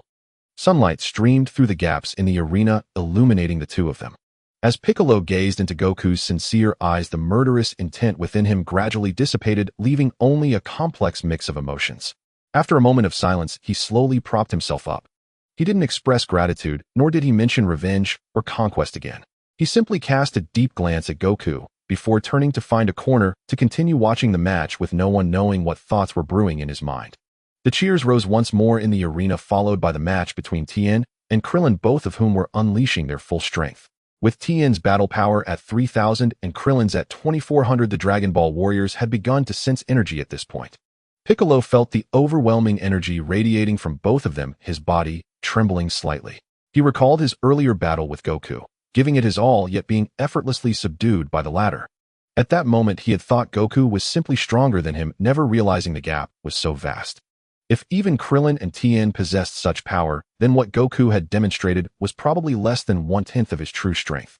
A profound sense of defeat washed over him like a tidal wave. He had once believed that inheriting the memories and powers of the original Demon King Piccolo would allow him to easily achieve revenge and conquer the world. But now he understood that the strength he perceived was utterly laughable in comparison to Goku and his friends.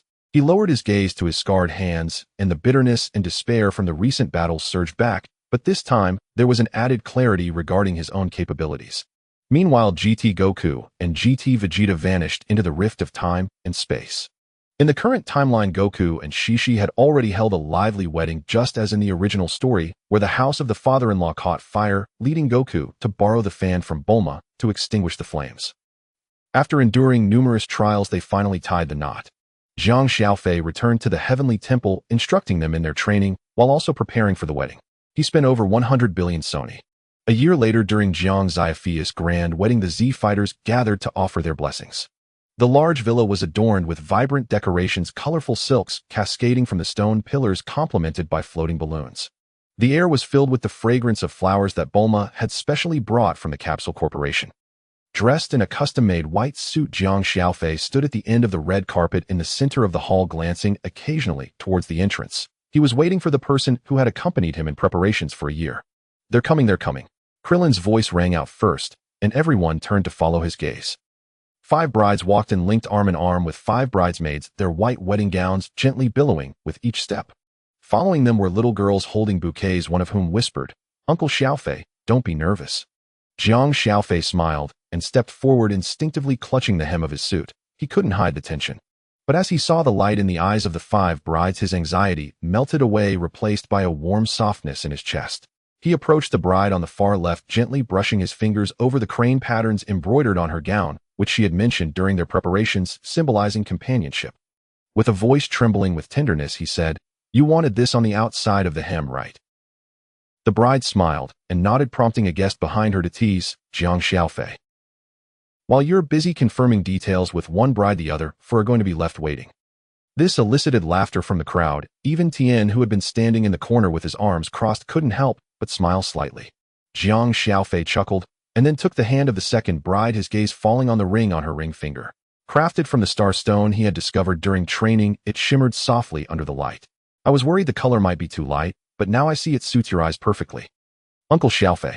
The little girl with the bouquet tiptoed over, tugging at the corner of his suit. "The brides are all so beautiful. You must remember to treat them well every day." Jiang Xiaofei knelt down, ruffling the girl's hair, and then looked up at the remaining 3 brides, taking each of their hands in turn. 5 hands interlaced on the red carpet as sunlight poured through the villa's floor-to-ceiling windows, making the lace of the wedding gowns gleam as if the fragrance of the flowers in the air had grown even sweeter. Qin Yao wheeled over a champagne tower, winking at him. "Stop whispering sweet nothings. Jiaozi has been waiting with the camera for ages." Jiang Xiaofei looked up to see Jiaozi bouncing with the camera. "Stand still. This photo is going to be hung in the villa's wedding chamber." Jiang Xiaofei smiled and stood in the middle of the 5 brides, casually wrapping his arms around 2 of them. The 5 brides were Lu Rian Tai, Si Blonde Lanqi, Lu Qingqing, and Bulma. As the shutter clicked, he leaned down to place a gentle kiss on the forehead of the bride closest to him. The cheers from around the click of the camera mingled with the fragrance of the flowers, creating the warmest sound of the wedding. As the shutter closed, Jiaozi immediately leaned in to review the photos, exclaiming, "Perfect. Jiang Xiaofei, your expression is even happier than when you won the last martial arts tournament." He then held the camera up for everyone to see, where Jiang Xiaofei and the 5 brides beamed their joy, too big to be contained by the lens. Qin Yao clapped her hands, and a robot immediately wheeled over a 3-tiered cake, decorated with a Dragon Ball design and cream topped with 5 little figurines resembling Jiang Xiaofei and the 5 brides. "Now it's time for the ring exchange." She shot Jiang Xiaofei a knowing look. "I haven't forgotten that you secretly asked me last time how to wear the ring without panicking." Jiang Xiaofei smiled as he took the ring box, opening it to reveal rings that glimmered softly. Each ring's inner band was inscribed with different phrases: companion, guardian, all agreed upon by him and the brides during their preparations last year. He picked up one ring, gently sliding it onto the ring finger of the first bride on the left, and as his fingertips brushed against her cool hand, he added, "I practiced so many times putting on rings to avoid trembling, and now it feels quite steady." Just then, Tian, standing in the corner, was suddenly nudged by a bridesmaid, who shoved a small box into his hands.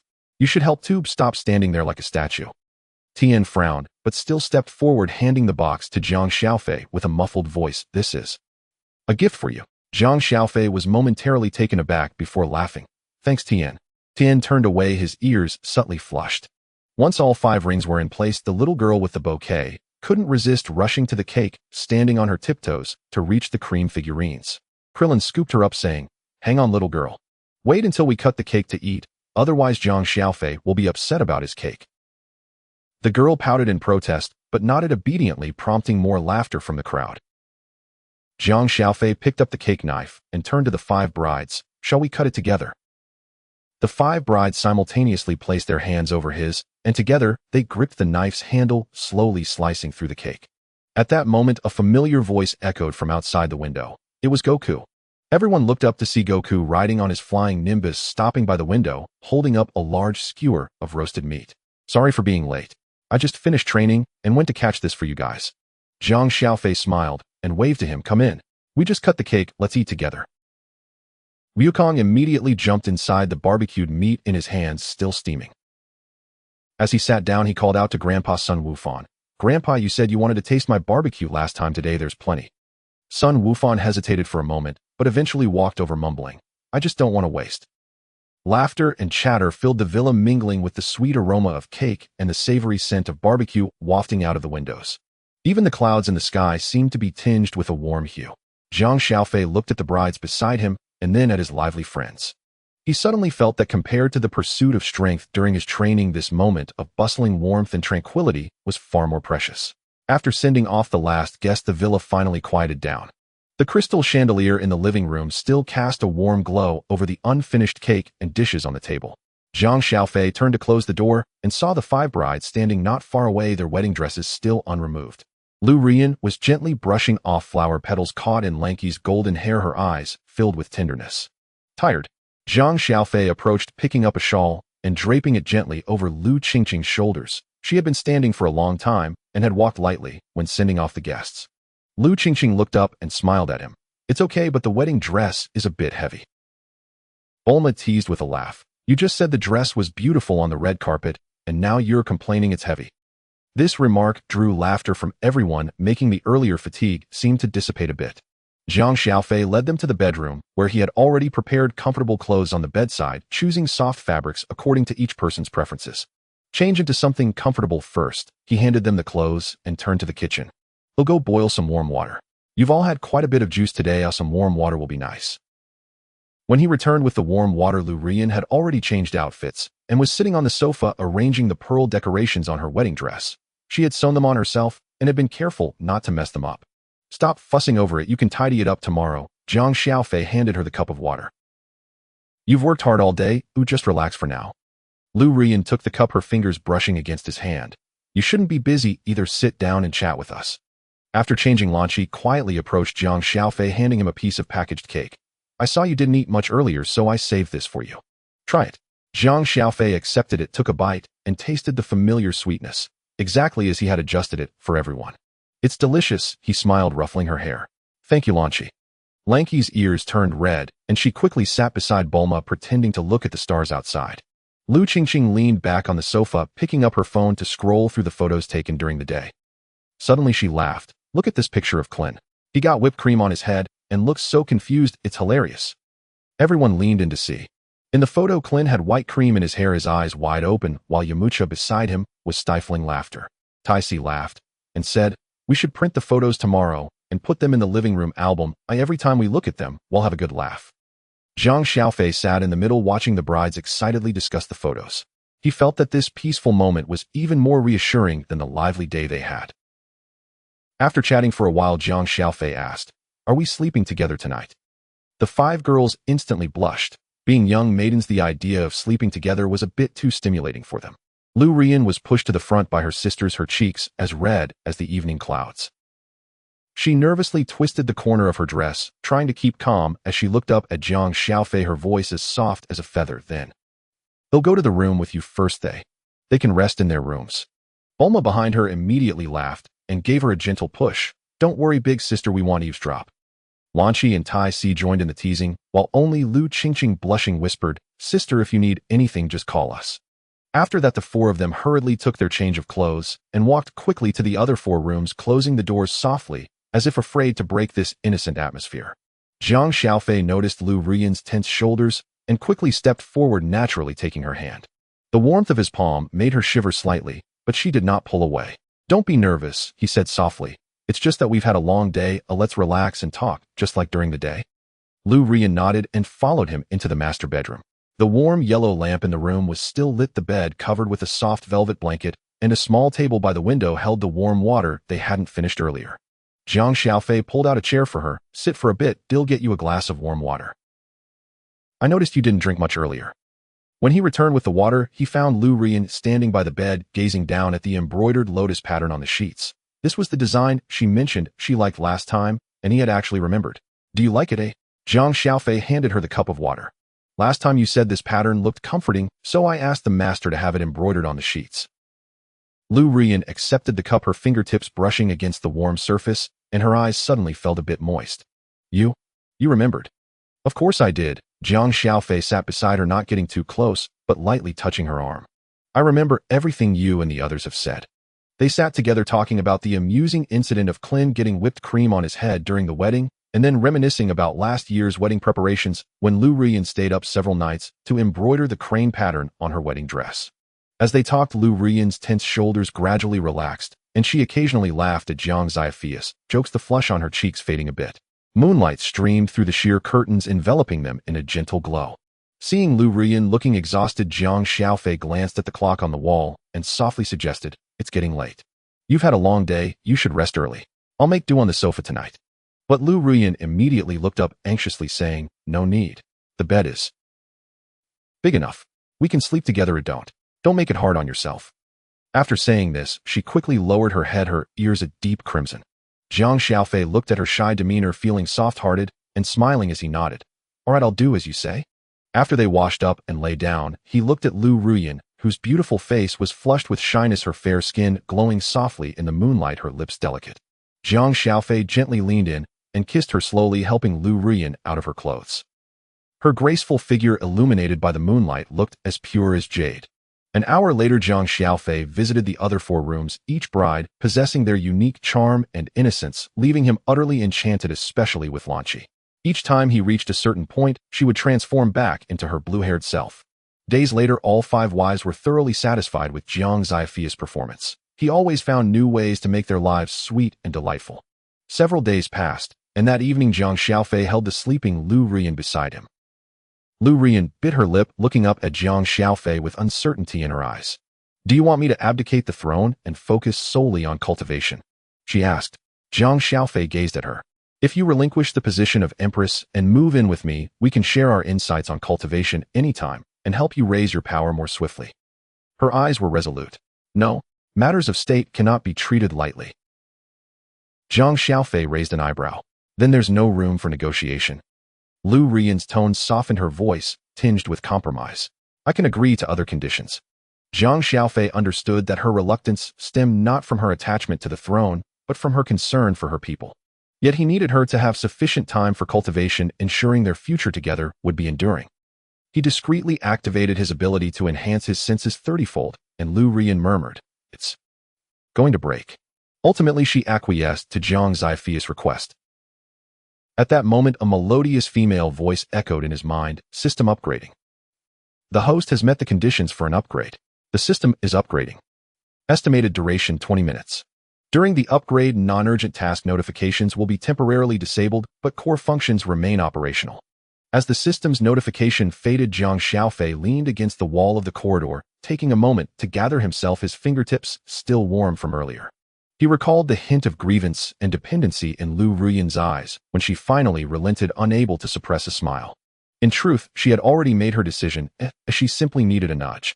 18 minutes later, Jiang Xiaofei held a sleeping Buma in the fifth room, a smirk playing on his lips. Not a single capable one in sight. The 20 minutes passed swiftly. When the system chimed again, Jiang Xiaofei distinctly felt new entries appear in his mind. The image of a stunning young woman materialized within his consciousness. She possessed long golden curls that cascaded down to her waist, voluminous and lustrous, exuding an air of grace. Adorned with a black headband that accentuated her elegance, her bright chestnut eyes sparkled with vitality. Her delicate features were framed by petite diamond earrings. Draped in a black Lolita-style gown, the bodice featured a form-fitting design adorned with lace, while the sleeves were made of tulle embellished with black bows. The skirt, layered with lace trim, boasted a high-low design that elegantly showcased her smooth alabaster legs. Ding! System upgrade complete. Monthly lottery canceled. New feature unlocked: defeating an enemy grants a reward of 110 of their combat power in system currency. Jiang Xiaofei stared at the enchanting figure now residing in his mind and inquired, "Where do you come from?" The system rubbed its forehead, pondering. I can't remember. All I know is you must strive to grow stronger as something ominous looms ahead." Jiang Xiaofei asked, "Do you have a name? I can't keep calling you the Universal System." The Universal System replied, "I do not have a name." Jiang Xiaofei suggested, "How about I give you one? Let's call you Xiaobai, or shall we?" The system seemed indignant, responding, "Those sound like names for a puppy." Jiang Xiaofei, desperate to appease, recalled various teacher names from his previous life, shaking his head to dismiss the irrelevant thoughts. "How about Ling Yao?" he proposed, to which Ling Yao smiled lightly. "That'll do." Following that, Jiang Xiaofei confirmed the system's notifications repeatedly, raising an eyebrow. Cancellations of the monthly lottery did not seem like a significant loss, as most of the previous draws had yielded inconsequential cultivation aids. Over the past 2 years, he had acquired numerous pairs of black and white silk stockings, some fairy beans, and the skill Ritual Dance, developed by the elder Kai for Gohan. However, the new feature of earning system currency by defeating enemies piqued his interest. Thus, Jiang Xiaofei assisted Lu Rian in the smooth transition of the throne. On the day of the abdication, Lu Rian donned a gown symbolizing her status as empress and stood in the grand hall briefing the ministers on subsequent governance plans. Jiang Xiaofei had long exchanged for a town planning capsule from the system store containing comprehensive blueprints for civil infrastructure and clearly outlined emergency plans post-disaster. Seeing the feasible plans and the composed Jiang Xiaofei beside Lu Rian, the ministers finally set aside their doubts and collectively bowed in agreement. After the ceremony, Lu Rian removed her heavy crown and threw herself into Jiang Xiaofei's embrace, her voice barely above a whisper. "Finally, no more worries." Jiang Xiaofei gently caressed her back, smiling as he said, "From now on, you needn't be the empress, just be Lu Rian by my side." In the following year, Jiang Xiaofei devoted himself entirely to accompanying his 5 wives, taking them on excursions, collecting shells along the coastline, foraging for wild fruits in the forests.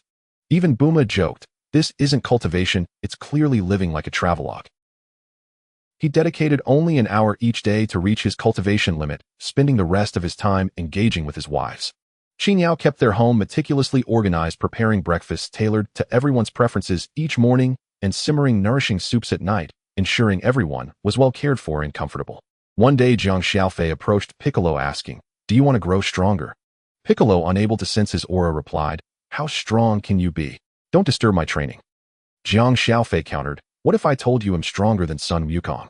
Piccolo's eyes lit up. "If you're deceiving me, the consequences will be dire."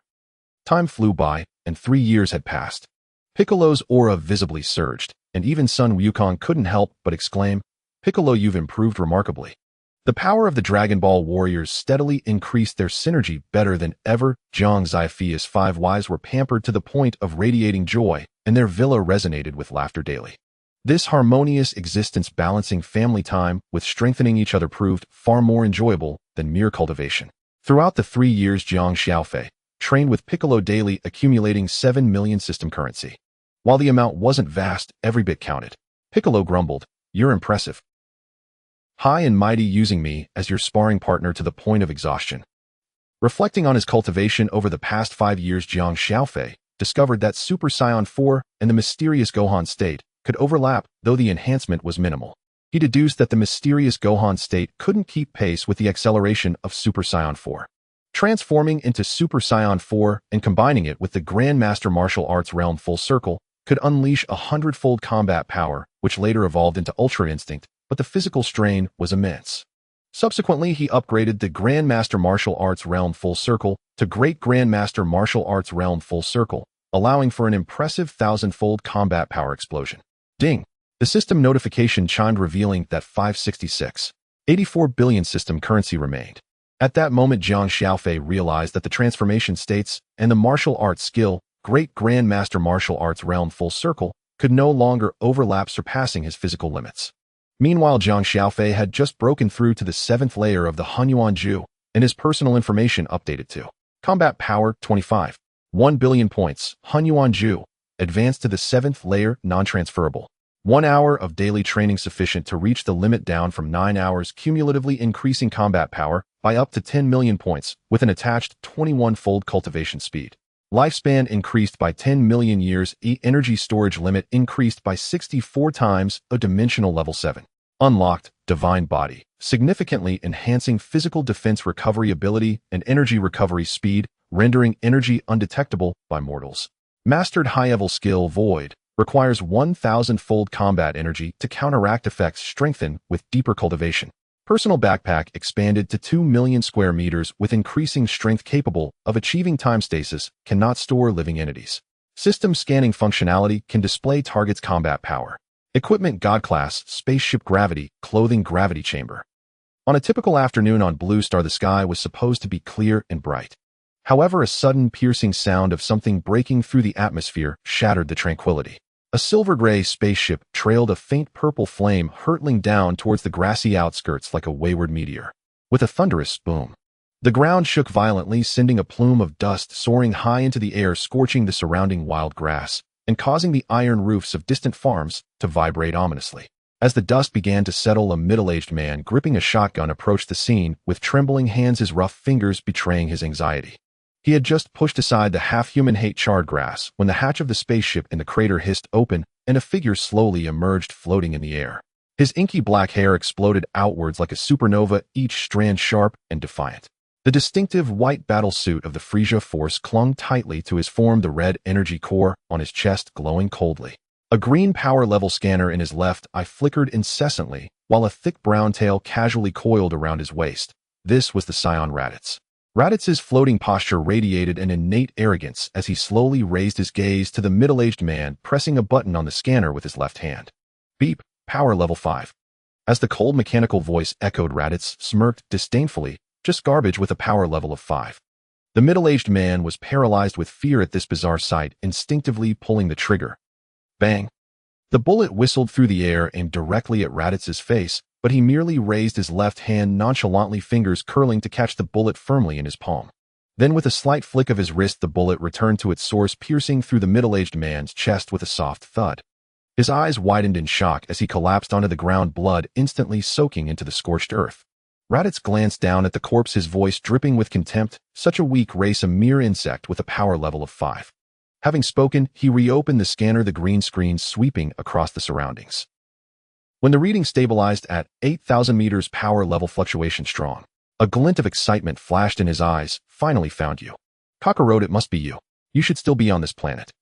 Before his words had fully settled, a pale blue aura erupted beneath him, and he transformed into a blur speeding towards the gathering of the Z-Fighters. Meanwhile, in the training field outside Jiang Xiaofei's home, the Z-Fighters were chatting casually. Sun Wukong scratched the back of his head, grinning widely. Xiaofei, let's have a proper match later. Clin crossed his arms and nodded. I've been practicing new moves lately. It's the perfect time to try them out. Piccolo leaned against a tree, eyes closed in rest, only his nostrils occasionally flaring to sense the surrounding energy. Everyone was controlling their power to just over 100, appearing no different from ordinary martial artists to avoid unnecessary disturbance. Suddenly, a chilling aura descended from the sky.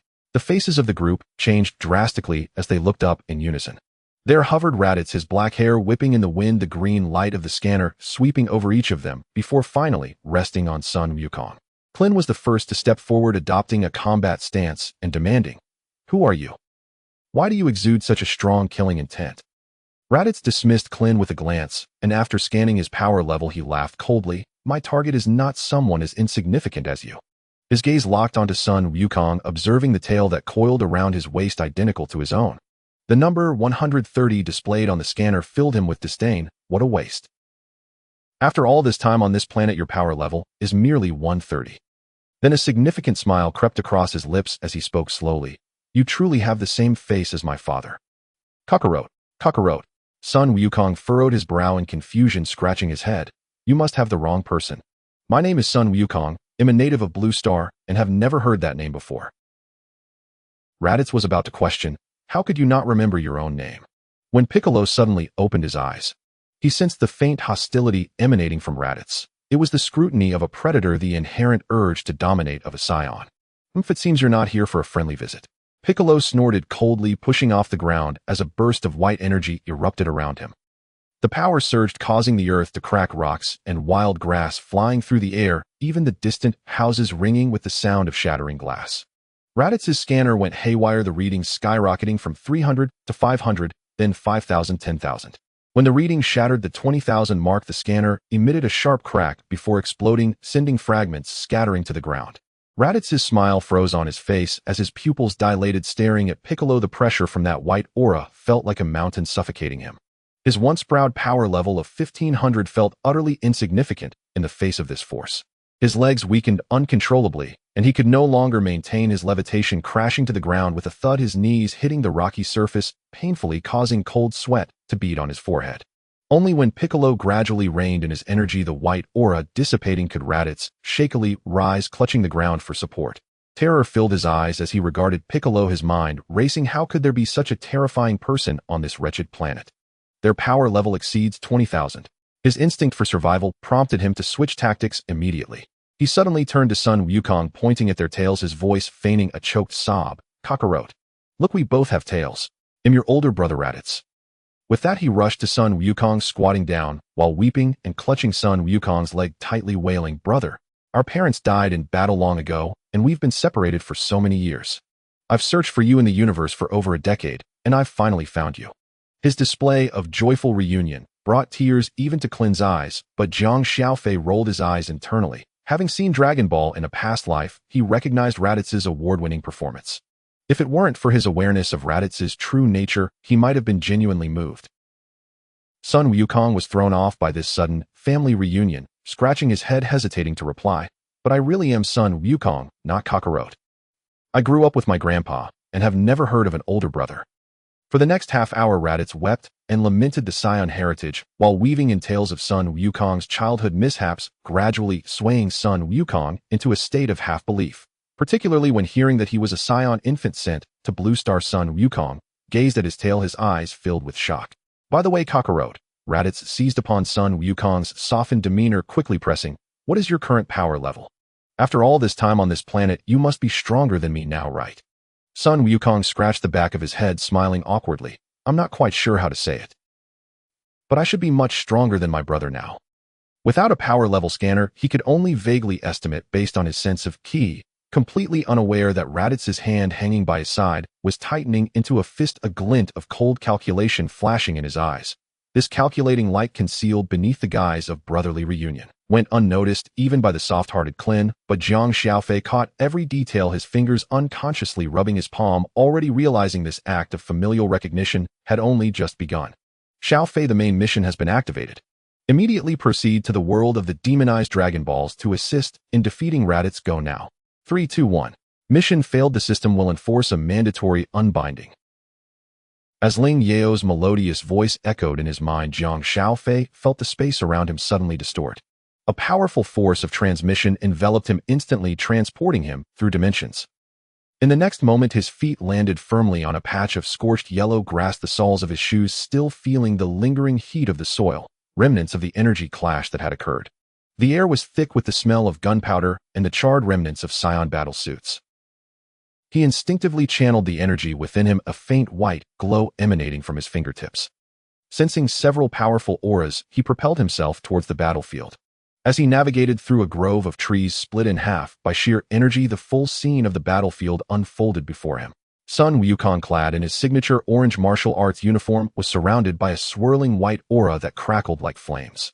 Every punch he threw tore through the air with a thunderous roar, striking Raditz with unrelenting force. Krillin, gripping a gleaming energy sphere, was tense as he circled to the side, preparing for a decisive blow.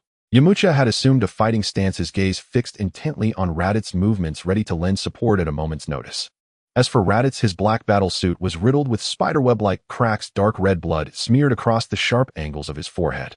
Blood constantly dripped from the corner of his mouth, and his breath was ragged, flickering like a candle in the wind. It was clear he was at death's door. Raditz is actually about to be defeated. Jiang Xiaofei's heart tightened. Just as he intended to call Ling Yao to initiate a system scan, he realized he was running out of time. Before he could gauge Raditz's fighting power, the thought that even the smallest mosquito is still meat surged to the forefront of his mind. Without hesitation, he raised his right arm, slightly palm aimed at Raditz's back. Energy surged like a tide into his hand, and a light blue energy wave rapidly coalesced in his palm. With a sharp exhalation, a beam shot forth with a piercing hum, striking Raditz squarely in the chest. Boom! The sound of the explosion resonated across the clearing, shockwaves rippling outward and stirring up clouds of dust. Raditz didn't even have time to scream as his body was reduced to ashes by the impact of the energy wave, leaving only a wisp of green smoke that quickly dissipated into the air. Ding! Successfully killed. Raditz awarded 600 system coins. Current remaining system coins 56684460000. Ling Yao's notification chimed in promptly. As Jiang Xiaofei's strength surged, he distinctly sensed an invisible gloom cloaking this world's universe. Malicious energy, cold and violent, surged from all directions, reminiscent of a colossal beast lurking in the abyss, slowly awakening. This energy was more potent than anything he had perceived before, clearly amplifying the existence of evil in the world. However, as he traced the flow of that energy, he could never locate its source. Where is it coming from? Jiang Xiaofei furrowed his brows, the white glow at his fingertips flickering slightly. Just as he wished to delve deeper, he still failed to uncover the origin. At that moment, a cheerful voice suddenly came from behind him. Jiang Xiaofei. That move you just pulled was amazing. Jiang Xiaofei turned around to see Sun Wukong, having retracted his white aura, striding towards him with a carefree smile on his handsome face, his bright eyes sparkling with curiosity about Jiang Xiaofei's power. Behind Sun Wukong, Piccolo approached slowly, draped in his iconic cape, arms crossed over his chest. When his gaze fell upon Jiang Xiaofei, his previously calm demeanor turned sharp, his aura suddenly chilling, as if he had entered a battle stance. It's you. Piccolo's voice was laced with suppressed anger. Through his heritage, he knew that the one who killed his father, old Piccolo, was standing right before him. His tone was filled with wariness. You are the one who murdered my father, King Piccolo. Understanding dawned on Jiang Xiaofei. It was no wonder Piccolo harbored such animosity. Just as he opened his mouth to explain, Sun Wukong interjected, patting Piccolo on the shoulder with a laugh to ease the tension. Piccolo, don't be so fierce. Jiang Xiaofei just helped us defeat Raditz. He's our friend now. And you're not that villain who wanted to conquer the world anymore. Piccolo frowned, opening his mouth to speak, but refraining from arguing. Years spent alongside Sun Wukong and others had changed his perspective. He was no longer the vengeful demon king consumed by rage. After a few moments of silence, he looked at Jiang Xiaofei with lingering suspicion, but he no longer exuded hostility. Sun Wukong's eyes sparkled with eager combativeness. Jiang Xiaofei. Over these past 5 years of training, as you suggested, I feel so much stronger. Let's spar and see how much I've caught up to you. Looking into Sun Wukong's shining eyes, Jiang Xiaofei smiled and nodded, "Let's go." As soon as he finished speaking, Sun Wukong took 2 steps back, inhaled deeply, and his aura erupted into a brilliant white flame, sending leaves swirling around and spreading outward. His power surged dramatically. If a battle power detector were present, the numbers on the screen would have skyrocketed, eventually stabilizing at an astonishing value of 200. "Take this." With a mighty shout, Sun Wukong propelled himself forward, vanishing from sight, leaving only a faint afterimage in his wake. In the next moment, he reappeared before Jiang Xiaofei, his right fist carrying earth-shattering force aimed directly at Jiang Xiaofei's chest. In the face of this blistering attack, Jiang Xiaofei remained rooted in place, merely lifting his right hand, extending a single finger to meet the blow gently. Bang! The moment their points of contact collided, a deep sound reverberated, and a powerful shockwave radiated outward, causing the ground to tremble slightly. Sun Wukong's punch, capable of shattering rock, was held firmly in place by Jiang Xiaofei's single finger, unable to advance even an inch. "What?" A flicker of surprise flashed in Sun Wukong's eyes, quickly replaced by a surge of excitement. "Not enough. This isn't enough." He abruptly withdrew his fist, inhaled deeply, and his white aura transformed into a violent red, his energy escalating exponentially in mere seconds. 20-fold Kaiō-ken. His training in the divine cultivation method had greatly enhanced his physical strength. The terrifying energy swept across the valley, cracking the ground like spiderwebs, and trees in the distance swayed violently as leaves cascaded down. Piccolo, observing from the sidelines, found himself pushed back by the force. Squinting as he clenched his fists, he could clearly feel that Sun Wukong's power was now 20 times stronger than before. Krillin and Yamcha marveled at how much faster Sun Wukong had progressed compared to them. With the 20-fold Kaiō-ken activated, Sun Wukong's speed and strength reached new heights.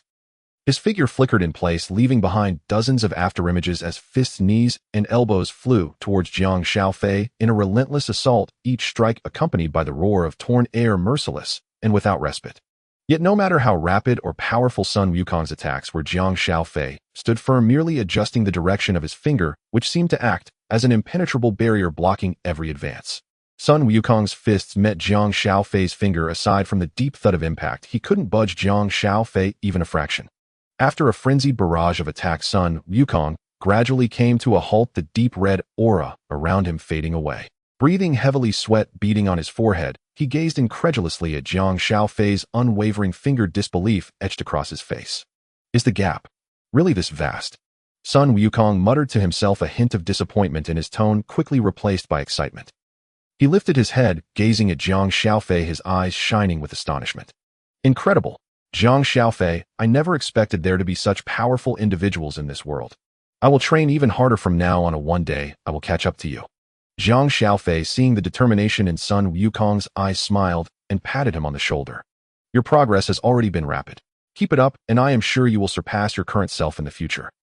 Noticing that Sun Wukong, though reluctant, had acknowledged the disparity between them, Jiang Xiaofei felt a stir in his heart and said to Ling Yao, "Main quest completed. Prepare to return to the original world. The transmission is starting. Countdown from 10 seconds. 10, 9, 8. Ling Yao's voice echoed in his mind as a faint white glow began to envelop Jiang Xiaofei, his figure gradually becoming transparent. He turned to Sun Wukong and Piccolo, waving his hand. "I must leave now. Until we meet again, may fate bring us together." Sun Wukong and Piccolo stared at the fading figure of Jiang Xiaofei, momentarily stunned before rushing forward only to grasp at thin air. Jiang Xiaofei's figure ultimately vanished entirely from the valley, leaving Sun Wukong standing in place, fists clenched, murmuring with unwavering resolve, "Next time we meet, I will definitely become stronger."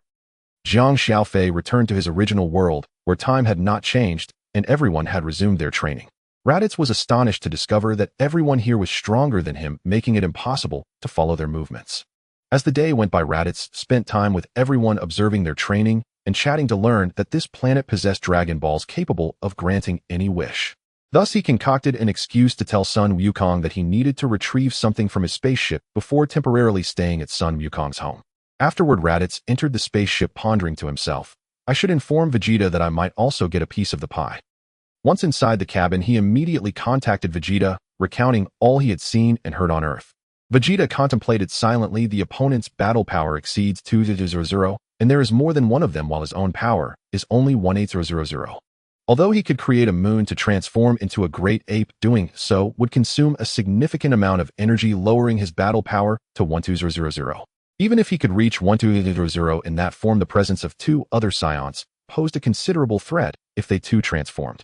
Raditz claimed his brother was a lower-class warrior who would lose his sanity upon transforming, thus posing no threat. Yet the other Saiyans' true capabilities were unknown. Moreover, if someone were to destroy the moon, would he not become a tragic, speedy Saiyan? After some reflection, he deemed that sending Nappa with Raditz was not a safe option and decided to have Raditz remain on Earth to investigate the true strength of the Z warriors. Tempted by the prospect of immortality and the ability to defeat Frieza, Vegeta suddenly devised a plan to have the Ginyu Force and the Earthlings fight each other to their mutual ruin, allowing him to reap the benefits. He promptly contacted Frieza's headquarters, connecting to Frieza's communication. Frieza spoke calmly. "Vegeta, what do you want?"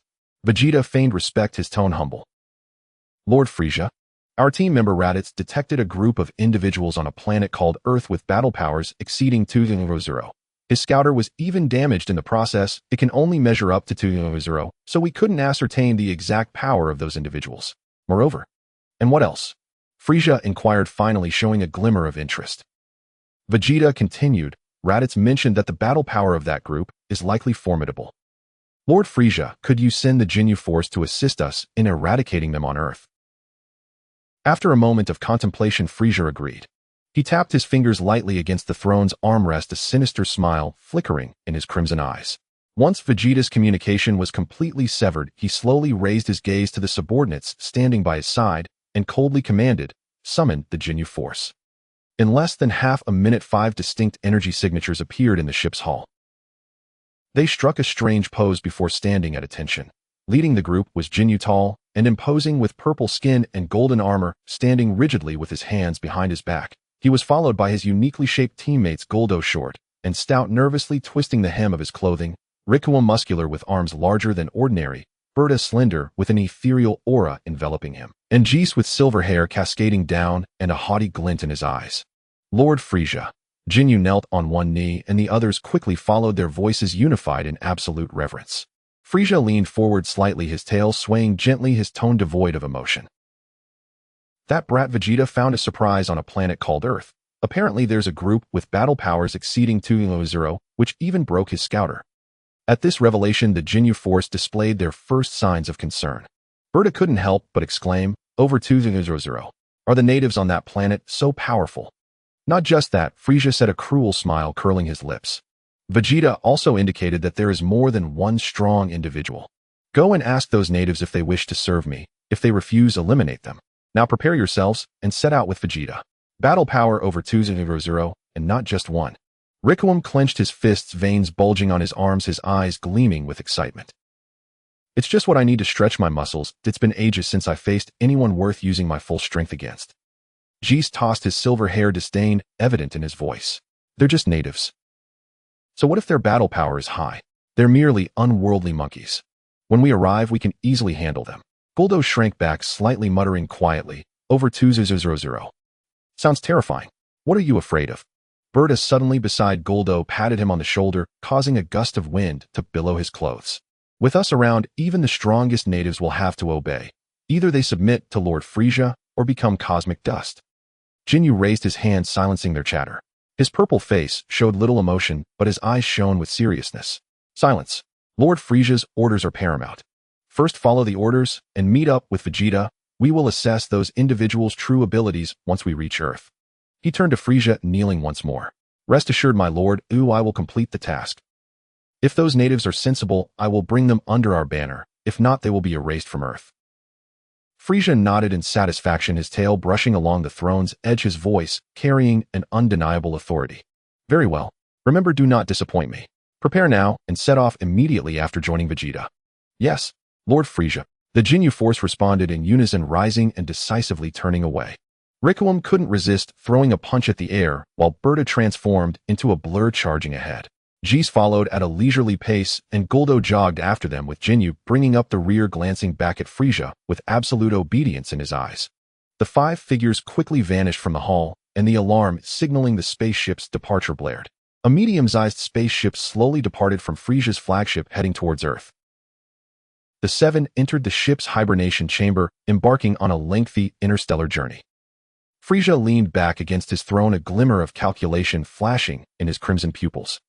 Vegeta, Ginyu, and the strong ones from Earth. This performance better not be dull.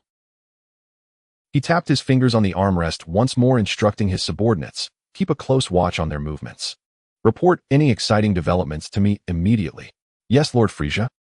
The hall returned to silence save for the distant roar of the ship's engines heralding a storm rushing swiftly towards the peaceful Earth. Time flew by, and a year later, a medium-sized spaceship swiftly glided over the blue planet and landed steadily.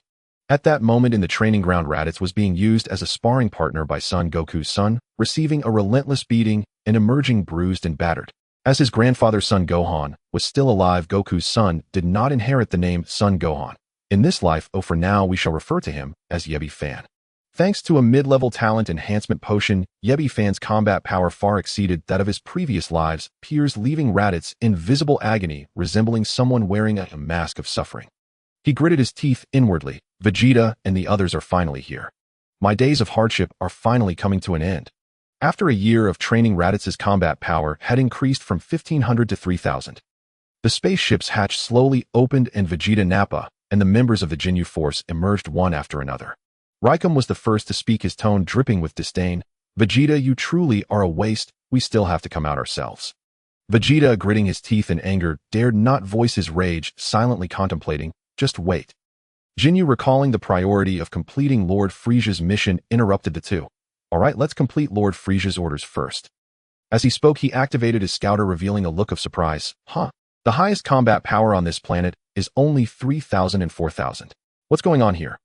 As soon as he finished speaking, everyone swiftly flew towards the Z Fighters' direction. Jiang Xiaofei and the Z Fighters sensed the powerful evil aura and immediately took off towards its source. The two sides met in a rocky clearing, and upon seeing this, Raditz immediately flew towards Vegeta, catching sight of the Ginyu Force beside him. In his heart he rejoiced, this time it's secured. Krillin, puzzled, asked, what is Raditz up to? Raditz landed before Vegeta, abruptly turning to face the Z Fighters with a sneer. A bunch of frogs in a well. Do you really think that winning against me a few times makes you invincible? A cruel smile tugged at his lips as he wiped the bruises from his mouth. Now that Lord Vegeta and the esteemed Ginyu Force are here, you so-called strong ones will soon be reduced to cosmic dust. He pointed forcefully at Jiang Xiaofei and the Z Fighters, his voice filled with long-suppressed resentment. Especially you, Yamcha. What are you laughing at? And you too, Yebi Fan. The humiliation you inflicted on me will be returned to you by the Ginyu Force today. Just wait and see. You won't even have the qualification to beg for mercy. As soon as he finished speaking, the Ginyu Force suddenly struck a series of bizarre poses, filling the air with awkwardness, leaving the Z Fighters dumbfounded. Raikum flexed his muscles, yet awkwardly contorted himself into a stance with one leg bent and one hand pointed, asq veins bulging on his neck as he boomed. This is our Ginyu Force's greeting pose. Unsophisticated natives, do you understand the presence of a true warrior? Raditz's once intimidating aura instantly deflated, wishing he could bury his head in the ground. Had he known the Ginyu Force would make such an unusual entrance, he wouldn't have spouted those harsh words earlier. After completing their poses, Ginyu activated his scouter, scanning the group with a furrowed brow. Everyone here has over 100 in combat power. He turned to Raditz, questioning. The 3,000 combat power detected earlier was you, right? What about the one with 4,000 combat power? Raditz hurriedly explained. They can all control their combat power. The one with the 4,000 combat power is that little brat Yebi Fan. Besides, Ginyu pressed. Besides what? Raditz awkwardly replied. He was afraid of killing me, so he didn't go all out. Having confirmed their targets, Ginyu spoke up. Lord Frieza wishes to recruit you to serve him. Are you willing? Seeing no reaction from them, he added. Our Lord Frieza is the Cosmic Emperor, overseeing countless star systems. Son Goku immediately refused. Firstly, we don't know who Frieza is. Secondly, we would never join you. Jinyu's expression darkened. You really don't know what's good for you. Then we'll have to eliminate all of you. After pondering for a moment, feeling bored, he suggested, since we have time, why don't we take turns battling you? It'll be fun, and we can always fight seriously later. What do you say? Raikum immediately exclaimed with excitement. Great. More fun. Jiang Xiaofei saw this suggestion as a perfect opportunity to test everyone's strength and agreed, along with the Z Fighters. Raditz, sensing the situation, hurriedly pointed at himself and insisted, I want to join too. But he was met with disdainful glances from the Ginyu Force. Vegeta coldly remarked, Don't disgrace the Saiyans. Jinyu looked at Vegeta, his tone taunting. If you're scared, our Jinyu force can go first. Vegeta, inwardly delighted as this suited his plan to take advantage, and remained silent. Nappa, however, was unwilling to back down, thinking to himself, how strong can that little brat who defeated Raditz be? If he's stronger than me at this age, then all my years of training would have gone to waste. He stepped forward and declared, Raditz has shamed the Saiyans, I will avenge him. At that moment, the lineups of both sides were clear. Jinyu's side, Jinyu Geese, Berta, Raikum Guldo, Vegeta, Nappa Raditz. Z-Fighter's side, Jiang Xiaofei Son Goku, Yebi Fan Piccolo Tien, Shinhan Master Rashi Kairatsu Krillin Yamcha. No, Jiang Xiaofei's grandfather Son Gohan had moved back to the mountains due to his discomfort with city life, preferring the lifestyle among the hills. The great battle was about to begin. Nappa pointed at Yebi Fan, roaring, You little brat, is it you who beat Raditz like a stray dog? The Saiyon's face has been tarnished by him. Today you'll witness the true strength of a Saiyan warrior. With that, Nappa stepped forward. Yebi Fan, looking at his towering and muscular figure, couldn't help but feel a bit intimidated. Goku sensed Nappa's power and softly encouraged, Believe in yourself, unleash your true strength, and you'll definitely win. These words washed over Yebi Fan like a warm current, dispelling his anxiety. He took a deep breath, his gaze sharpening, clenched his fists, and stepped forward to face Nappa's challenge. Nappa's attention suddenly fell on the tail behind Yebi Fan, a mocking smile creeping onto his lips. Still keeping your tail? Perfect. Let me show you what a pure-blooded Saiyan is capable of. Before he finished his words, Nappa exploded forward, moving like a released arrow, throwing punches and knees at Yebi Fan, each strike accompanied by a sharp wind. But Yebi Fan was well prepared. With the agility honed over a year of training, he darted and twisted like willow fluff, avoiding Nappa's blows so much that not even the hem of his clothes was touched. In the moment Nappa's punch swung wide, Yebi Fan seized the opportunity, his right leg sweeping out like a steel whip, landing a heavy kick to Nappa's side. With a dull thud, Nappa's massive body staggered backward, barely stabilizing himself after colliding with a rock. After a series of missed strikes, Nappa's frustration reached its peak. He roared and charged forward again, only to be nimbly evaded by Nappa, resulting in a few heavy blows landing on him instead. Vegeta furrowed his brow and activated his scouter. On the screen, Nappa 8000 appeared, while Nappa 4000 shone glaringly. He could not help but scold, Fool. Calm down and think. You can defeat him. Nappa paused for a moment, and then nodded. Is that so? Thank you, Vegeta. Thanks to you I can regain my composure. He took a few deep breaths, and declared, I am awake now. His fists clenched tightly, and his energy surged dramatically, causing the scouter readings to leap 5,000, 6,000, 7,500. Seeing this, Nappa no longer held back and unleashed his full power. 9,000, 10,000, 11,000, 12,000. White energy waves collided violently in the center of the battlefield, shaking the surrounding rocks, and making Krillin, Piccolo, and the others clench their fists and shout, Nappa, go for it. Vegeta's eyes were glued to the fluctuating numbers on the scouter, his pupils contracting as he shouted in disbelief. His battle power has reached 12,000. What? 12,000? Nappa turned his head sharply, disbelief written all over his face, his rough voice trembling. This is impossible. I am a high-ranking warrior, a noble Saiyan with a battle power of 7,500. How could a little brat possibly reach 12,000? Back when Planet Vegeta was still around, no one in our race could accomplish that. He stared at the brilliant white aura surrounding Nappa, his eyes filled with confusion and unwillingness, as if he could not accept this harsh reality. Yet moments later, the humiliation ignited a rage that eclipsed his shock. Nappa let out a roar and charged at Nappa, refusing to believe that a mere child could defeat a proud Saiyan like himself.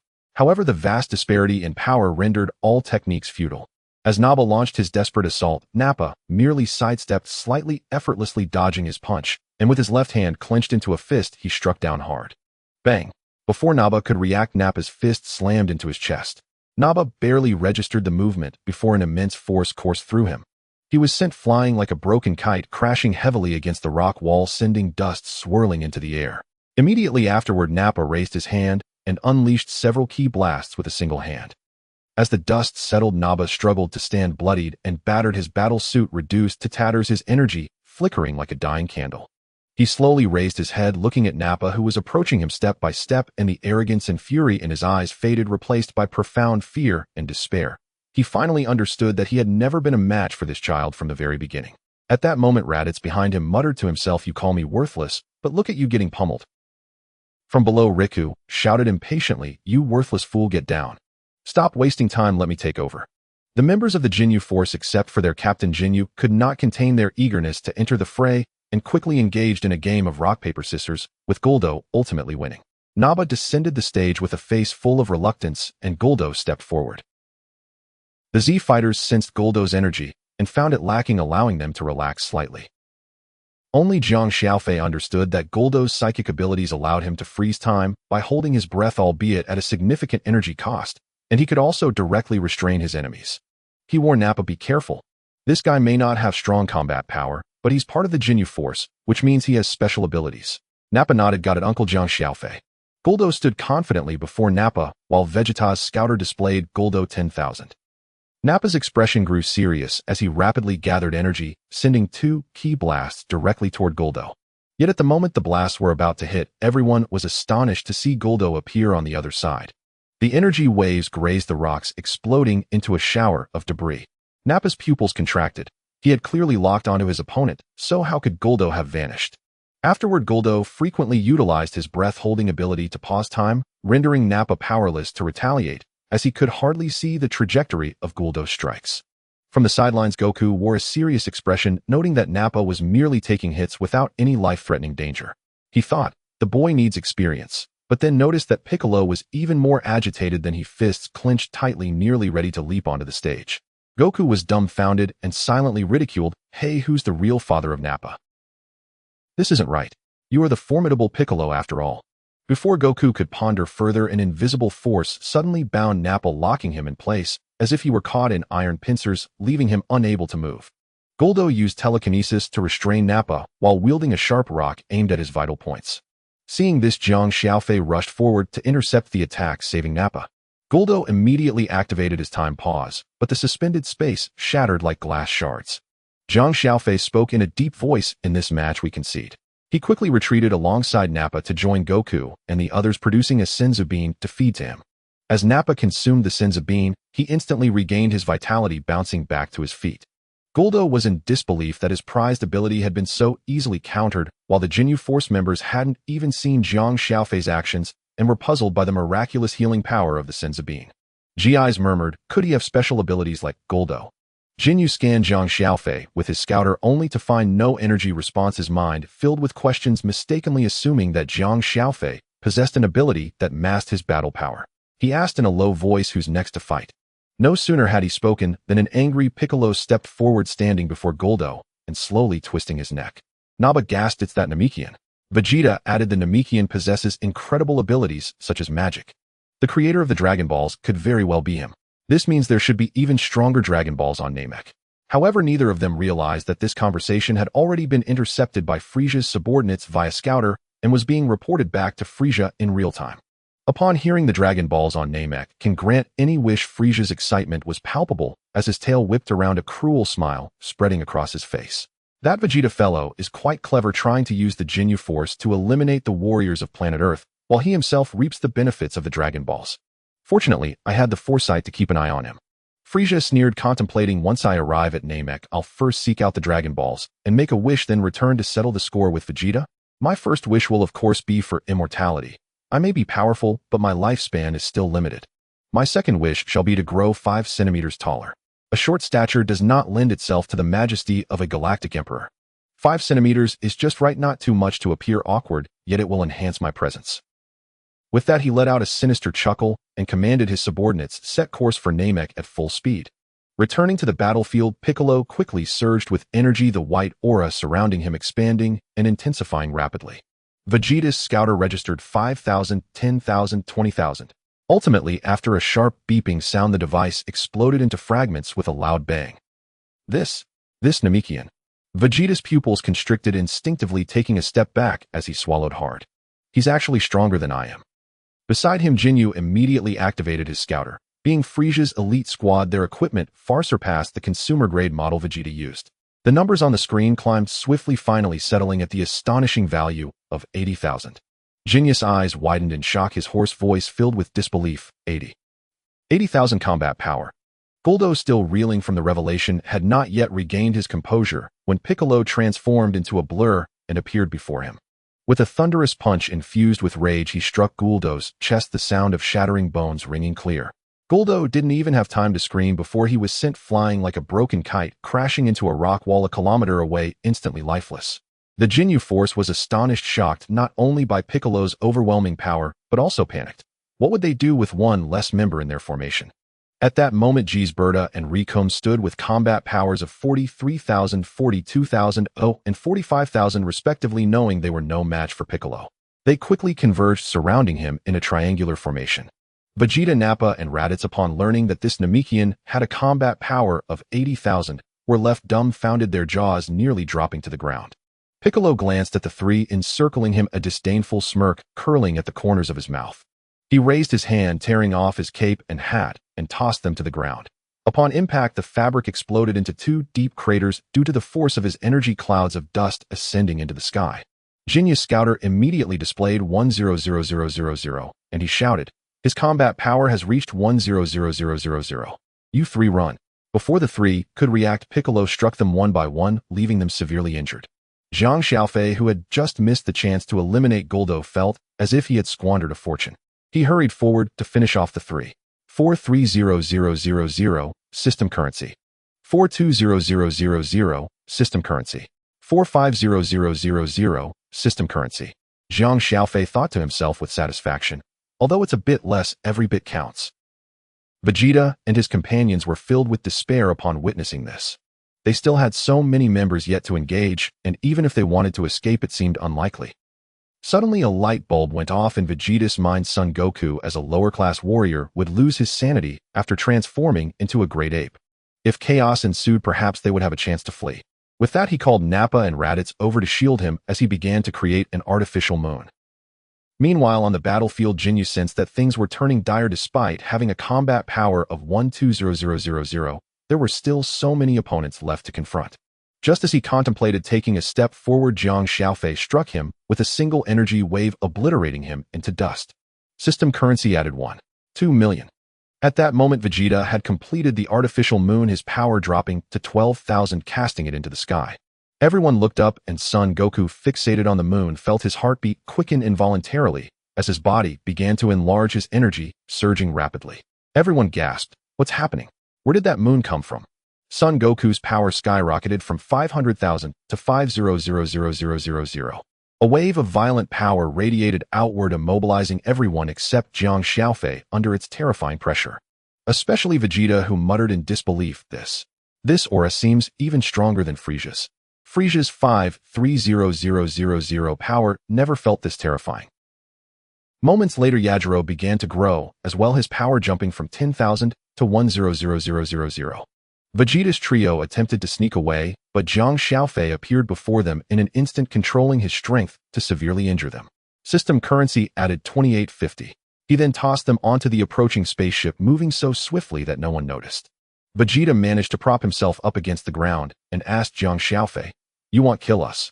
Jiang Xiaofei replied, "There are hardly any Saiyans left. They'll let you go this time, but I hope you won't commit evil again." With that, without waiting for a response, Jiang Xiaofei turned to leave. Vegeta stood frozen, a cold smile creeping onto his face. Saiyans from planet Vegeta, not committing evil. That's like saying you let wolves not eat sheep, or you change a dog's nature of eating feces.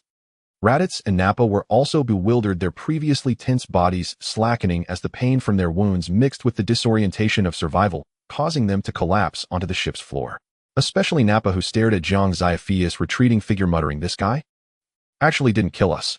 He was so merciless when he finished off the Ginyu Force." Raditz shot Nappa a fierce glare. "Isn't it better to be alive?" The three struggled to activate the ship's autopilot, setting course for the depths of space. At that moment, Jiang Xiaofei returned.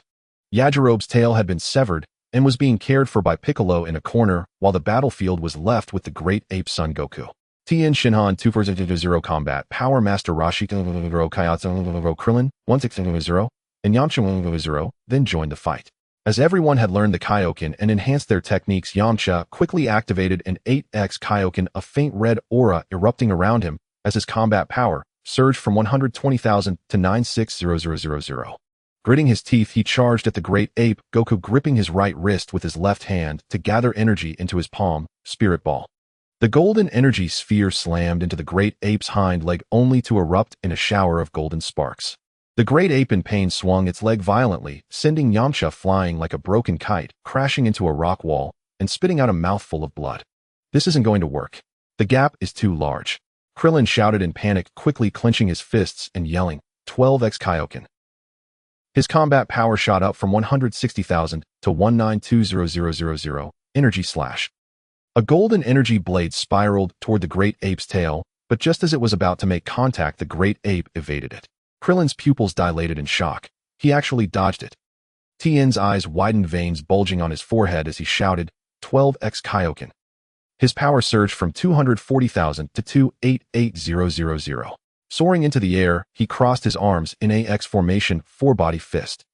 3 identical clones of him appeared instantly, surrounding the great ape at 4 corners, while simultaneously gathering energy for a blast Kamehameha. 4 streams of golden energy collided, merging into a gigantic light beam that struck the great ape's chest. The giant ape roared furiously, raising its massive palm to meet the radiant beam of light Hedon. Veins bulged on its palm as it forcefully pushed the light back. This is bad. Tianjin Fan's face turned pale as the energy backlash scattered his clone, causing his main body to stagger backward with blood trickling from the corner of his mouth. Transformed into a colossal ape, Sun Wukong unleashed a powerful energy wave towards the group. Seeing this, Master Roshi quickly tore open his martial arts uniform, revealing a lean yet muscular chest. His muscles surged with 2,000 battle power, igniting the 12-fold Kaiō-ken, skyrocketing his power to 2 per million. With the Kamehameha wave, a fierce clash ensued, unleashing 2 powerful energies that collided in the air, resulting in an explosive blast that sent dust and debris flying, leaving a deep crater at its center. After the strike, Master Roshi gasped for breath, realizing that the 12-fold Kaiō-ken combined with the full-power Kamehameha consumed too much energy, leaving him feeling weak and reflecting on how he could not compare to his younger days. Chaozi activated the 8-fold Kaiō-ken, raising his battle power to 8,000, and attempted to immobilize the giant ape with his special abilities, but it proved futile. Krillin frantically gestured to Piccolo beside him, pleading for help. He thought you have to shoot the giant ape's tail with the special beam cannon. However, Piccolo turned his head, pretending not to see, thinking he needed to protect his son, Dend, and had no energy to assist them. Seeing no hope in Krillin's desperate glance, he gritted his teeth and unleashed the 12-fold Kaiō-ken again, concentrating 192 million battle power in his palm, directing the Kamehameha at the artificial moon. Destroy the moon first. Without it, he can't transform back into the giant ape. The giant ape clearly sensed the importance of the artificial moon, one of the sources of its power. It leaped into the air, its massive frame blocking the artificial moon, taking the full brunt of the Kamehameha blast. With another thunderous explosion, when the dust settled, the giant ape was surprisingly unscathed, with only a few tufts of fur singed. It crashed down to the ground, its feet smashing into the earth, sending stones and soil flying, the rising dust obscuring the sky and adding a sense of despair to the already chaotic battlefield. In the wilderness, the giant ape's roar sent fragments of stone rolling down. Its eyes, as large as brass bells, were bloodshot. Each time it was met with an invisible force, its fury intensified, its broad chest thundering like ancient war drums echoing across the plains. In the next moment, it charged toward Master Roshi and his group with ground-shaking steps. The giant ape's massive arms suddenly rose, its palm forming a fist, slicing through the air with a sharp sound as it brought its fist crashing down toward the diminutive figures below. The force seemed capable of creating an endless abyss in the land. At this critical moment, Jiang Xiaofei stepped forward slowly, surrounded by an almost ethereal white energy. With a battle power of 18 billion coiled within, he gently raised his right hand and extended a long index finger, lightly placing it in front of the group. Isn't this a bit too arrogant? Krillin's eyes widened in disbelief, his fists tightening as cold sweat broke out on his forehead. Yamcha and Tianjin Fan wore grave expressions. They fully understood the destructive power of the giant ape's punch. Even steel could be reduced to dust by such might, and Jiang Xiaofei's single finger seemed akin to using an egg to strike a rock. In the next instant, the fist collided with the fingertip. Instead of the expected cataclysmic explosion, an overwhelming wave of force erupted, far exceeding their imaginations. Krillin was blown back several steps before regaining his balance. Yamcha stumbled, nearly falling. Master Roshi was knocked to the ground, his white beard blown upright by the blast. Everyone stared in awe at the tall figure at the center. Jiang Xiaofei, with his fingertip against the giant ape's fist, stood motionless, as if he was blocking not a world-shattering blow, but merely a falling leaf. This difference is too vast. Chaozi gasped, his voice trembling. They had always known Jiang Xiaofei to be powerful, but it was only at this moment that they realized they were no longer in the same dimension of existence, like ants gazing at the heavens, unable to fathom the boundaries of such strength. Jiang Xiaofei pushed the giant ape's fist aside, his gaze shifting to the artificial moon suspended in the air, glowing with an eerie light. He raised his left hand slightly, gathering a dazzling blue energy sphere in his palm, its brilliance intensifying to the point where the air around it began to shimmer. Huh! With a light shout, a white energy wave shot upward like a meteor, instantly piercing through the artificial moon. With a resounding boom, the moon exploded in midair, scattering into countless points of light.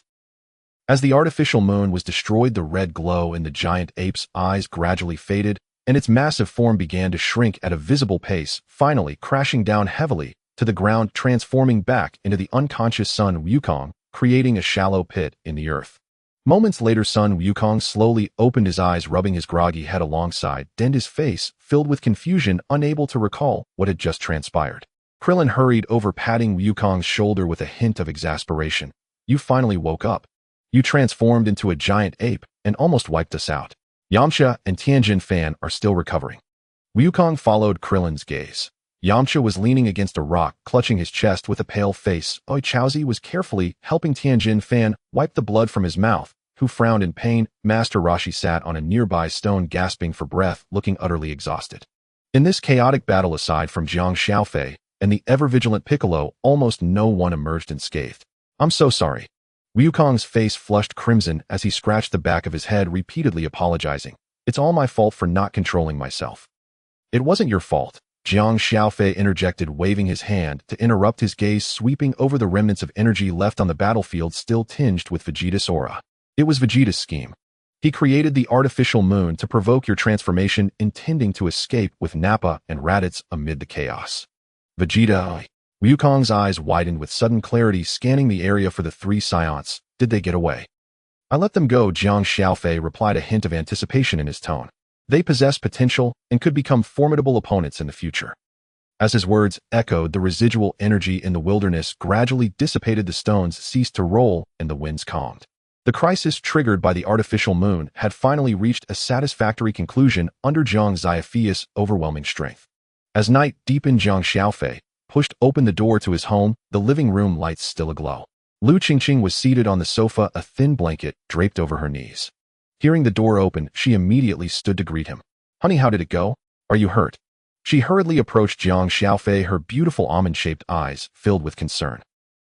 She reached out to check him from his forehead to his arms, meticulously examining him, fearing she might miss even the slightest injury. Jiang Xiaofei allowed her to scrutinize him while a faint, alluring fragrance lingered at the tip of his nose, the scent of her favorite shower gel mixed with the steam from her recent bath particularly enticing. He looked down to see Lu Qingqing, his wife, clad in a silk bathrobe, the collar slightly open, revealing a small patch of fair skin. The robe accentuated her curvaceous figure, every curve perfectly delineated. "Are you done checking?" Jiang Xiaofei chuckled softly. Before Lu Qingqing could respond, he swept her up in his arms. "Hey, what are you doing?" Lu Qingqing exclaimed, instinctively wrapping her arms around his neck, her cheeks instantly flushed, playfully tapping his chest with her fingertips. Jiang Xiaofei gazed at her, blushing, ears a mischievous smile curling at the corners of his mouth. His voice was deep and magnetic. "You just examined me from head to toe. Now it's my turn to check you out." With that, he carried Lu Qingqing toward the bedroom, leaving the living room lights shining alone.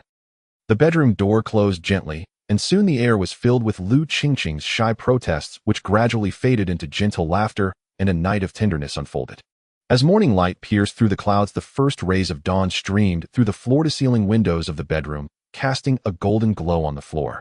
Jiang Xiaofei opened his eyes, the first sensation being the warmth of the person in his arms. Lu Qingqing was still asleep, her side pressed against his chest, long eyelashes fluttering gently like tiny fans with her rhythmic breathing.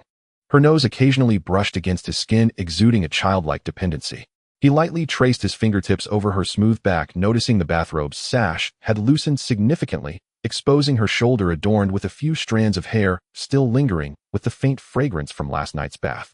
Jiang Xiaofei leaned down, planting a soft kiss atop her head, his movements as gentle as if he feared startling a bird resting by the window.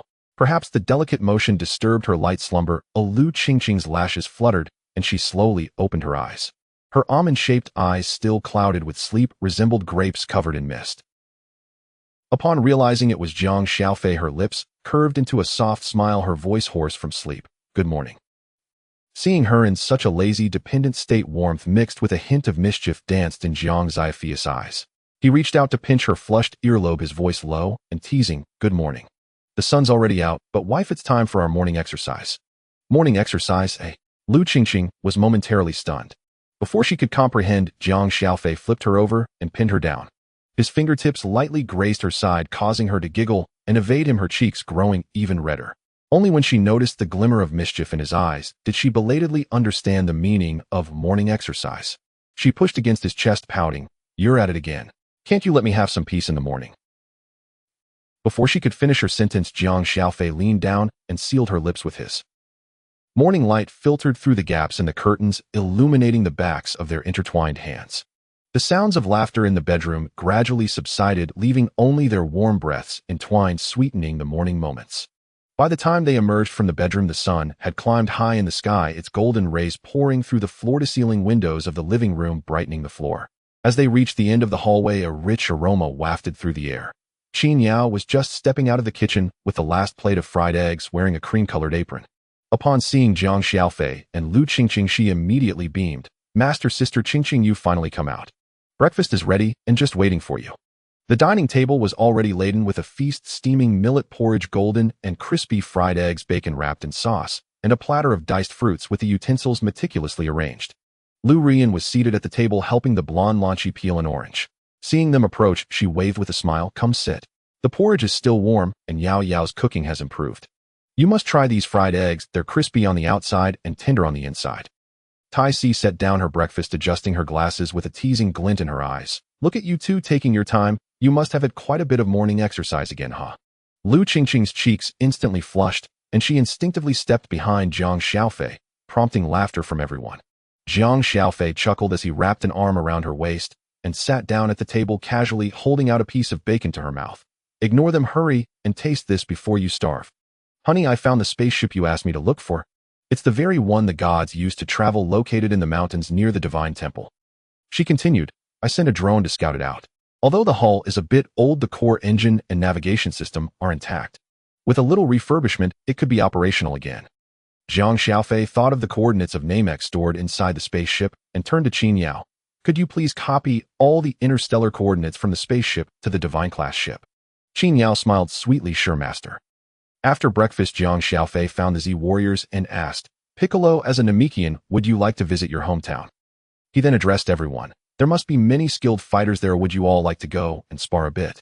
Everyone was excited, especially Sun Wukong, who was nearly bouncing with joy. Being a martial arts enthusiast, he relished the chance to spar with experts to improve himself. Piccolo merely wanted to see his kin and understand what his homeland looked like and how his people were doing. The others were equally curious about what Piccolo's hometown was like. Just as they were preparing to train, Jiang Xiaofei found himself pondering why hadn't the system's main quest appeared yet. It had been the same when he encountered the second-generation Piccolo. Did it mean that characters who didn't need to be defeated wouldn't activate the main quest? Thus a tranquil period passed. During this time, Jiang Xiaofei sought Bulma and obtained the Dragon Ball radar, gathering all the Dragon Balls. He then shouted, Come forth, Shenron. The sky gradually darkened, accompanied by thick clouds and rumbling thunder, as the silhouette of Shenron began to emerge from the cloud layers. When Shenron appeared, he said, I can grant any wish you desire. Speak your wish. Jiang Xiaofei replied, Teach me the Namekian language. Shenron responded, That's simple. He then fulfilled Jiang Xiaofei's wish, transforming into 7 white Dragon Balls that scattered and flew away. On that day, Jiang Xiaofei and the Z warriors boarded the Divine-class spaceship headed for Namek. Qin Yao was massaging Jiang Xiaofei's shoulders, and Krillin curiously asked, Xiaofei, do you only train for an hour each day? Jiang Xiaofei nodded yes. Krillin was astonished. Xiaofei, you've become so powerful just by training for an hour each day. It's incredible. Jiang Xiaofei humbly replied, It's nothing. If you train hard, you'll become strong too. Yet inwardly he scoffed, Is my method really that impressive? Look at other systems. Some grow stronger effortlessly, while others can bolster their power just by boasting and influencing others' emotions. How is my approach even comparable? Truly, people can be infuriating. Due to the spaceship's speed, they arrived at Namek in just a day. At that moment, the sky over Namek darkened, accompanied by thick clouds and the rumble of thunder, as Frieza had just gathered all 7 Dragon Balls and summoned Shinran, preparing to make a wish. As Jiang Xiaofei's figure instantaneously transported before the Namekian dragon, he was immediately struck by a furious roar that left his eardrums tingling. Frieza hovered directly in front of the dragon, his blood-red pupils narrowing into slits radiating ultimate arrogance and impatience. The crimson aura surrounding him flickered ominously. "Fool, I will say this one last time, grant me eternal life." Yet the dragon remained steadfast in the air, its emerald eyes devoid of any emotion, as if the cosmic tyrant before it were merely a bothersome insect. This completely ignited Frieza's fury, his long tail snapping straight, like a steel whip, the tip quivering with barely contained rage. In a low growl laced with murderous intent, he spat, "You dare to defy the orders of the Cosmic Emperor? Do you believe I won't rip you apart right now?" Before his words could fade, Frieza's right hand had already gathered a blinding sphere of white energy aimed directly at the dragon. At that critical moment, Jiang Xiaofei's voice rang out, cutting through the tension with a chilling clarity, speaking pure Namekian. It resonated clearly in the dragon's ears. "Dragon, transport Frieza and all present Z fighters except Piccolo to a barren planet where ordinary beings can survive devoid of any life." Seeking death. Frieza laughed in rage, releasing the gathered energy wave which screamed through the air as it hurtled toward Jiang Xiaofei. However, Jiang Xiaofei merely raised his right hand, seemingly nonchalantly striking the side of the energy wave. The powerful force that could obliterate mountains veered off course, crashing into the distance and creating a deep, bottomless crater, dust billowing into the sky. Almost simultaneously, the dragon's deep voice reverberated through the cosmos. "Such trivial matters are as simple as turning over one's hand." In a flash of light, Frieza felt the scene before him warp violently. The next moment, he found himself on a lifeless gray-black planet surrounded by the bewildered forms of Sun Wukong, Krillin, and others. He instantly realized he had been transported, trembling with rage, a white aura surging 3 feet high. Who was that person? I will tear you to pieces. Meanwhile, in the skies of Namek, Jiang Xiaofei had closed his eyes, exuding a fine aura that enveloped the entire planet like an invisible web. After a moment, he furrowed his brow and opened his eyes, revealing a hint of gravity. The situation is worse than expected. Only 3 Namekians remain on this planet. He looked into the distance. Over there, the Grand Elder's energy is weak. He is on the brink of exhaustion. Nearby, in the ruins of a village, the Namekian named Dandy hides behind the debris, still safe. And down in the canyon lies a dying Namekian with significant combat power, likely the combat type Namekian Nairu from the anime. Having spoken, Jiang Xiaofei turned to Piccolo, his tone calm. "Go to the canyon and check on that dying Namekian. Investigate his condition, he may be of assistance." Piccolo nodded in agreement, a pale white aura enveloping him as he transformed into a streak of light, flying towards the canyon. Jiang Xiaofei then faced the dragon again, his voice clear and resolute. "Dragon, my second wish. Restore the Grand Elder of Namek to his youthful prime, fully revitalizing his life force. For my third wish," he paused, a flicker of anticipation in his eyes, "help me master the languages of all known intelligent civilizations in the universe, encompassing both spoken and written forms without any learning process, directly imprinted into my consciousness." "Both wishes can be granted." The dragon nodded slowly, the red light surrounding it suddenly transforming into a dazzling white glow as a massive wave of energy radiated outward. Jiang Xiaofei felt a torrent of vast knowledge surge into his brain, from the Saiyan language of planet Vegeta to the universal language of Frieza's army, and even to obscure dialects from distant ancient planets. Countless pieces of information seemed as if they had been etched into his memory long ago, clear and coherent, without any hindrance. Fortunately, after years of rigorous training, his mental fortitude far surpassed that of ordinary beings, enabling him to withstand this overwhelming influx of information without being overwhelmed. Simultaneously, deep within the temple, the Grand Elder suddenly opened his eyes. His once wrinkled and aged skin rapidly became taut and smooth, his once murky gaze sparkling with renewed vitality. His withering life force burgeoned back to life like a withered tree blossoming in spring. In the canyon, Piccolo touched down and spotted Nairu lying on the ground, battered and bruised. This green-skinned Namekian bore wounds that seeped purple blood, his breath faint like a flickering candle in the wind. Yet as he sensed Piccolo's familiar Namekian aura and the overwhelming strength far beyond his prime, a flicker of weak, yet resolute light ignited in his eyes. You are a Namekian." Nairu strained to lift his head, his voice hoarse like a broken bellows. "I am Nairu, the last combat-type Namekian on this planet." He looked at Piccolo, his eyes filled with desperation, and a plea summoning his last ounce of strength to shout, "Frieza destroyed our home and killed all my kin. I am nearing death, but I refuse to concede. Please, please fuse with me. I will yield my strength and combat experience to you without affecting your personality or consciousness. Only by merging with my power can you hope to stand against him." Piccolo regarded Naira's fervent eyes, sensing his despair in protecting the planet, while feeling utterly powerless, and his heart stirred. He had always yearned for strength, especially since Naira promised not to impede his personality. This was not only a fulfillment of the other's dying wish, but also an extraordinary opportunity for his own enhancement. "Very well, I accept your request." Piccolo gradually crouched down, placing his hand on Naira's forehead.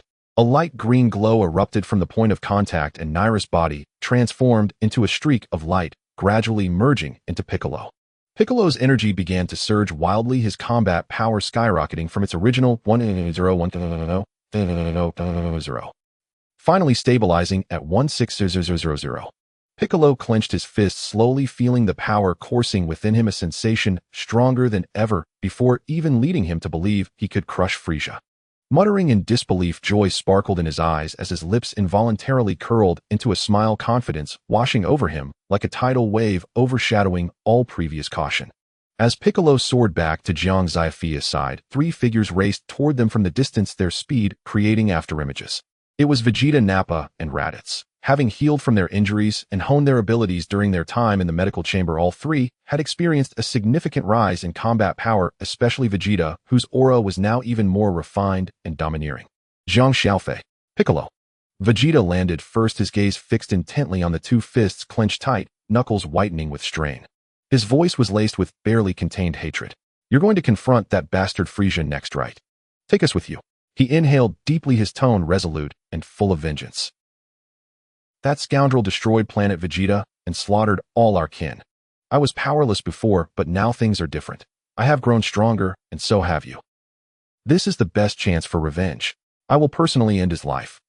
Nappa and Raditz nodded in agreement, their eyes reflecting the same fear and animosity toward Frieza.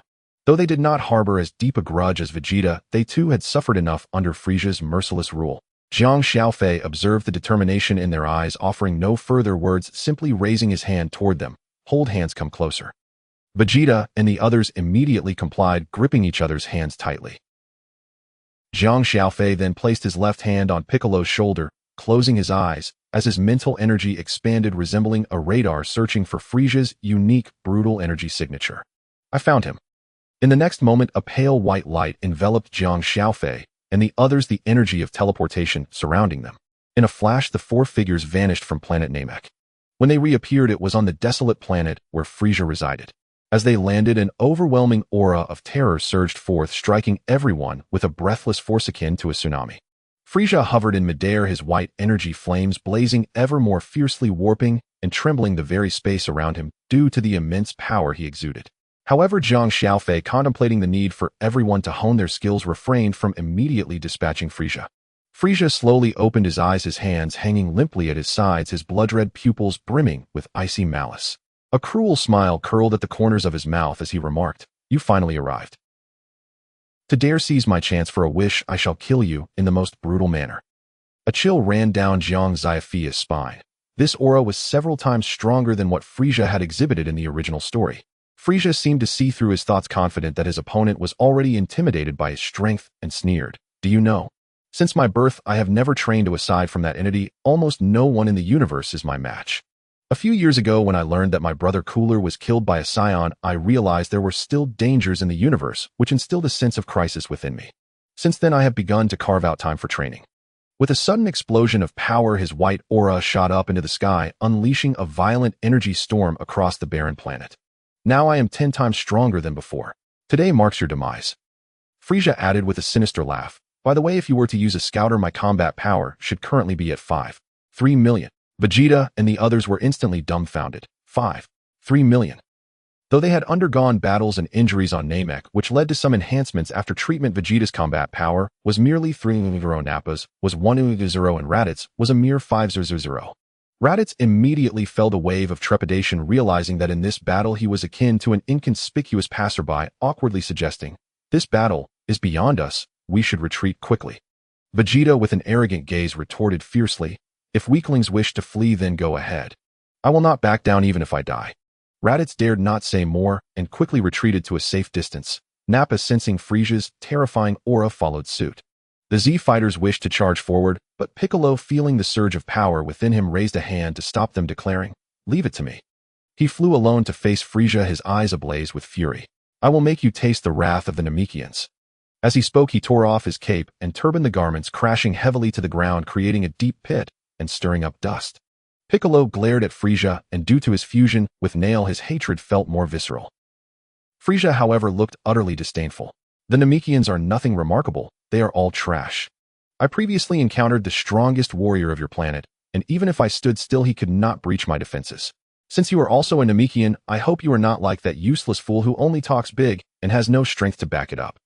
Piccolo exploded with rage, his white aura rapidly expanding as his combat power surged to 1.6 million, gradually tinged with crimson. Engaging the Kaiō-ken technique, his power skyrocketed to 19.2 million. His fists clenched tightly, he dashed forward, delivering a fierce assault to Frieza's arrogant face, ultimately sending him crashing into a distant mountain. Yet Frieza, being adept at taking hits, emerged with only a bruised face and minimal physical damage. Enraged, he quickly ascended and began to transform, gritting his teeth as he declared, "You insignificant Namekian, do not underestimate me. I need only use 3 of my power to turn you into cosmic dust." As his words fell, he swiftly completed his transformations into the 2nd, 3rd, and 4th stages, his body shrinking and debris floating all around him. The others felt the overwhelming aura and stood agog. 36 million combat power. The Z fighters were filled with unease, as if the end of days had come. "He'll go help Piccolo," Goku shouted, already sprinting into action. Jiang Xiaofei turned to the rest, saying, "I can use Potential Unleashed, the technique developed by the Grand Elder of Namek, to unlock potential. Would you like to try?" Krillin's eyes lit up. "Really? That would be amazing."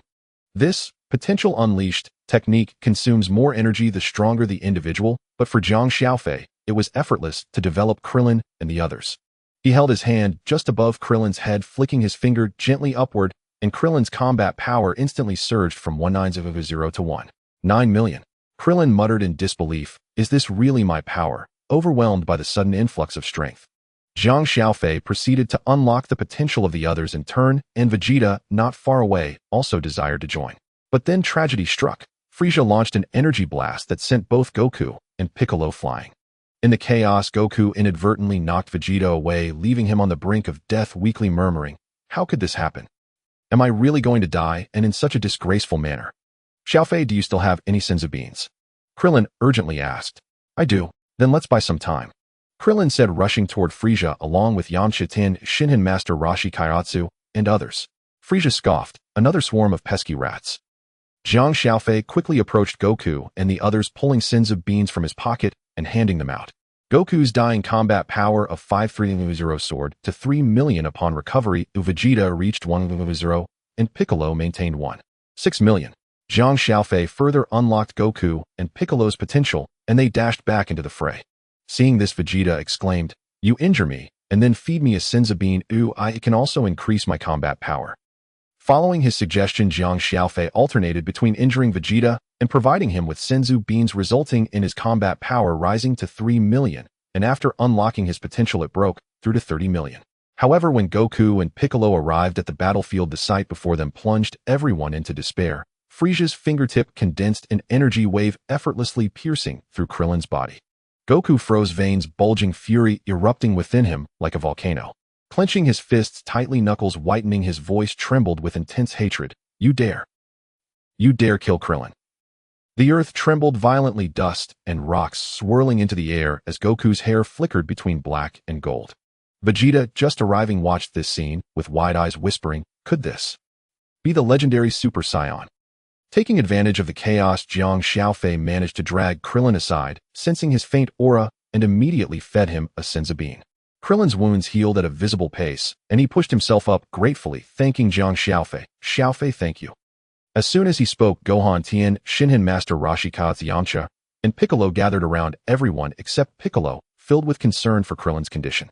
Gohan was the first to rush forward, supporting Krillin's arm and anxiously asking, "Uncle Krillin, are you okay? That really scared me." Tien Shinhan scrutinized Krillin's injury, relieved to see it healed.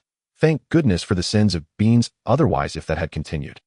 But he was interrupted by Master Roshi, who squatted down patting Krillin on the shoulder with an approving tone. Krillin, you were brave to rush in earlier. You didn't embarrass me. Kaiō floated beside them, his little face filled with worry as he tugged at Krillin's clothing. Krillin, don't take such risks again. Frieza is too powerful. Yamcha nodded in agreement. Exactly. Jiang Xiaofei scanned the group's various injuries, and without a word pulled out more Senzu Beans from his pocket, distributing one to each person. Meanwhile, on the battlefield, Vegeta stood aside, his gaze fixed intensely on Goku, transforming into a Super Saiyan. Golden hair standing on end, emerald green eyes sharp as blades, a torrent of golden energy surging around him. A fierce unwillingness welled up within Vegeta. That lowly warrior Kakarot can become a Super Saiyan. I am the prince of all Saiyans, a superior warrior. Why can't I? The peak of his rage unleashed his potential, and surprisingly Vegeta transformed into a Super Saiyan as well. Sensing the terrifying auras of both fighters, Frieza finally unleashed his full power. Years of training had allowed him to master Cooler's transformation, his form suddenly growing tall and robust, his skin's texture and hue changing, with 4 horns sprouting from his head, as if adorned with a massive gem in between. An aura of apocalyptic destruction erupted forth, causing nearby mountains to collapse and the surroundings to spiral into chaos, as if a typhoon had struck. Jiang Xiaofei silently assessed the situation, determining the combat powers of the three: Goku at 1.5 billion, Vegeta at 1.5 billion, and Frieza at 2.4 billion. An epic battle was on the verge of erupting. Sun Wukong turned his head and saw that Krillin was unscathed, his taut nerves slightly relaxing. However, he quickly fixed his gaze on Frieza, sensing the overwhelming, terrifying aura emanating from him. He turned to Vegeta and said in a low voice, "The situation seems rather dire." At that moment, Vegeta had yet to master the ability to sense energy. The immense power from his recent transformation into a Super Saiyan had completely bewildered him. The arrogance and confidence he once possessed returned to his face, and under the influence of his transformation, his temperament grew increasingly violent. A cruel smile crept onto his lips. Kakarot, what Frieza fears most is the Super Saiyan. He clenched his right fist tightly, the sound of rushing wind accompanying him as he shot towards Frieza. Frieza merely tilted his head slightly, effortlessly dodging the attack before raising his leg and delivering a brutal kick to Vegeta's abdomen. Vegeta grunted, soaring backward like a kite, with its string cut crashing heavily to the ground and sending debris flying. Yet he quickly pushed himself off the ground, the golden aura surging, once more blood at the corner of his mouth, but he laughed even more maniacally. Is this the strength that claims to be the Cosmic Emperor? Before his words had fully faded, he vanished and lunged at Frieza again, fists and feet raining down like a tempest.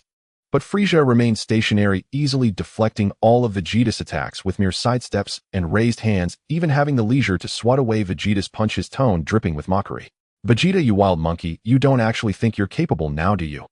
Seeing this, Sun Wukong no longer hesitated.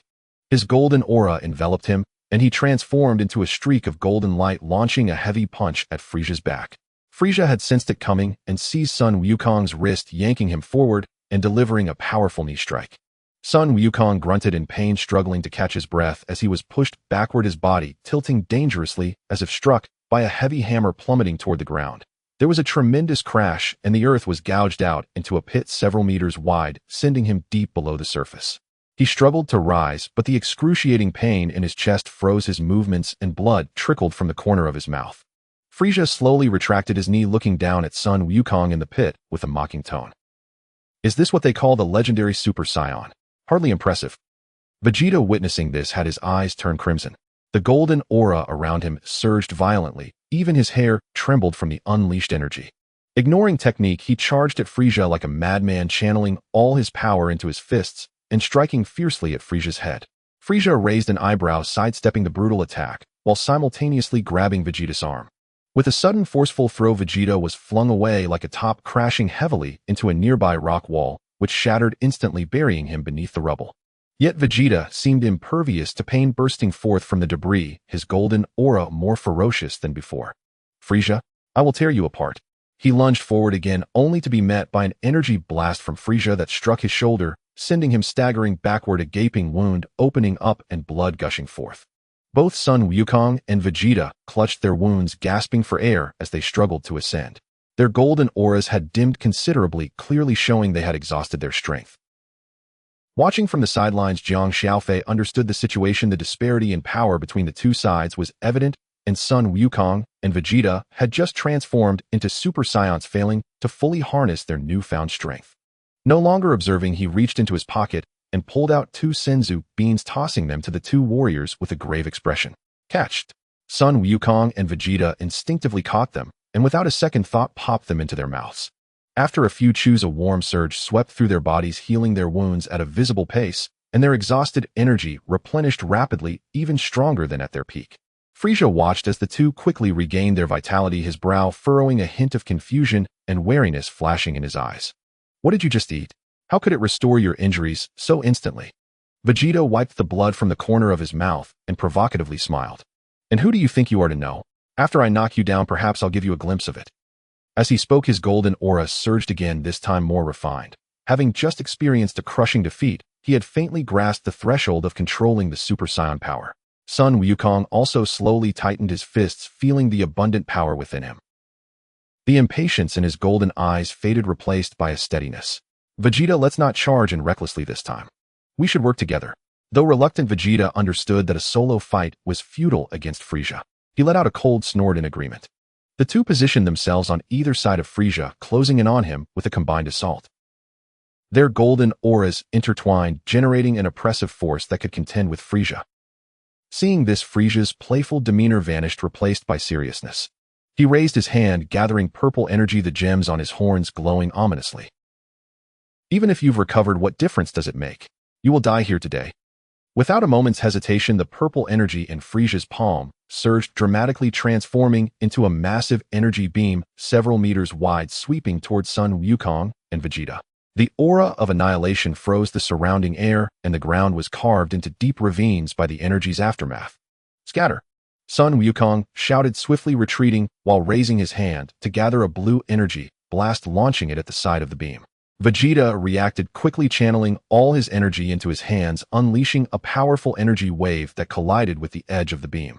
The 2 forces struck the energy beam simultaneously, producing a deafening explosion that forcibly diverted its path, grazing their clothes as it hurtled toward a distant mountain, instantly obliterating it into dust, filling the battlefield with smoke and debris.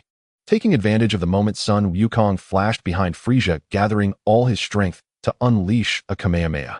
The thick blue wave, accompanied by a piercing sound, surged toward Frieza's back. In the instant Frieza turned, he did not evade, instead bracing himself against the impact of the Kamehameha, his body weaving like a fish within the blue wave, a dark purple shield shimmering around him that absorbed most of the energy.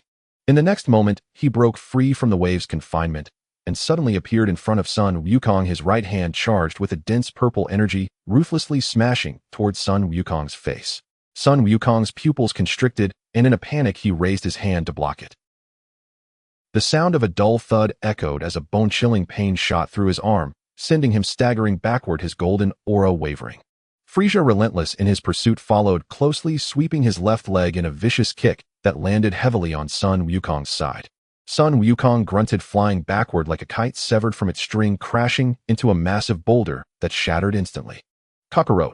Vegeta exclaimed, his eyes wide open, his golden aura surging to its peak. He gathered energy in his hands, creating a golden energy wave far more powerful than before. Frieza, taste this. Flash cannon. He hurled the energy wave forward, its destructive aura bearing down on Frieza's back. Yet Frieza seemed to have eyes on the back of his head, sidestepping the energy blast while simultaneously retaliating with an energy ball aimed at Vegeta. Anticipating this, Vegeta dodged the attack, but as he landed, he found Frieza looming above him, his feet crashing down onto his shoulders.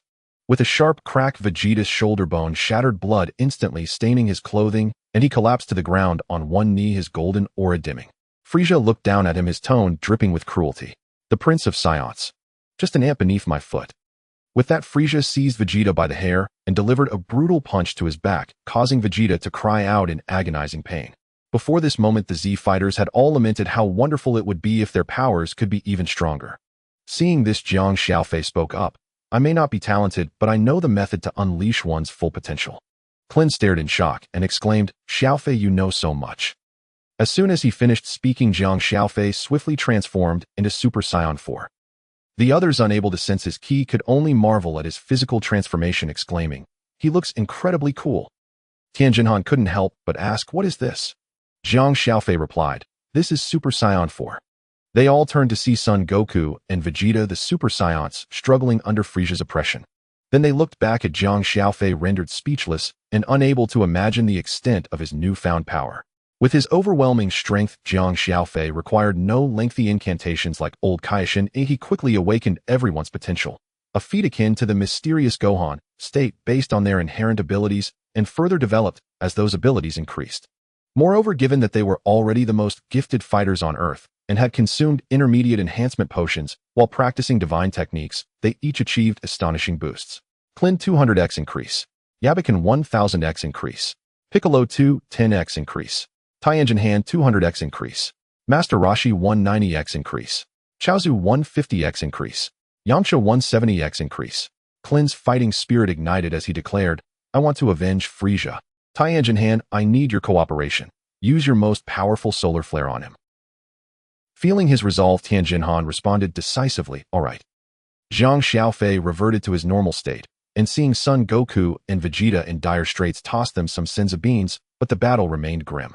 Vegeta was caught by Frieza by his hair, taking brutal blows to his back one after another until he was forced to revert from Super Saiyan to his normal form. In an instant, Jiang Xiaofei flashed over and rescued Vegeta from Frieza's grasp. Frieza froze, staring at his empty palm in confusion before turning towards the others and shouting incredulously, "How did you do that?" At this moment, Son Goku also retreated to join the group, stating gravely, "Frieza is too powerful." Jiang Xiaofei handed Son Goku and Vegeta each a Senzu Bean. Yabiken, watching Jiang Xiaofei so lavishly dispense the Senzu Beans, looked utterly astonished, as if he had never seen such a thing before. If Jiang Xiaofei knew his thoughts, he would surely quip, "Your father, Son Goku, and Uncle Yachirobe wasted so many Senzu Beans in their childhood that they could fill a jar. Compared to them, this is nothing." At that moment, Tianjin Han and Klin charged forward. With their mysterious states activated, Tianjin Han's power reached 500 million, while Klin soared to 380 million. Seeing this, Frieza sneered, "Two worthless fools dare to charge at me. They really don't know their place." Tianjin Han approached within 10 meters of Frieza, and his overwhelming aura of 500 million suddenly concentrated, culminating in a blinding white light. He roared, "Tenfold solar flare." The intense light erupted, exploding like the midday sun, illuminating the barren planet's surface in a blinding white. Frieza instinctively closed his eyes and turned his head, his pupils constricting violently from the light. All he could see was a glaring white halo, and his perception momentarily faltered. Now's the time. Klin seized this critical opening, unleashing his 380 million power with a thunderous roar.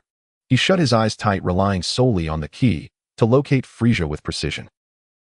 With his right hand raised, he formed a thin, sharp golden ki blade and fired 3 consecutive shots that sliced through the air toward the target. The ki blades moved with blinding speed. Frieza's vision was obstructed by the solar flare, leaving him entirely disoriented by the overwhelming light. The 3 golden blades transformed into 9 as they neared Frieza, effortlessly slicing through his body and striking 9 vital points: arms, legs, abdomen, neck, and chest. The sounds of tearing flesh echoed as Frieza couldn't even scream before torrents of purple blood erupted from him, staining the surrounding debris. His ki dissipated rapidly as he muttered in disbelief, "How is this possible?" Vegeta was about to advance for the final blow when Jiang Xiaofei preemptively launched a ki blast. Boom! There was no earth-shattering explosion, yet the ki blast possessed a devastating force that instantly consumed Frieza's body, turning the remnants of blood and rubble into ash, completely vanishing into the air. At that moment, a crisp notification echoed in Jiang Xiaofei's mind. Ding. System currency increased by 24 billion. A subtle smile crept onto his lips as he returned to a calm state, as if he had merely executed a casual strike. Vegeta glanced at the empty ground, frowning with dissatisfaction. "Hey, I wanted to finish him off myself." Jiang Xiaofei turned to him and replied nonchalantly, "There's no need to waste time. He no longer has the ability to resist, and ending this quickly will put everyone at ease." Son Goku stepped forward, patting Vegeta on the shoulder to defuse the situation. "All right, Vegeta, it's done. Frieza has been dealt with, and you won't have to worry about him anymore. That's enough." Klin and Tianjin Han breathed sighs of relief, exchanging glances that reflected their shared sense of liberation. The heavy burden weighing on their hearts had finally lifted. At that moment, Daba and Raditz approached with wide smiles, exclaiming, "Everyone, is everything resolved?" The group fell silent. Vegeta felt embarrassed in front of them, wishing he could eliminate them on the spot if there weren't so few Saiyans left. Jiang Xiaofei sensed the Elder's ki and addressed everyone. "I can feel the Elder's presence. Let's return to Namek first. You all find the elder while I take care of Frisia's remaining subordinates. I'll be back soon. With that, he vanished from sight. In less than a moment, Jiang Xiaofei reappeared, a notification chiming in his mind. Ding. System currency increased by 10 million. Meanwhile, the others had gathered around the elder with Dandy, anxiously standing nearby. As Jiang Xiaofei returned, everyone greeted him warmly. The elder gently patted Clin on the head, quickly grasping the circumstances behind Frisia's defeat and the related events on Earth. He then turned to Piccolo and revealed his origin. Piccolo's father, the original Namekian, before the split with Kami, had sent the young Piccolo in a spaceship to Earth during a catastrophic disaster on Namek. The elder sighed. It's a pity for this talented Namekian. Had he not split, his power would rival that of a Super Saiyan. The group gasped in astonishment. Rival a Super Saiyan.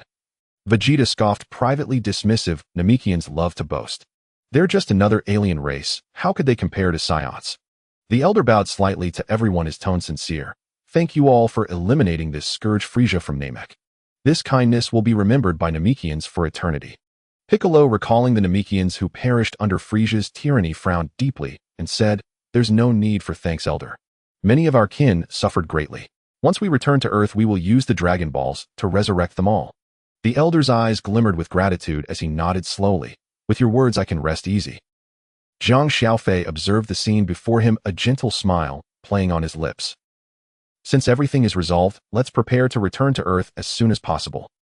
Everyone agreed. The crisis that had engulfed Namek had finally come to an end through unity and courage, while the new journey for the Z fighters was just beginning. Meanwhile, Frisia's soul hung in the depths of hell.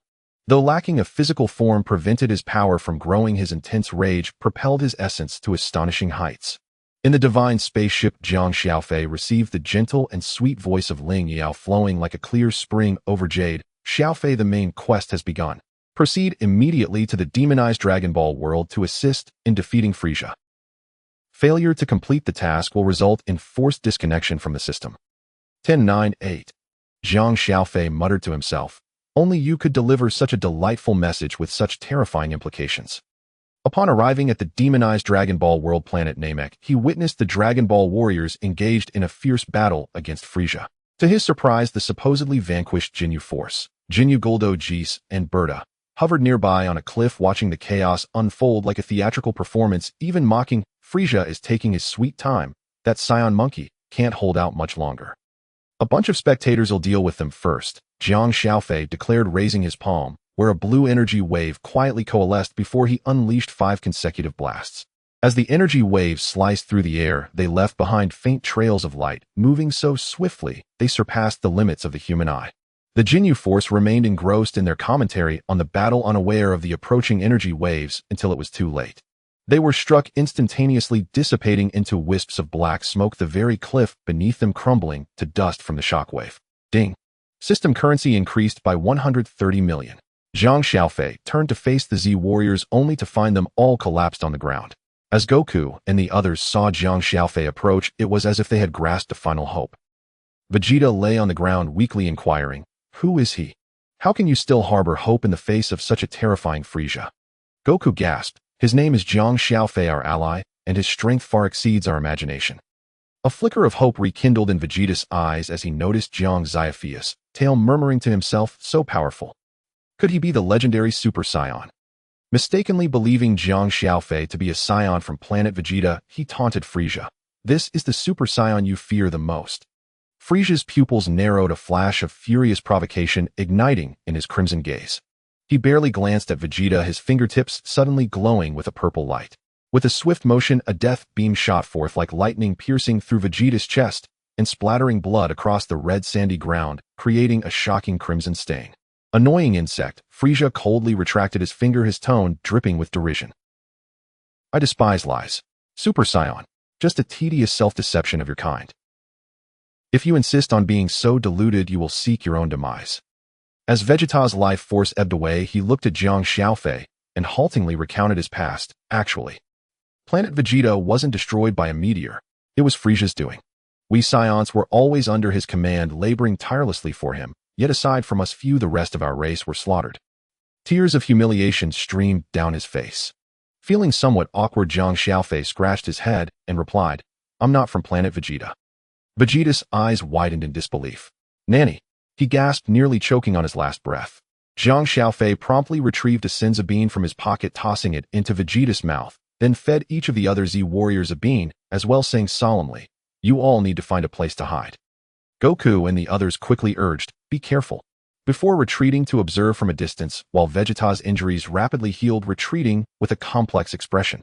"Wow, so amazing," Goku exclaimed, exhilarated, clenching his fists as energy surged around him, his eyes filled with excitement. "Is this Xiaofei's true power? It's unbelievable." Krillin stared wide-eyed, his mouth agape, as if it could fit a fist, disbelief etched in his voice.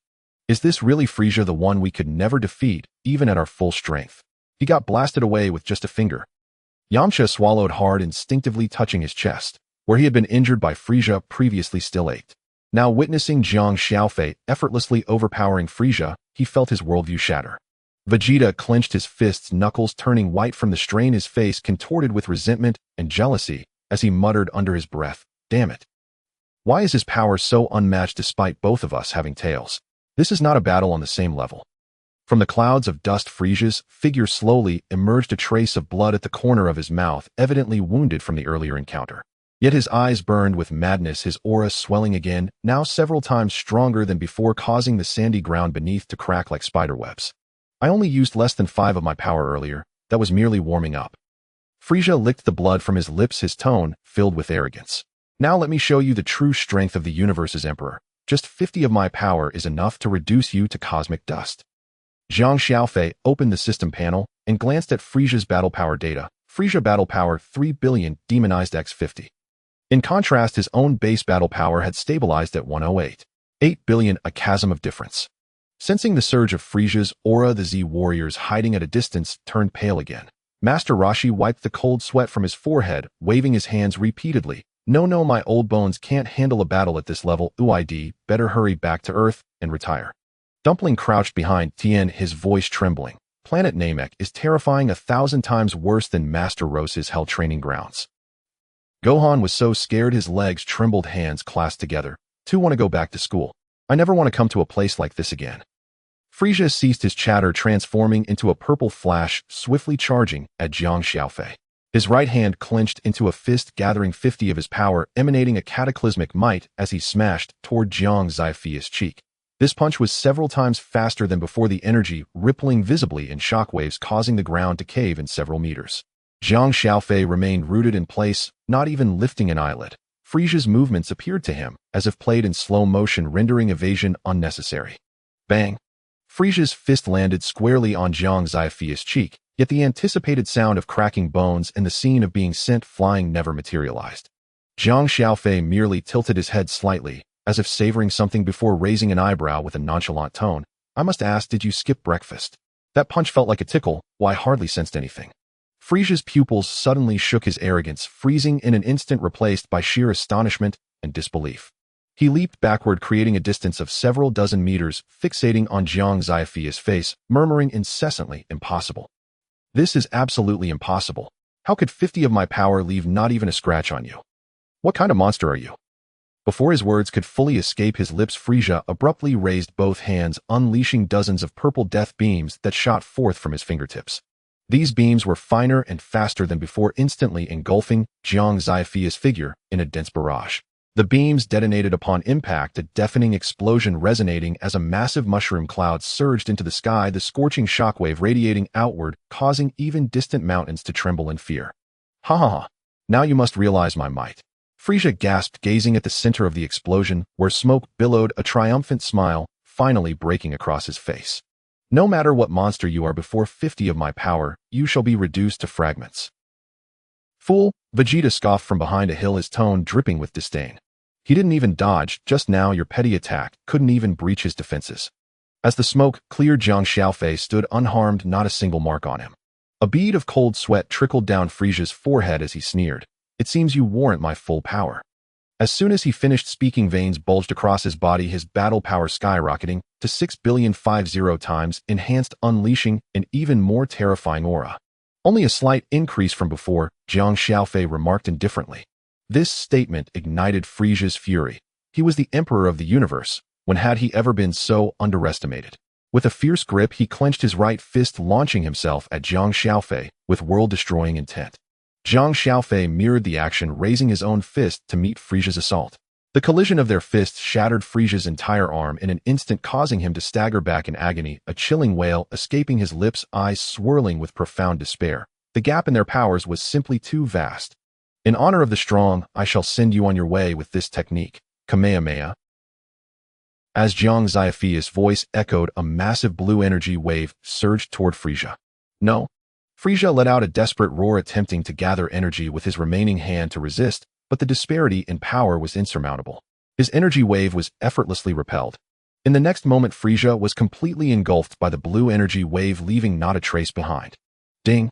System currency increased by 60 billion.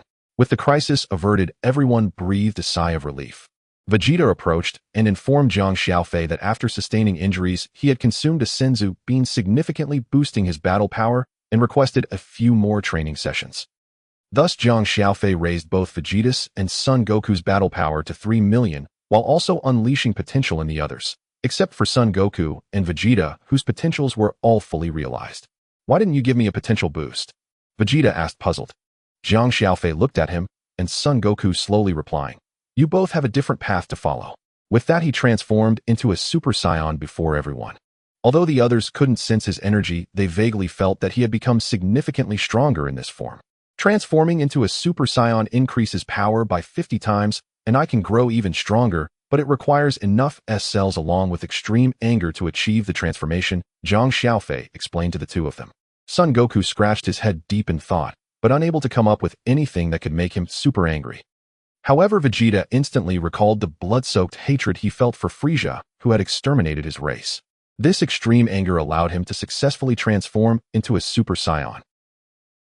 At that moment, Vegeta's base battle power increased to 30 million due to potential release, and with the 50 times boost from becoming a Super Saiyan combined with the enhancement from the dark energy of this world, his total battle power reached 750 billion. This immense strength made him feel that Frisia from earlier was utterly insignificant before him. Jiang Xiaofei, thank you for the enhancement, so I won't kill you, but I will defeat you, and you too, Kakarot, I will reclaim the humiliation you inflicted on me back on Blue Star. Vegeta glared at both of them, his tone brimming with arrogance. Let's have a match. At this moment, he felt like the strongest person in the world. Was this the power of a Super Saiyan? It was overwhelmingly strong. Coupled with the dark energy, he felt an inexhaustible surge of power rising within him. Jiang Xiaofei, observing the swelling pride of Super Saiyan Vegeta, thought of the system currency he could still acquire and readily agreed. The two moved to an uninhabited area nearby, and Vegeta charged forward enveloped in a golden aura. He pulled his left arm back, gathering energy with a sharp sound that split the air as he aimed a punch at Jiang Xiaofei's face. However, before his fist could make contact, Jiang Xiaofei's knee struck hard against his abdomen. Vegeta gasped in pain, and before he could be sent flying, Jiang Xiaofei grabbed him by the hair. With his right hand bulging with veins, Jiang Xiaofei spun him around like a hula hoop, shouting, "Go!" before launching Vegeta away. Vegeta crashed through mountain after mountain, and Jiang Xiaofei quickly followed up with a flying kick that landed squarely on him. Vegeta's mouth dropped open, saliva spraying as he reverted to his base form, fainting instantly. Ding! System currency increased by 7.5 billion. The Z fighters nearby were once again reminded of Jiang Xiaofei's overwhelming strength. Task completed. Jiang Xiaofei returned to the real world, the time still frozen at the moment of departure. Earlier aboard the Shenzhou spacecraft, due to its high-speed travel, they reached Blue Star in just one day. Upon returning home, it was already late at night. Jiang Xiaofei pushed open the door, the soft glow of the entrance light spilling into the living room, where Bulma awaited him on the sofa. She was wrapped in a white bath towel, revealing her smooth shoulders and long legs, her damp blue hair cascading over them still adorned with droplets of water. Upon seeing Jiang Xiaofei return, she stood up, a hint of shyness coloring her beautiful features as she approached him, her voice dripping with feigned allure, softly asking, "Honey, you're back. Guess what I'm wearing underneath?" Jiang Xiaofei's heart stirred, his gaze unconsciously sweeping over the curves hidden beneath her towel.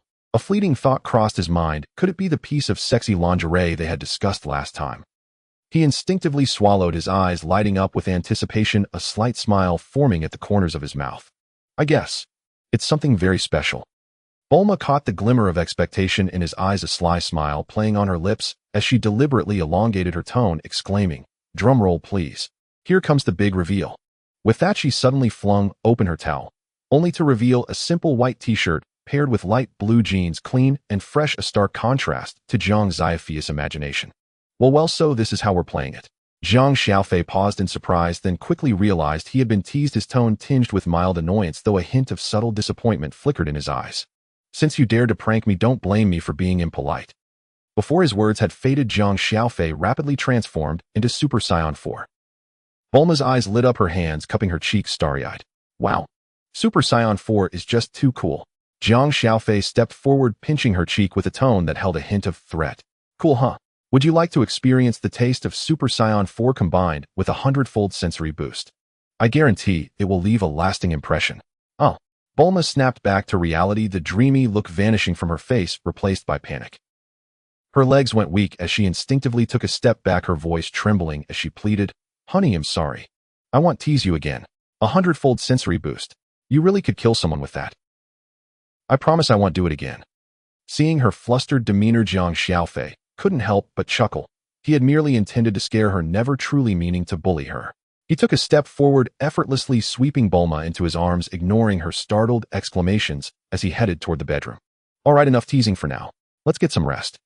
At that moment, Kaiō, positioned behind Jiang Xiaofei, listened intently to their conversation and commotion, stifling laughter as she quietly mused, the master and Bulma sure know how to play. On the second day at noon, as Jiang Xiaofei was about to step out, he heard the doorbell ring. Upon opening the door, he was greeted by GT Son Wukong and GT Vegeta, dressed in the uniforms of Time Patrol officers. Hey, long time no see, Jiang Xiaofei, GT Son Wukong exclaimed. What's the matter? Jiang Xiaofei inquired. We, the Time Patrol officers, are in a crisis and need your help. Are you willing to assist us? GT Son Wukong replied. Curious about the Time Patrol's duties and eager to defeat evil while earning some system currency, Jiang Xiaofei agreed to their request. After informing his wives inside the house, he left with GT Son Wukong and GT Vegeta. As they arrived at the Time Realm, a melodious voice suddenly echoed in Jiang Xiaofei's mind. It was Ling Yao. I remember now my mission, who I am. Jiang Xiaofei was astonished. You remember? Yes, but let's find a quiet place later. I need to sort out my thoughts, Ling Yao responded. With that, GT Son Wukong and GT Vegeta led Jiang Xiaofei to the Time Nest, which served as both the office and residence of the Time Kaiō-ken. A time bird flew outside. Inside the Time Nest, they met the Time Kaiō-ken Kuranoya, who appeared as a small girl. Lord Time Kaiō-ken, we present to you Jiang Xiaofei, GT Son Wukong announced. Kuranoya turned to Jiang Xiaofei and said, I know your identity. You are a traveler from another world. Jiang Xiaofei's heart tightened. Though he had anticipated being recognized, he still felt a wave of nervousness. Noticing the slight tension on his handsome face, Kuranoya reassured him, there's no need to be nervous. I mean no harm. In fact, I have a request for you. Let me explain the structure of this world. Original concept. It consists of the Divine Realm, the Dragon Realm, and the Time Realm, all of which are independent, with countless parallel universes existing. Initially, there were only a few main time-space universes, but as more travelers altered history, the number of parallel universes increased, and thus crossing time and space became a serious crime. Our enemies primarily include the former Time Kaiō-ken IO's various powerful demons from different parallel universes, the demon god Demigra from the parallel universe, and certain travelers from these universes. The reason we sought you is primarily due to these travelers. A parallel universe can only have one traveler. Unless that traveler dies, no new traveler can emerge in that world. Some travelers have good intentions, aiming to protect the world, and we do not interfere with them. However, some malevolent travelers seek to destroy worlds, gaining the fundamental powers of those worlds to enhance their strength. They may even move on to the next world to continue their destruction, which severely disrupts the balance of the parallel universes, making them our targets.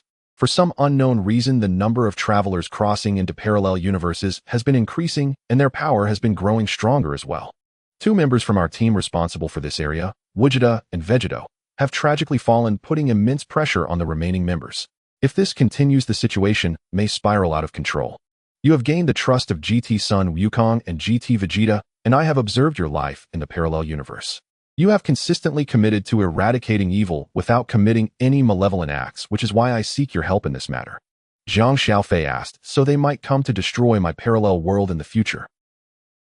Kuranoya confirmed yes. Then I have no reason to refuse, Jiang Xiaofei replied. Kuranoya added, the enemies in this area are quite powerful, and to avoid unnecessary casualties, it is necessary to assess your strength. We will have GT Son Wukong and GT Vegeta test you. With that, they moved to the open space outside. After 6 years, GT Sun Wukong's base combat power had reached 50 billion, while GT Vegeta was at 45 billion, both standing opposite Jiang Xiaofei. GT Sun Wukong said, "For this test, we will fuse, so be careful." With that, they transformed into Super Saiyan 4 at full power and began to merge, becoming GT Vegeta, setting combat power reaches 100 trillion to advance to divine power, with GT Vegeta's combat power at 90 divine power. GT Vegeta excitedly declared, "Come on, give it your all." Jiang Xiaofei's base combat power was 109 billion. He too began to transform into Ultra Super Saiyan 4 at full power, unleashing a powerful energy that radiated around him. His combat power now stood at 18 divine power, though still inferior to GT Vegeta. Due to the injury-free King Fist skill being too overpowered, Jiang Xiaofei did not want to reveal it too soon, so he opted to use a fourfold King Fist instead, raising his combat power to 72 divine power. GT Vegeta exclaimed, "You can transform into Super Saiyan 4 and still use the fourfold King Fist under such strain." He charged forward, and the two engaged in a fierce battle, exchanging blows. The impact of their punches created powerful shockwaves that spread through the air, and within moments, dozens of exchanges had passed. Jiang Xiaofei thought to himself that GT Vegeta's combat experience was rich, and if this continued, it could go on indefinitely. At that moment, both exchanged punches to their chests, using the force to swiftly retreat. Jiang Xiaofei unleashed the Kamehameha, gathering potent green energy in his hands, while GT Vegeta prepared a super explosive Kamehameha, gathering formidable blue energy. Just as they were about to release their attacks, GT Vegeta was caught off guard when Jiang Xiaofei used instant transmission, appearing right behind him. GT Vegeta released his super explosive Kamehameha, realizing Jiang Xiaofei had vanished. Alarmed, GT Vegeta thought, "This is bad." Jiang Xiaofei unleashed his maximum power Kamehameha, striking hard against GT Vegeta's back. "Ah!" GT Vegeta cried out, suffering significant damage. After a massive explosion, the injured GT Vegeta panted and said to Jiang Xiaofei, "Let's settle this," with one final move, Dragon Fist, and charged at him like a golden dragon. Jiang Xiaofei thought, "Hey, this could be deadly." Ling Yao quickly exchanged for the Dragon Fist skill. He urgently called out in his mind. In his sight, GT Vegeta transformed into a gigantic dragon engulfed in golden flames, its scales gleaming brightly in the sunlight, clawing through the air and leaving tiny rifts in spacetime, all while barreling toward him with a terrifying pressure of 90 divine power. Skill exchange successful. Dragon Fist costs 1 billion system currency. As Ling Yao's voice faded, a surge of blazing energy rushed from Jiang Xiaofei's dantian to his limbs, his right arm instantly enveloped in a crimson-green aura, the power in his fist seemingly capable of shattering stars. "Let's do this." Jiang Xiaofei resolved, launching himself off the ground with a powerful kick, shattering the stone pavement beneath him. He charged toward the golden dragon, raising his right arm high, the green dragon fist colliding thunderously with GT Vegeta's golden dragon. Boom! As the two dragon fists clashed, it felt as if the heavens and earth had been muted, followed by a cataclysmic explosion. Green and pure gold light intertwined into a massive cocoon of light, with shockwaves radiating from the point of collision in a circular pattern, wildly expanding outward. The cloud sea outside the time nest was instantly evaporated, revealing a bottomless time rift beneath, while even the distant time birds were swept away by the force of the blast. Observing the battle, Kuranoya utilized her time-space power to mitigate the impact of the energy. After the exchange, both were sent flying by the overwhelming energy. GT Vegeta, having exhausted himself, quickly separated into GT Sun Wukong and GT Vegeta, reverting to their normal states. Jiang Xiaofei felt a tingling in his entire right arm, but his powerful recovery soon alleviated the discomfort, and he too returned to his normal form. Ding 0.9 trillion system currency added. Kuranoya announced, "You have passed the assessment." As night began to fall, Jiang Xiaofei stayed at the accommodation they had arranged for him. In the dormitory room, a standard single room, Jiang Xiaofei sat on the bed and asked, "Yao, what have you remembered?" Ling Yao replied with a serious tone, "I was created using a fragment of the world's essence combined with strands of essence from various realms. The purpose is to find a suitable traveler to eliminate the amalgamation of the All-King's resentment." Jiang Xiaofei couldn't help but retort, "What on earth is the All-King's resentment amalgamation?" Ling Yao continued, "The root of the problem lies in the evil travelers who, while destroying parallel worlds, plunder the essence of those worlds. As parallel worlds are gradually destroyed, the cosmic authority of the All-King diminishes, leading to the eventual annihilation of these worlds by the evil travelers. However, the All-King's power is far too great. Even if the parallel worlds were to perish, he would not die. Over time, millions of years, billions of years. The endless loneliness and emptiness gradually darkened the All-King, transforming him into a being of resentment. He seeks to absorb the powers of all realms to recreate the parallel worlds destroyed by evil travelers, but in doing so, all beings in the existing parallel worlds would face annihilation. Moreover, as each parallel world is destroyed, the corresponding All-King's resentment consolidates and grows stronger. Jiang Xiaofei inquired, "Since you are a collective of the powers from all realms, why not directly eliminate the All-King's resentment amalgamation?" Ling Yao explained, "Firstly, my power is not sufficient. Secondly, everything has a glimmer of hope, including the All-King's resentment amalgamation. I cannot act directly." Jiang Xiaofei asked again, "Then why choose me?" Ling Yao said, "Since everything has a glimmer of hope, the selection is arbitrary. Your traversal was merely a product of chance." Jiang Xiaofei felt as though he had been struck by 1,000 blows. "I am merely a product of chance."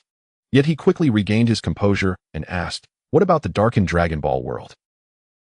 Ling Yao explained, "That was caused by a fragment of dark energy that escaped when the All-King's resentment amalgamation was hiding in that world, trying to absorb energy from the realms." Jiang Xiaofei felt a shiver run down his spine. The All-King was already unfathomable, let alone the strength of the All-King's resentment amalgamation. Ling Yao stated, "So you must strive to become stronger." With a complex mix of emotions, Jiang Xiaofei nodded in understanding. He thought of his wives waiting for him and felt a renewed determination. "No matter the difficulty, I will protect everything." Yao used system currency to exchange for suitable skills for me. Ling Yao responded, "All right, I have exchanged for Super Saiyan God 2, Ultra Blue Full Power, Deep Blue subsequent skills, need to master previous ones, Super Saiyan God 3 Full Power, and Super Saiyan 5 Full Power." Note the full power before Super Saiyan 5 has an amplification of 0.5 times the base multiplier. Starting from Super Saiyan 5 full power, the base amplification increases to 10 times plus a 1,000 times injury-free King Kai fist. Currently, the remaining system currency is 1,997 trillion. Jiang Xiaofei thought, "This upgrade is quite impressive." The next morning, Jiang Xiaofei found Kuranoya. She presented a time scroll saying, "This is a time scroll. Each parallel universe has its own independent time scroll. We have detected an evil traveler in this timeline. He is a Saiyan. Go eliminate him." Upon receiving the time scroll, Jiang Xiaofei opened it and began his traversal. In this parallel universe, the traveler had transformed into Raditz. Having only seen Dragon Ball GT, where the highest form is Super Saiyan 4, in his original world, he believed that reaching Super Saiyan 4 at this point in time would make him invincible. His system informed him that by destroying this parallel universe, he could gain its essence. Thus, Raditz amassed an army in the universe, destroying numerous planets, and spent some time training to achieve Super Saiyan 4 full power. He believed that Son Goku would undoubtedly become an obstacle for him later, so he set off for Blue Star. At that moment on Blue Star, Trunks, who had traversed from a parallel world, had just killed Frieza and his father, and was preparing to spar with Goku, when he suddenly sensed an overwhelmingly powerful energy. The nearby Z warriors were also shaken by this terrifying aura. Raditz instantly arrived on Earth, gazing at Trunks and Vegeta.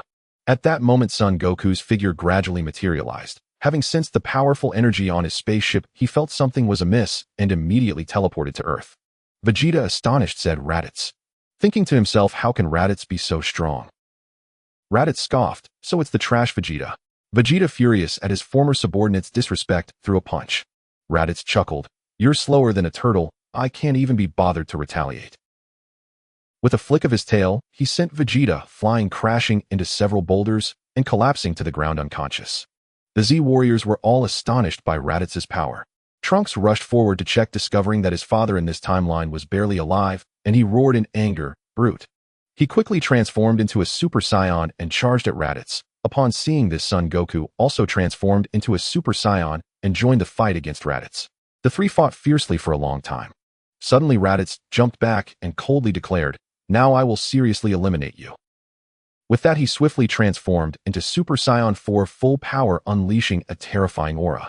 Son Goku and Trunks were overwhelmed by this immense pressure, rendering them unable to move. Trunks murmured, "How can there be such a terrifying person in the world? If I die, what will happen to everyone in the future?" A wave of despair washed over him. At that moment, Jiang Xiaofei arrived at the scene, quickly locking onto Raditz. After all, Raditz should not exist at this point in time and was extraordinarily powerful. Jiang Xiaofei scanned with his system Raditz's 60 trillion battle power. He immediately transformed into Super Saiyan 2 full power, skyrocketing his battle power to 160 trillion, with golden energy waves crackling with lightning. As Jiang Xiaofei had reached the realm of the gods, the others were completely unaware of his presence. Seeing this, Raditz asked in confusion, "I've never seen you before. Are you also a traveler? And you think you can oppose my Super Saiyan 4 with just Super Saiyan 2? He then burst into laughter. Jiang Xiaofei replied calmly, "Super Saiyan 2 is sufficient for me." Raditz retorted, "Haven't you seen Dragon Ball GT? Don't you know how powerful Super Saiyan 4 is?" Jiang Xiaofei countered, "In the world I came from, Dragon Ball has long since progressed to Super. Super Saiyan 4 and Ultra Blue are roughly on par, and Ultra Blue is even referred to as 50-50. Perhaps you are the least successful traveler among all." Raditz was taken aback. "What?" Without further ado, Jiang Xiaofei charged forward, unleashing the Dragon Fist. His fist transformed into a colossal golden dragon hurtling towards Raditz. Raditz hurriedly attempted to block with his strongest energy wave, but it was futile. The dragon pierced through his body in an instant. In his final moments, Raditz couldn't believe he was dying so easily. After piercing through him, Jiang Xiaofei felt that this was still not enough to ensure safety against a traveler. He swiftly grabbed Raditz's hair and threw him into the sky, unleashing the Kamehameha and Prince's combat technique in succession. The Z warriors below were astonished, witnessing two such powerful individuals, with the other seemingly not a villain and even helping them, yet they were puzzled by Jiang Xiaofei's current actions. Was he desecrating the corpse? Thus, Jiang Xiaofei bombarded Raditz with the prince's combat technique for half an hour before gradually stopping. He glanced at the system, which had notified him half an hour earlier that system currency increased by 60 trillion. After a moment of silence, he murmured to himself, "Better to be safe." After completing the task, Jiang Xiaofei opened the time scroll and returned to his own timeline. Meanwhile, the Z warriors in this timeline stood in place for a long time, filled with confusion. Who exactly was this powerful, mysterious person? Jiang Xiaofei returned to the nest of time, looking at Kuranoya and saying, "My task is complete." As he spoke, he handed the time scroll to Kuranoya. Kuranoya remarked, "That was fast, just an hour." Jiang Xiaofei replied, "The enemy wasn't strong." He then asked, somewhat surprised, "Is time flowing on both sides?" Kuranoya explained, "Time in parallel universes flows simultaneously. No matter which parallel world you visit, when a day passes there, a day also passes in reality." Kuranoya continued, "Since there's still time, I should inform you that this parallel universe has detected a time traveler, a Namekian." Jiang Xiaofei took the scroll, and as soon as his fingertips touched the paper, he frowned. "Is there no more detailed information, like abilities or motives?" "The time scroll can only capture the trace of existence of the traveler. You'll have to investigate the specifics yourself." Kuranoya shrugged and added, "In the timeline you visited before, weren't many planets destroyed by time travelers? The secondary personnel have already taken the scroll to find the Dragon Balls. Once they gather them, those planets can be restored, so you needn't worry."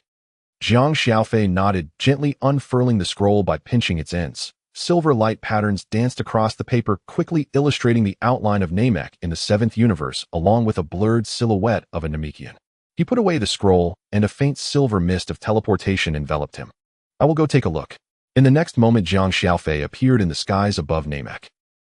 Beneath him lay rolling green hills, the air fragrant with moist vegetation, and distant lakes shimmering like glass. Every inch of this planet exuded serenity. However, as soon as Jiang Xiaofei projected his energy to sense the surroundings, he furrowed his brow. His energy acted like a fine net sweeping across hills, lakes, and even the caverns buried deep underground, yet it failed to detect any anomalous energy.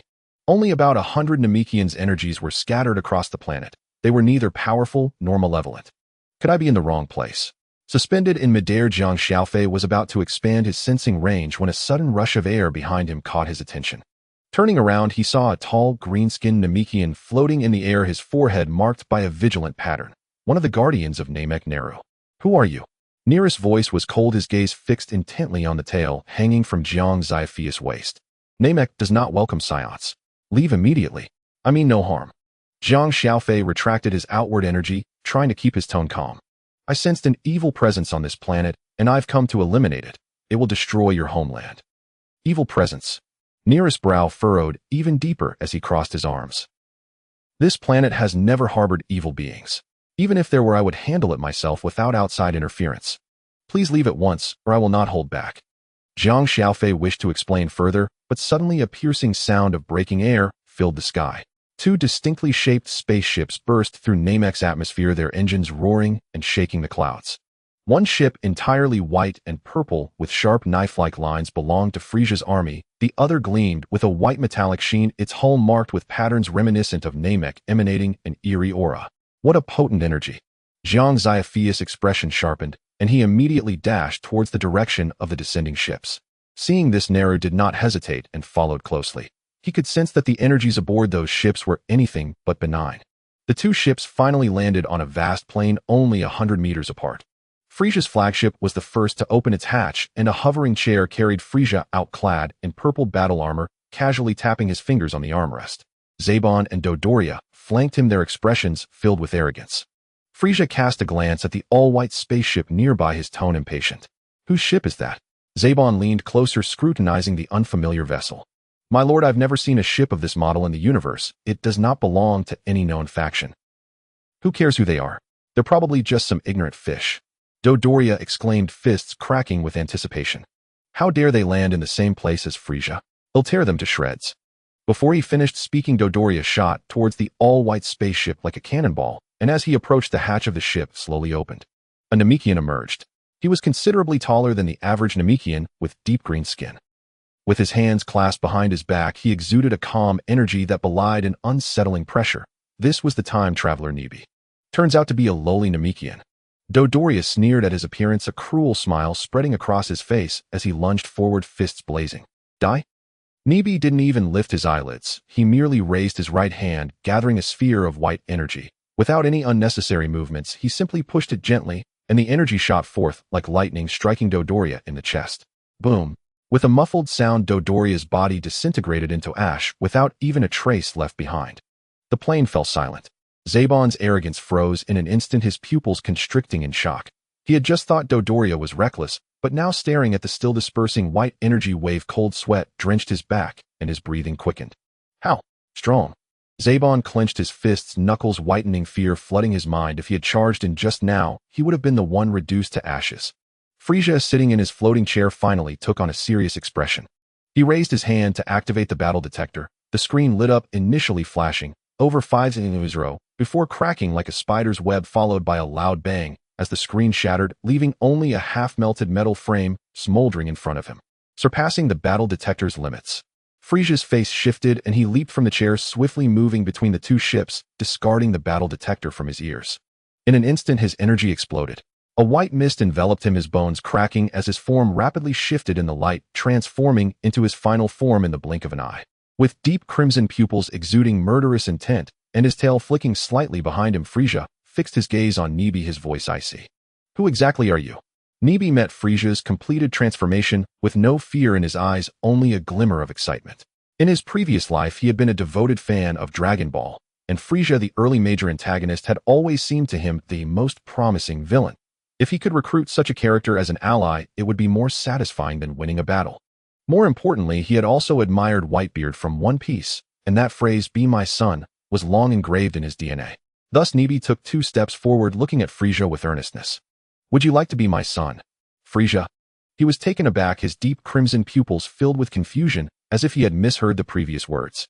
Seconds later, he regained his composure, instantly filled with rage, his tail slamming down into the ground, creating a deep trench in the plain. A mere Namekian dares to speak to me, Frisia, in such a manner. You seek death. Nibi could not be bothered to waste words. In an instant, he vanished from his spot. Next second, he reappeared behind Frisia, his right palm pressing down on Frisia's head, forcefully pinning him to the ground, while his left foot rested heavily on Frisia's head, pressing his face into the dirt. My battle power is 120 billion. Nibi's voice carried an undeniable pressure. They'll give you one last chance, be my son, or die. Sabo stood nearby, trembling all over, his knees quivering. Lord Fu Lisa, the sovereign who had dominated whole galaxies, was being trampled beneath the foot of a Namekian. He wanted to flee, but dared not move. He could do nothing but watch the scene unfold. Fu Lisa lay beneath that foot, his crimson irises overflowing with humiliation, yet he knew with painful clarity that he could not possibly defeat the figure before him. He schemed quickly. He would feign submission now, and when an opportunity presented itself, he would tear this interloper limb from limb. I agree. Fu Lisa ground out through his clenched teeth, the words squeezed from between them. Father. Bai's face split into a satisfied smile. He slackened the pressure beneath his foot, bent down, and helped Fu Lisa to his feet, brushing the dust from his clothes. Good son. From now on you will call me old man, understand? Yes. Old man. Fu Lisa lowered his head. A flash of lethal malice flickered in his eyes, but his hands hung obediently at his sides. At that moment hurried footsteps sounded. Jiang Xiaofei had finally arrived. He had only just rounded a distant rise when he saw Nei Bei patting Fu Li's shoulder with mock cordiality, and the once omniscient overlord bowed his head and called him old man. Jiang Xiaofei stopped in his tracks, the corner of his mouth twitching as he seethed inwardly. This fellow must be mad. Fu Lisa recognizing a father. And this transmigrator's logic was ridiculous. Nei Bai's gaze fell on Jiang Xiaofei, swept to the tail at his waist, and hardened instantly. This was a Saiyan, and not a weak one. An enemy. Fu Lisa lifted his head and saw the tail. Rage flared in his eyes. He sidled close to Nei Bei, his voice thick with sycophancy. Old man, let me take care of him. I didn't expect that beyond Vegeta and those other failures there would still be living Saiyans. They'll go carve him up. With that, a pale aura shimmered around Fu Lisa as he lunged at Jiang Xiaofei, his fist ripping through the air with a keen tearing sound. Jiang Xiaofei's eyes chilled. Instantly, a white wave of ki erupted around him. As it spread, the ground began to convulse violently. The once even plains split with countless fissures. Rocks and dust were swept into the air by the blast, forming a choking, sky-darkening sandraft. Fu Lisa reached Jiang Xiaofei only to be slammed by the kawav and hurled skyward like a kite, with its string cut, deprived even of a chance to close within reach. He flailed, striving to regain control, his crimson pupils wide with terror. This power. How could it be? He had traversed the cosmos for so many years and had never encountered anyone like this. What kind of place was Namek to produce two monsters in a single day? Jiang Xiaofei, uninterested in further parley, raised his right hand. A radiant blue sphere coalesced in his palm. The air itself writhed under its pressure. With a flick of his wrist, the blue orb shot toward the airborne Fu Lisa like a falling star. No! Fu Li's scream was cut short as the blue light consumed him utterly, leaving not so much as a scrap of remains. Ding! System coins increased by 1.2 billion. Nei Bei watched the dissipating light in the sky, his expression darkening. He stepped forward a few paces. Who are you? Your skill is not insignificant. A man who came to destroy you. Jiang Xiaofei retracted his hand. The tension in his aura remained taut. You have assimilated Namekians from other universes, and you plotted to annihilate this planet. I will not let you succeed today. Destroy me. With you. Nei Bei scoffed. His white ki flared explosively. Don't think you're remarkable simply because you beat Fu Lisa. Compared to me, you are far from complete. No sooner had he spoken than the two of them leapt, meeting in midair. Jiang Xiaofei's white ki collided with Nei Bai's white tempest, producing a visible shockwave that roared outward. Grasses on the plain were sheared in half. A distant lake heaved into several meter waves. Even the atmosphere itself shivered. At that instant, Jiang Xiaofei's combat power had risen to 109.2 billion. Nei Bai's aura swelled further. I am 120 billion, he declared. They rushed each other, hands interlocked in a test of force. Invisible currents of power rippled outward. Nei Lu arrived at the edge of the plain, panting. The terrifying blast forced him to stagger backward. He pressed both hands to the ground to steady himself. He stared at those two surging currents that seemed to threaten to rend the heavens. His heart pounded. Stood before them, his battle power was a mere insect. He felt unworthy even to clean their boots. Is this the evil aura he had been warned about? Nei Lu swallowed and suddenly realized how naive his earlier attitude toward Jiang Xiaofei had been. Their contest ended in a stalemate. They broke apart. Nei Bei beckoned with a finger. Again he taunted. Jiang Xiaofei ignored him. In an instant he vanished and reappeared behind Nei Bei, his right fist coalesced with deep blue ki, slamming into Nei Bai's back. Nei Bei reacted swiftly, pivoting to evade while snapping an elbow backward. The two of them clashed with brutal intimacy. The impact of fist on flesh made the air itself shudder. White and green ki interwove and detonated. Each collision carved an energy ripple across the sky. The fissures multiplied across the plain, and the crust trembled. Seizing a moment when Nei Bei overextended, Jiang Xiaofei dropped low. His right hand seized Nei Bai's ankle, his ki condensing into his arm. With a shout, he hurled Nei Bei toward the ground. An immense roar, as if a meteor had slammed into Namek. Nei Bei struck the plain's center with earth-shaking force. The ground collapsed beneath him. A colossal rift fanned outward from the impact, cleaving the landscape and reaching to the foothills thousands of meters away. Worse still, the fracture continued to widen. The planet's surface bucked violently. Distant peaks began to crumble, lake waters seeped into the clefts and threatened to deluge subterranean caverns. Jiang Xiaofei hovered above a planet split, in an instant his face draining of color. If the battle continued, Namek itself would be torn apart. Nei Lu watched in stupefaction, his mouth agape, as if to swallow a fist. He silent pleaded, "Brother, are you here to save us, or to destroy our world? One more strike, and the Namekians will be homeless." Jiang Xiaofei had no time to weigh it further. His deep blue aura suddenly took on a golden hue. His hair blazed amber in an instant, his brows ignited with the same luster. His ki surged manyfold. He had awakened the Super Saiyan form. "Get up!" Jiang Xiaofei cried, seizing Nei Bai's arm and flinging him into the sky. Nei Bai's body tore through the clouds like a cannonball and was flung beyond Namek's atmosphere into the void of space. There, suspended in vacuum, he steadied himself and gazed down at the green globe. War flared behind his eyes. He examined his hands and let a cold smile play at the corner of his mouth. Super Saiyan. Intriguing. He clasped his fists, his white aura instantaneously transmuted into a brilliant orange. The orange ki swelled, enveloping him. His form grew rapidly, muscle and sinew hardening, his pupils suffused with an orange glow. Orange Piccolo form. "This is my true power." Nei Bai's voice echoed in the vacuum. The orange tempest detonated, and his combat power exploded to 2 for quadrillion. Jiang Xiaofei pursued, bursting from the atmosphere. Seeing Nei Bai's transformation, his expression turned grave. He inhaled deeply, his golden aura shifted to crimson. His hair darkened into a long, flowing mane. The full might of Super Saiyan form manifested, muscles ballooned, his tail thickened, and his power climbed inexorably, settling at 184 quadrillion. 2 titanic surges, each like a planet, collided in the void. Namek trembled faintly. Nei Lu sank weakly to the ground, staring up at those 2 streaks of light that threatened to rend the cosmos. This duel had only just begun. The silence of the cosmic vacuum was suddenly torn apart, as 2 figures like streaks of light collided amidst the remnants of stars. The dull thud of their fists striking each other resonated even without the conduction of air, creating visible shockwaves that shattered the surrounding meteors into dust. Jiang Xiaofei felt a deep wound on his shoulder inflicted by Nabei's elbow strike, exposing the bone beneath. Before the jagged edges of the broken bone could fully reveal themselves, a surge of red energy washed over him. The muscle around the wound writhed and healed at a speed visible to the naked eye, leaving only a faint red mark in its wake. In contrast, Nabei's left arm bore the dent from Jiang Xiaofei's kick, and each breath tugged painfully at his injured organs.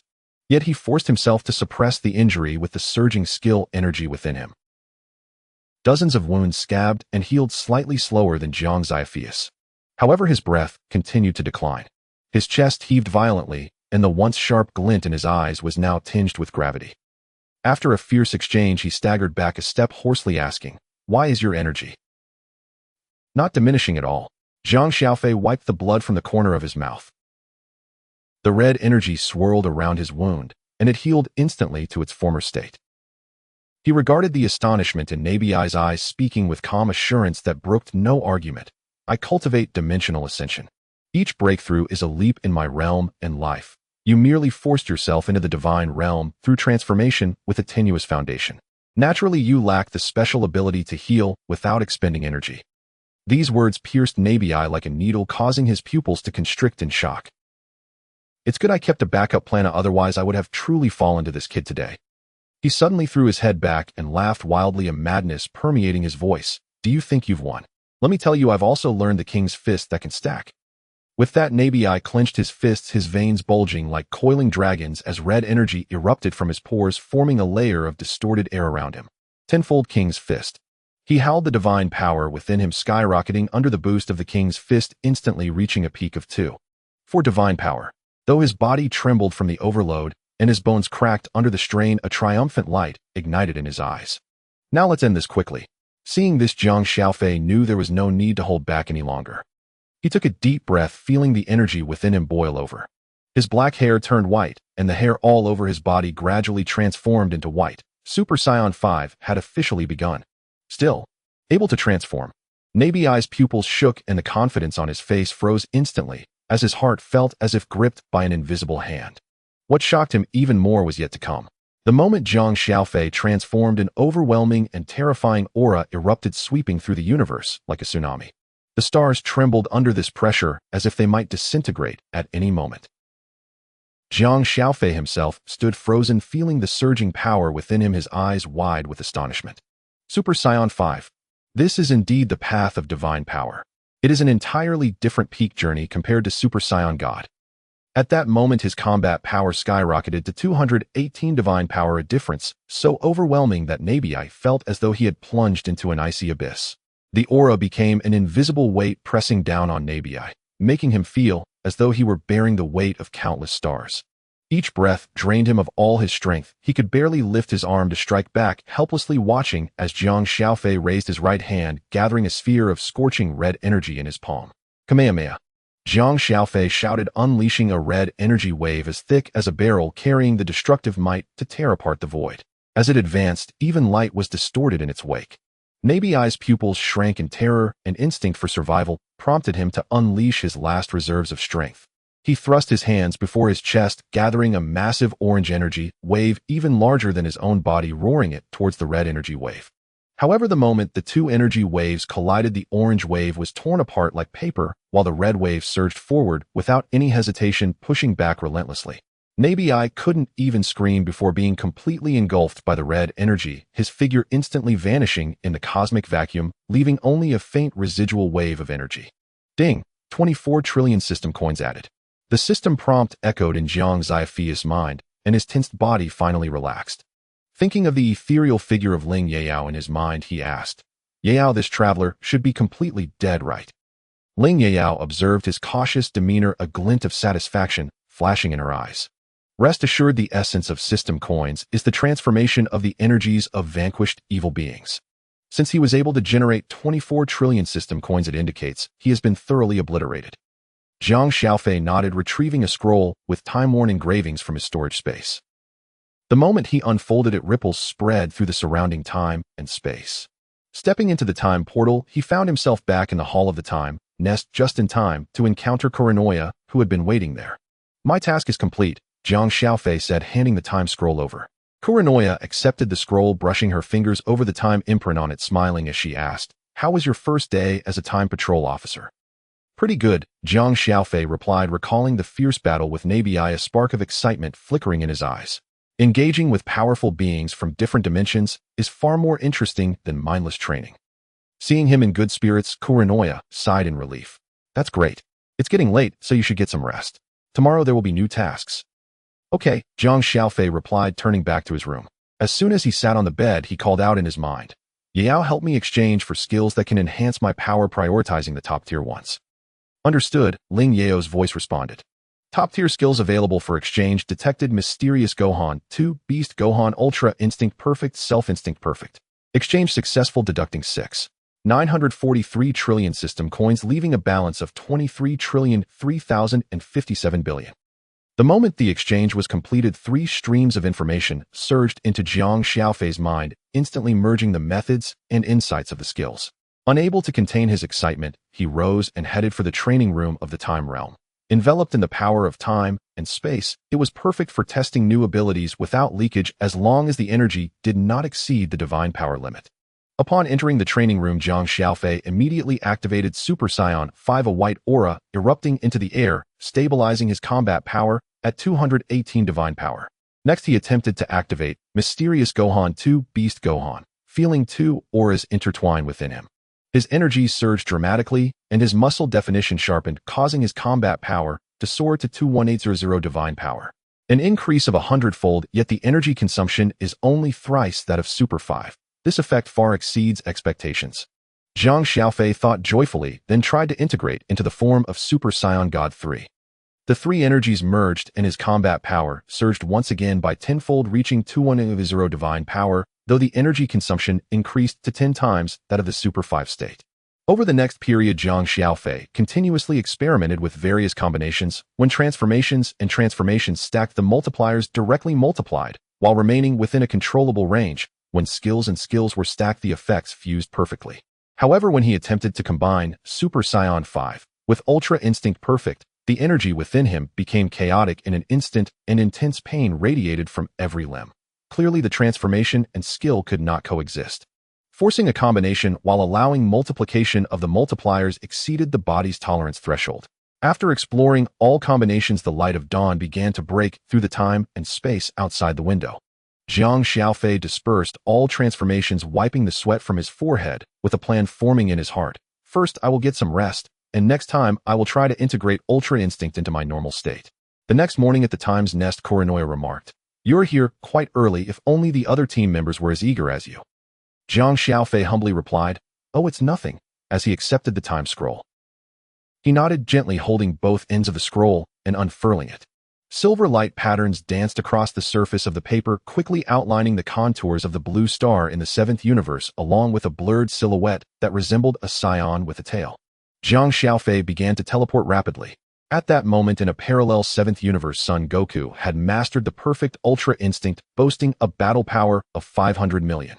Beside him, Vegeta had also achieved perfect Ultra Instinct, sharing the same battle power. The two were preparing to challenge Beerus, whose battle power stood at an astounding 16 trillion. At a dining table below them, the angel Whis, with a constant divine power of 100, was enjoying a feast with Bulma. Suddenly, a powerful aura surged forth. Everyone turned to see Son Gohan, with a battle power of 500 billion approaching. Vegeta, upon seeing him, expressed his disappointment. "It's Son Gohan." However, Son Goku's expression turned serious. "No, you're not Gohan. Though your aura is similar, Gohan would never show such an evil expression." As soon as he finished speaking, Vegeta instantly switched to his Ultra Instinct form, his power increasing by 1 divine level. Son Goku simultaneously activated his Ultra Instinct form, also boosting his power by 1 divine level. "Too weak," Son Gohan scoffed, instantly transforming into his full power Beast Gohan form, his battle power skyrocketing to 100 divine levels. He gathered 2 energy blasts in one hand and unleashed them, causing Son Goku and Vegeta to vanish in the energy shockwave. "Vegeta? Son Goku!" Bulma cried out in agony. Whis too wore an expression of unprecedented seriousness, instinctively tightening his grip on a silver fork. Beerus, furious, declared, "You dare kill Son Goku and Vegeta? I will completely obliterate you." With that, he unleashed his destructive energy, his battle power soaring to 3200 divine levels.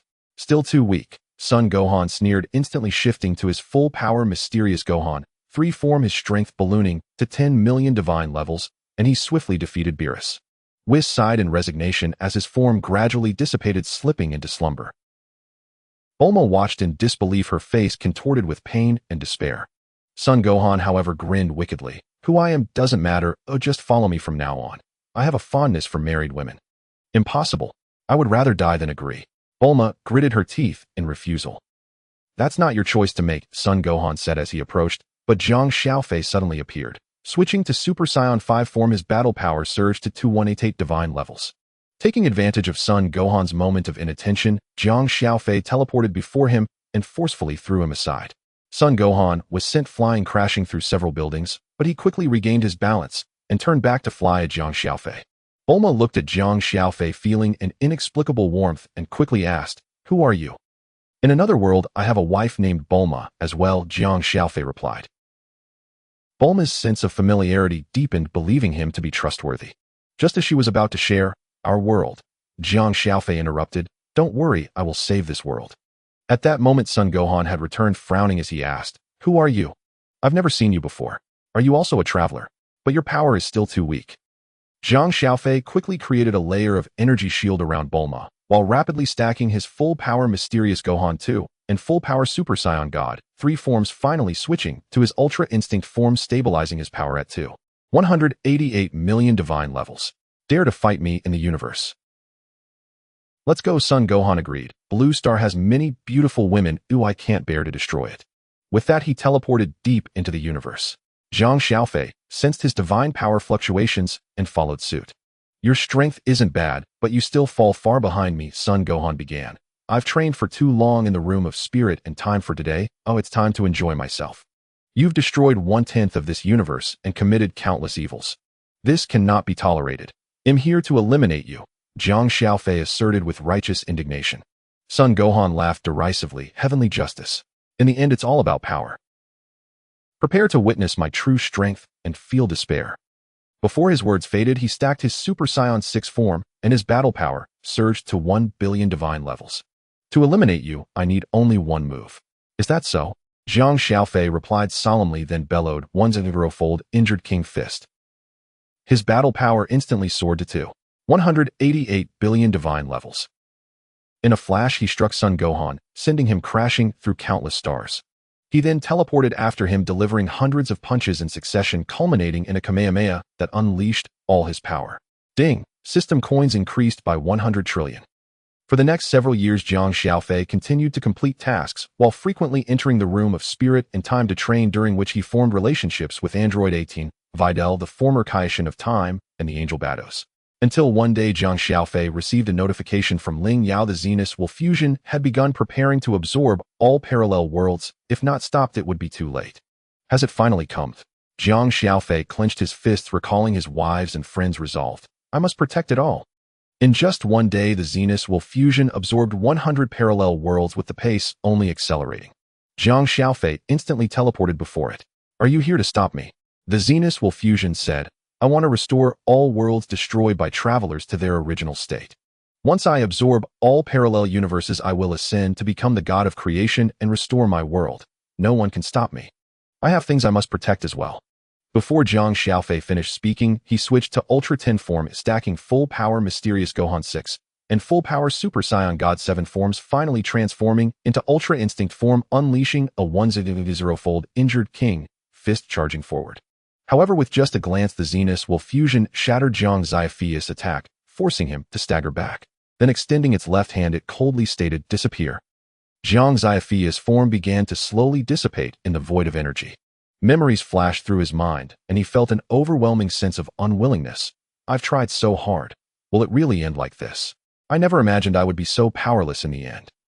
At that moment, Ling Yao's voice echoed in his mind. Don't give up, Xiaofei. There is still hope.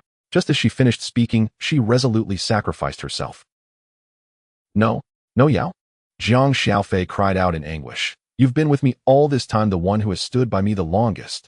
Ling Yao turned back with a gentle smile, her form rapidly dissipating. Yet Jiang Xiaofei's body suddenly solidified, a miraculous power surging within him. He quickly stacked the 6 levels of Perfect Ultra Instinct and the 6 levels of Perfect Self Ultra Instinct, multiplying his transformations and skills before unleashing the Dragon Fist, piercing through the Zenith Wolf Fusion's body. How could this be? The Zenith Wolf Fusion murmured, its form beginning to crumble. Jiang Xiaofei gathered all his strength to unleash the most powerful Kamehameha, then employed the prince's combat tactics to bombard it for an entire hour. Yao, Jiang Xiaofei whispered softly. At that moment, it seemed Ling Yao heard him, and the voices of myriad worlds echoed. Every universe's heavenly Tao spoke in unison. All things have a glimmer of hope, you should have it too. We will reshape you with our power, however from now on you shall become an ordinary person. As Jiang Xiaofei sank into sorrow, he saw Ling Yao's form slowly materializing. He immediately rushed forward, embracing her tightly, while using his energy to create a shield in the universe. Ling Yao extended her hands, gently caressing Jiang Xiaofei's face, smiling as she said, I've become an ordinary person, I won't be able to help you anymore. Jiang Xiaofei's eyes instantly welled with tears as he held her close. Nothing else matters as long as you're safe. This time I will never let go, I want you to stay by my side forever. Years later, Jiang Xiaofei suddenly awoke, finding himself back in his previous life's room, everything identical to his memories. He hurriedly opened the door, searching for the women, but found nothing. In despair, he murmured, could it all have been a dream, and then broke down in tears. Xiaofei, Xiaofei. Jiang Xiaofei slowly opened his eyes to see the women surrounding him with concerned expressions. It turned out that everything he had experienced was just an incredibly vivid nightmare. Seeing him cry heart-wrenchingly, the women rushed forward to ask, Xiaofei, what's wrong? Jiang Xiaofei lifted his head, looking at his wives before him, remaining silent as he reached out to embrace the nearest ones, burying his face in sorrowful tears. Not far away, Ling Yao leaned against the door, revealing a knowing smile. Only she understood the reason for his tears.